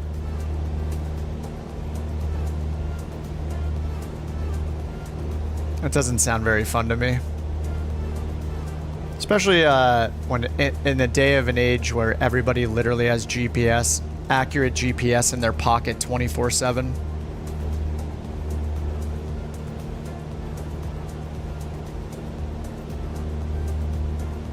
The challenge on this isn't making it as hard as possible. It's just completing an 80-leg trip in various planes.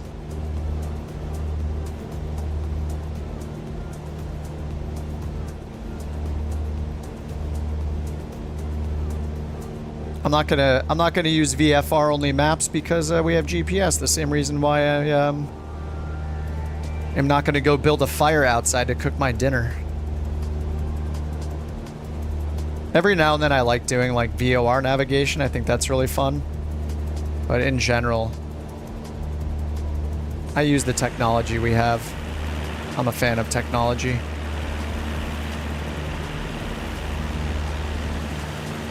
I could see doing that for like one leg here and there, like if there's good maps available and stuff like that. Like I think we have the worldwide VFR map with Navigraph, so it is possible to do some VFR only legs. I would maybe consider like a VOR leg.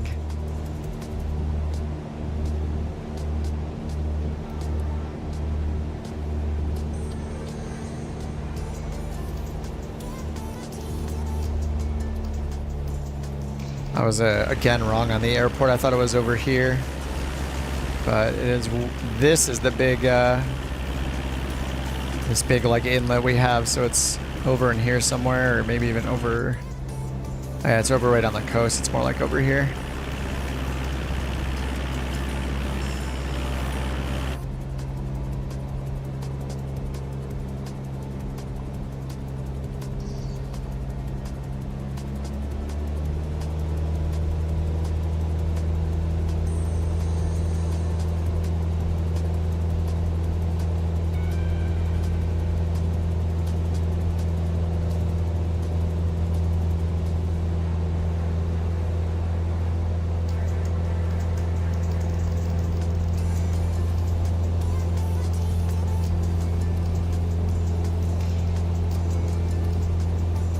The fun thing with it would be challenge going VOR to VOR, sometimes comparing terrain on the map.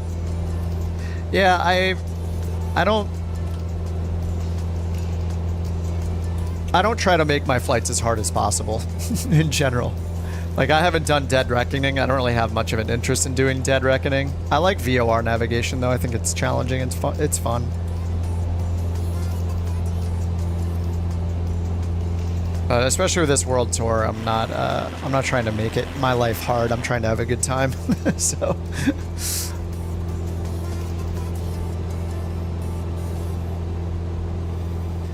But if you guys want to do dead reckoning, knock yourself out. I'll see you at the airport. This is such a great route. This is definitely the most scenic one. It's nice we're getting to these like shorter routes, like since we had to get across, like we're gonna have a few more to get into the UK, but a few more longer, higher altitude routes. But this is definitely the best one so far. We finally got to be a bit lower here. Evening GPS drinking beer. Heck yeah.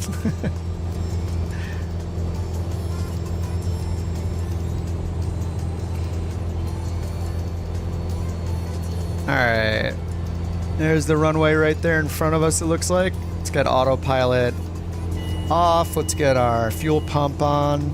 Landing lights are already on. Mixture is already rich.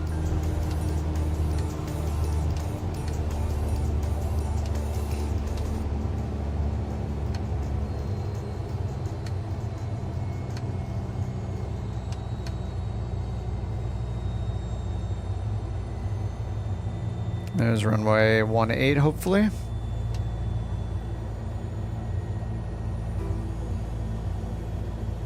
It's a 176 heading. All right, 110 knots. We can get flaps 1 down. All right, flaps 1 set.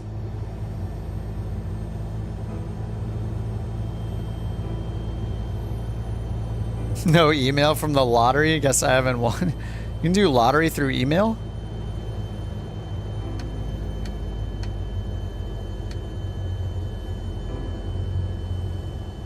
All right, flaps 2.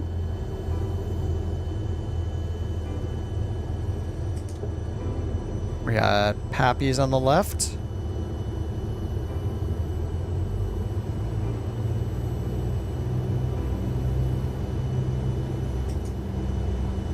Okay, flaps are full.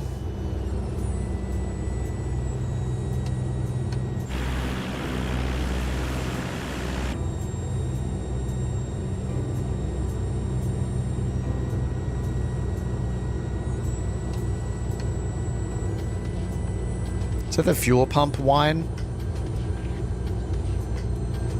No, it's not. Somebody's in the Honda Jet, aren't they? That's somebody in the Honda Jet, 100%.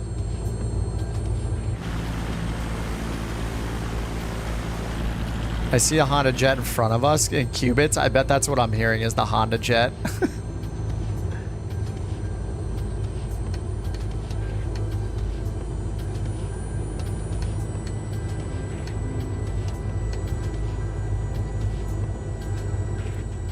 That whine is crazy. Sorry guys, I can't.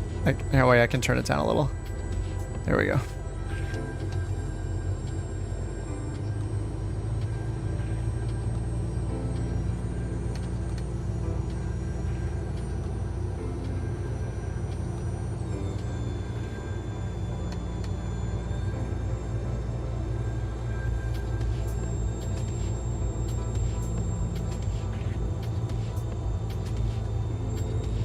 So we got a little bit of the wind from the left.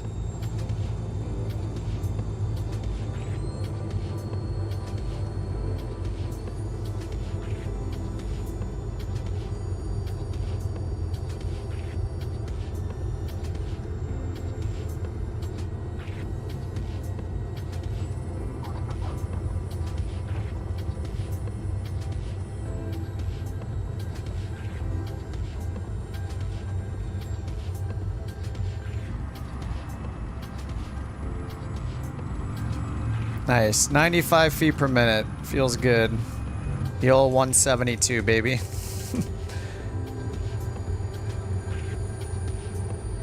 Oh, did one of you guys take the virus? Is that the virus?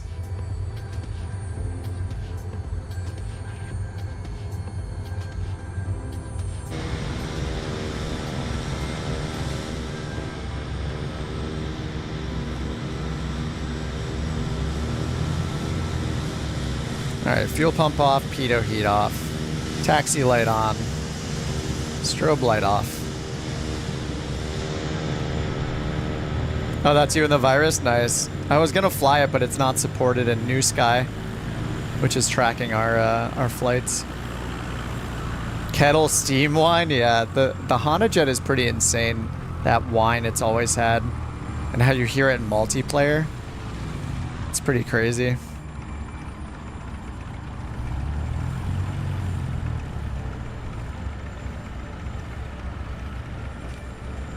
Alrighty, parking brake is on. Yoink.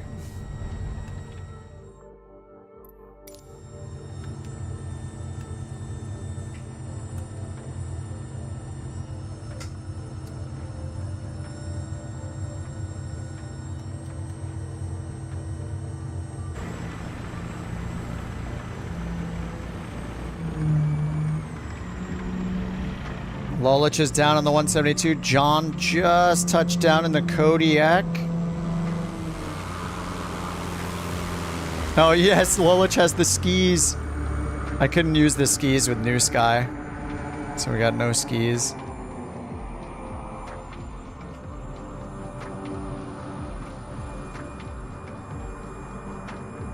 Alright, let's check my rating. Come on, 10. Yes! Another 10. I got a 9.8, a 10, and a 10. Feels good. Negative $18, that's fine. Let's not worry about this here. We'll just forget about this. It's not bad for hand flying it most of the way. You can see where I turn on autopilot, like right over here. Or maybe it was right here. All the lines become very straight. You knew you forgot the damned beacon for 2 minutes at the beginning. Oh no. Hey, a carbon cub. Emu's giving it some extra touchdowns. He's hacking, getting more landings for his logbook by bouncing.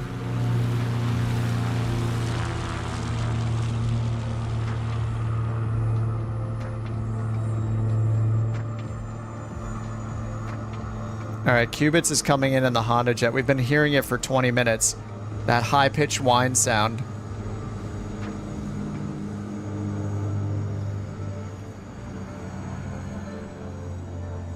And Lake Pilot's coming in from this way. Pre-order flex right here. The gear is showing up. I guess he's just overflying. Maybe not coming in for a landing, he's just showing off. Looking good.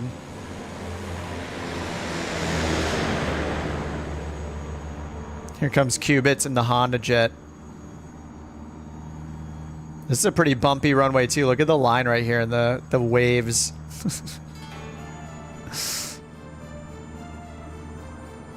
Oh. Oh. Look at that crab at the end. Whoa.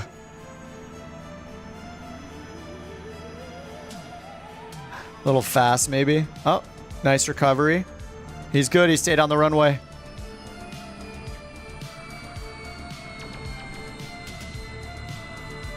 Here comes Emu. Oh, wait. He's coming in again with the carbon cub. All right. That was an awesome route. That was an awesome flight. I like it a lot. Well, we got 3 in the books. I've been on 4 hours. I'm getting hunger pangs. I'm going to eat some food. And then I'll probably play some more Satisfactory tonight. I think I'll be on a bit more often. I do want to try to do all of this world tour before Flight Sim 2024 comes out.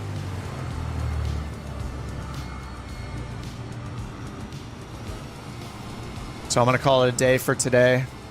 Get some food. Maybe I'll get a beer in a bit. And spam some more Satisfactory today. Because it is very good. Alright, let's see if Lake Pilot's going to land it this time. If you guys haven't, check out YouTube. Do a search for Flight Sim 2024. There are a ton of videos out there. I do not have one because I didn't get early access or anything. But there are a lot of people with videos out for Flight Sim 2024 with tons of details. The Jeff Avignano video is really good. So is the Avangel video. I watched both of them. They're like totally different. I'm going to watch the Squirrel video at some point tonight. Which you guys said was great. So I'm sure there are countless others. So go check them out. There's tons of information out there about the career mode. Lots of recorded footage from their early access that they got. or their demo they got in Vegas over the last like couple weeks or whenever it was. We took back the top spot. Oh, did we? Amazing. Yeah, I saw you guys. Yeah, rip Neofly. I don't know. It's hard to know. It does sound very good though. The career mode sounds a lot more promising than I thought it would. So we're going. We're trading back and forth with Osprey here. At this point, you watched most already. Nice.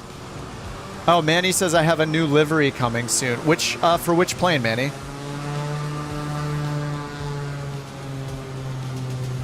Is it for this? If you guys pre-order, you get this the firefighting plane early. I forget what it's called. This is it the CH416 or something? Oh, for the freighter, for the E190. Ooh. All right, I'm gonna have to dust that thing off then. Nice, dude. Amazing. All right, Couch Captains, you heard it here first. Manny's got a Couch Captains E190 freighter because it's the only one you have. I actually want to run cargo more often though, so I'm pretty excited for that. Running cargo sounds fun to me.